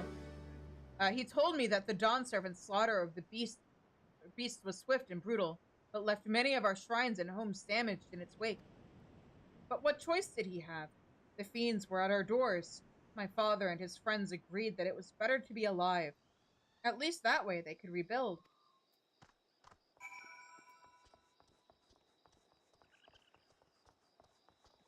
Hey, so, I have a very strict no soliciting, rule for this channel. This is your one warning on that. When I am ready to get my VTuber model, I already have an artist picked out, and I will reach out to them. If you are, like, I'm gonna give you the benefit of the doubt and hope that you are just, like, new to art commissions and stuff. Advertise your services on, like, social media and stuff and let people come to you. Don't solicit content creators asking them to commission you.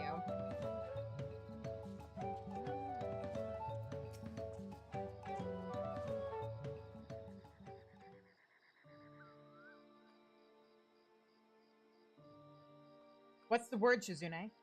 From what I heard, the Dawn Servant really did destroy that sacred figure. Yeah, but it sounds like it was collateral damage. I see. I can't say I'm surprised that some Hanu would bear a grudge. So, Zulihali was telling the truth. Something still doesn't sit right with me, though. The Dawn Servant wouldn't simply go on a rampage and leave the Hanu to clean things up. He'd have more compassion than that.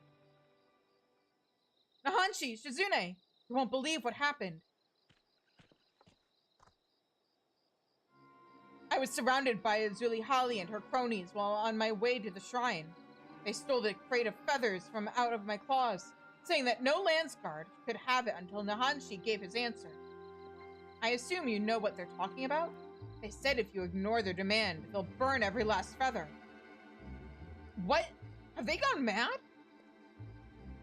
Gods be good. I'm sorry, but can you go and stall them for a while? There's something I must look into first.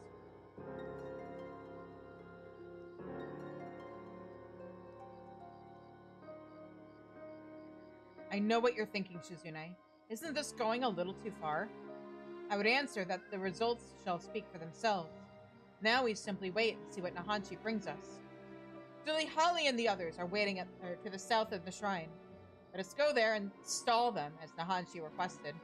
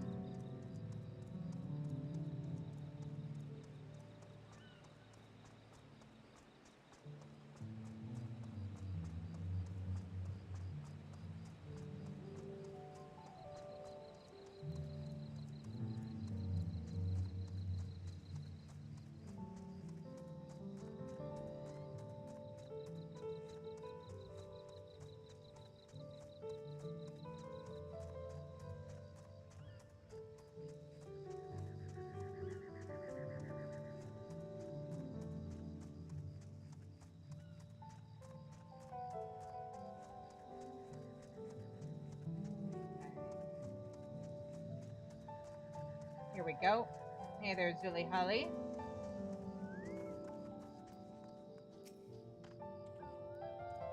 Nahanshi should be here soon. We were lucky to have you to spur him into action, Shizune. And while our methods may appear rather blunt to you, wait until Nahanshi speaks before you judge us. Wait quietly and hear his answer.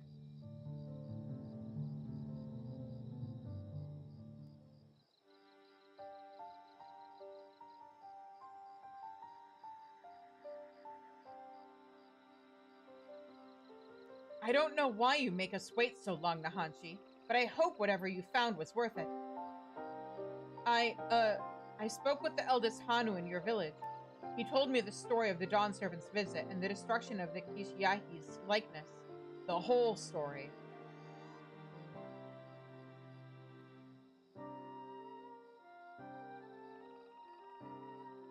It seems he, particularly the head of reason, was filled with anguish at the sight and offered his deepest apologies. To make amends, he devised a way to assemble an even more robust figure from the remains of the previous one. His work was done overnight, and the head of resolve called upon the whole village to celebrate their newfound peace.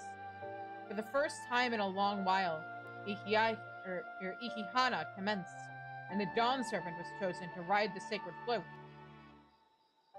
After the festivities, the Dawn Servant said that when he finally established a unified nation in Tyrol, so this was before, this was probably part of his Rite of Reeds or whatever, he wanted a motif representing Kishiahi to be among those used in his soldiers' uniforms. He declared that different tribes can forge friendships, so long as they open their hearts to one another. That his nation would be one where peoples of all stripes could live in harmony. His soldiers would become a symbol of that promise. So you can learn for yourself after all, but you should have come here with that knowledge already seared into your memory.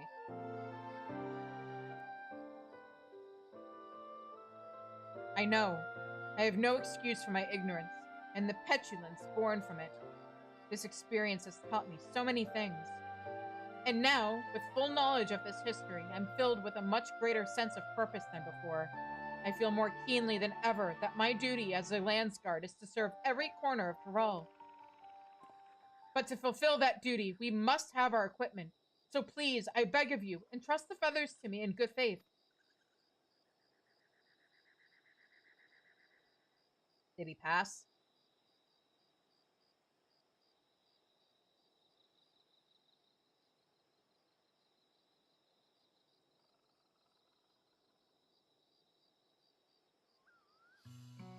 He'll be a fine soldier. Don't you agree, Lanuhanu? What?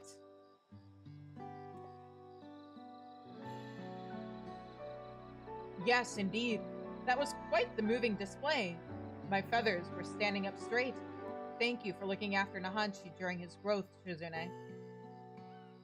Maybe don't tell him it was a trial. That might be a little upsetting. Growth? What are you talking about?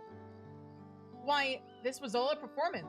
A performance to guide you along the path to becoming a worthy Landsguard. Your rite of passage is complete.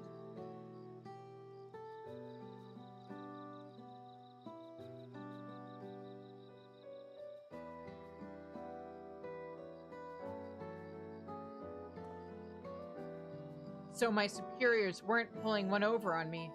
They were worried about me. I didn't realize my conduct was so concerning. Tell them what you told us, and their concerns will vanish. You'll be welcomed back with open arms. But before you do that, aren't there more places to visit? More materials to collect? We Hanu aren't the only people who love teaching lessons. Please, I don't want to think about that now. I was worried sick enough imagining what would happen if I couldn't get the feathers. Well, you've earned a bit of rest. Return to Okanu, and we'll deliver the feathers to you after the priestess has blessed them. That part, at least, was no ruse. If you don't mind, I'd like to go to Kozanuaki with her. Kozanuaki. I feel I should offer one more prayer to Kishiaihi. I'll get it someday. Kishiaihi? Very well. Shizune, why don't you wait at Okanu? I'll bring the feathers, and I'd like to speak with you once more before you go.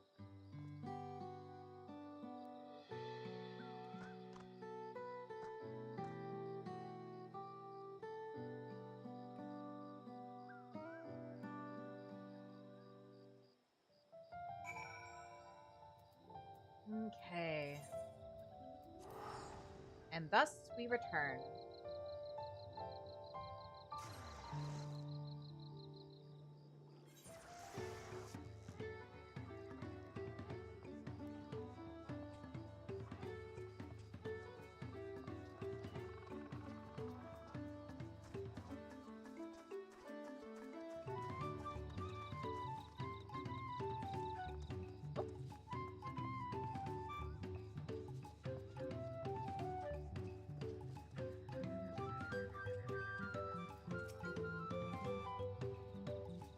I wonder how long I would have lasted if you weren't here. Now that our rite of passage is behind us, allow me to offer my thanks for all your help. I would also offer my apologies for making you party to our little deception. I would have told you everything, but I don't think the ending would have been quite so effective if I did. I agree, and I'm grateful things went the way they did. The lessons I learned here will guide me as I become acquainted with all of Coral's peoples. Speaking of which, the next leg of my journey awaits. May we meet again.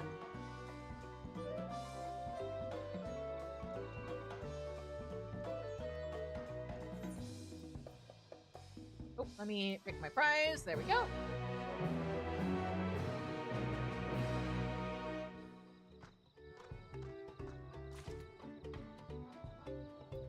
Heck yeah! All right. Now we go back to Tuliolal.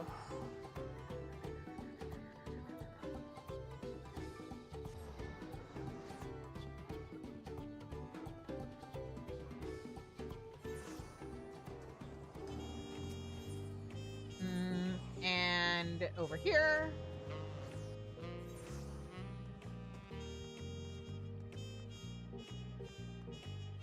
Wait, where? Oh, here we are. Things just hadn't loaded completely yet. Okay, fair enough. I pray we don't cross paths with Bakul Jaja at the next feat. I noticed Duralja was not at the Hanu village. The Hanu's festival must be as central to their traditions as the Sundrop dances to the Vanu. Yeah! That's a pretty apt description. Or comparison, I guess. Oh, my belly.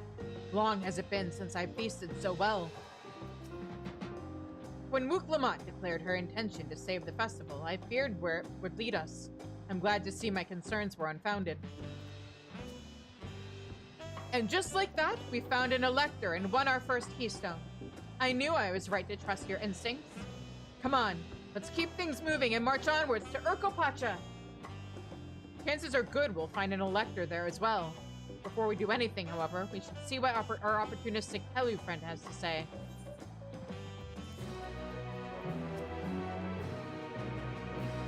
Wuklamat would have struggled to complete these feats alone.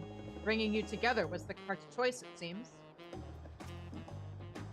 Come on, Chizune. Let's see what's waiting up for us in the next village.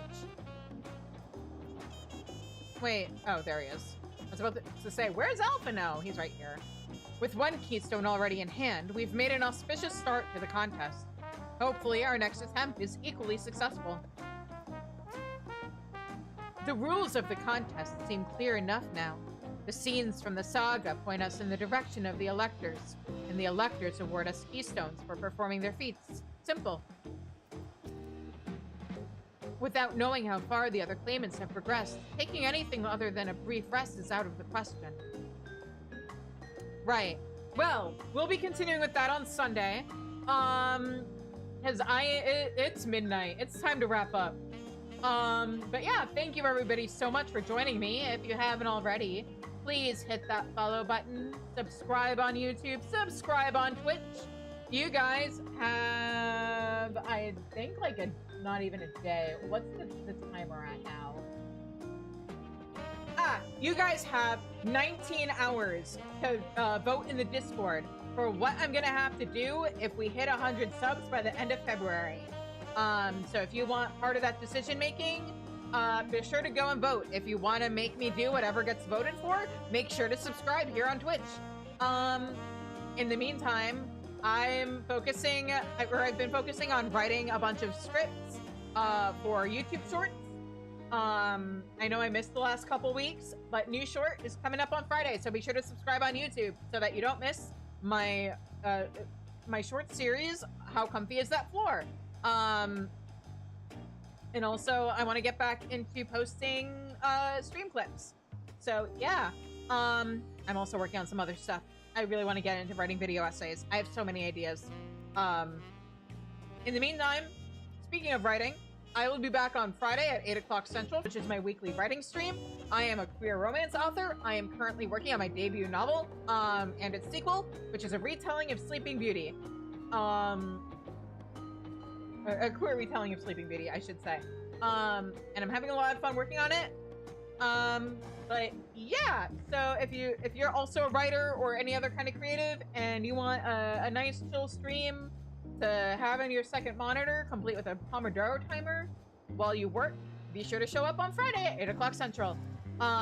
In the meantime, I'll be back with more Final Fantasy XIV on Sunday, starting at 4:30 Central, when we will be heading off to Urkopacha.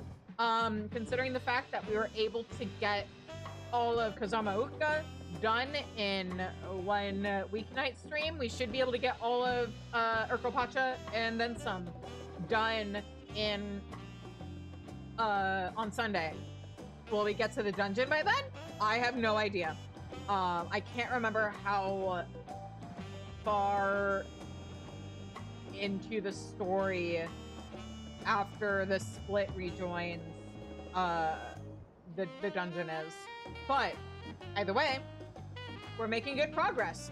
For anybody watching who doesn't know, my goal is to be caught up with Dawntrail before FanFest, or like by FanFest. But if I want to do that, I have basically a month to finish the base expansion, so that I have time to then, after we finish the base expansion, do role quests, crafting quests, and I need like 4 weeks to, because I can usually do like a patch per week. That's generally how I have rolled.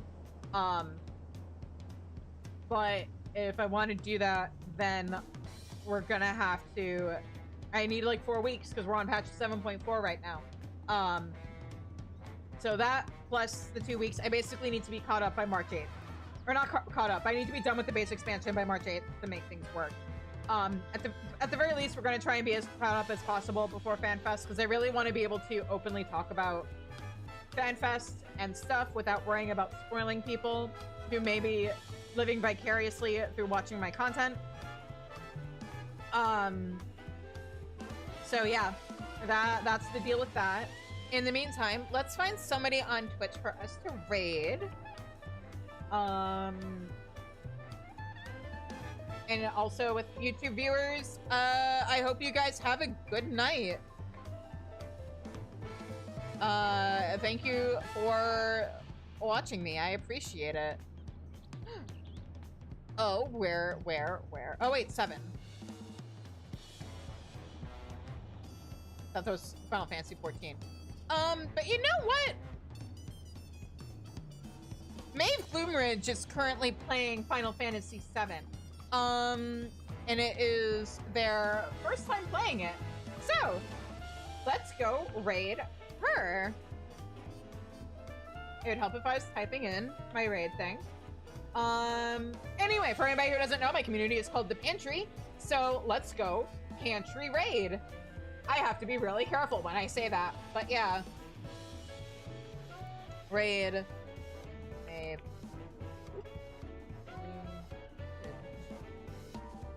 And until I see you guys again, I hope you have a good night, stay safe, stay healthy, and take care. Go say hi to Maeve for me. Bye-bye!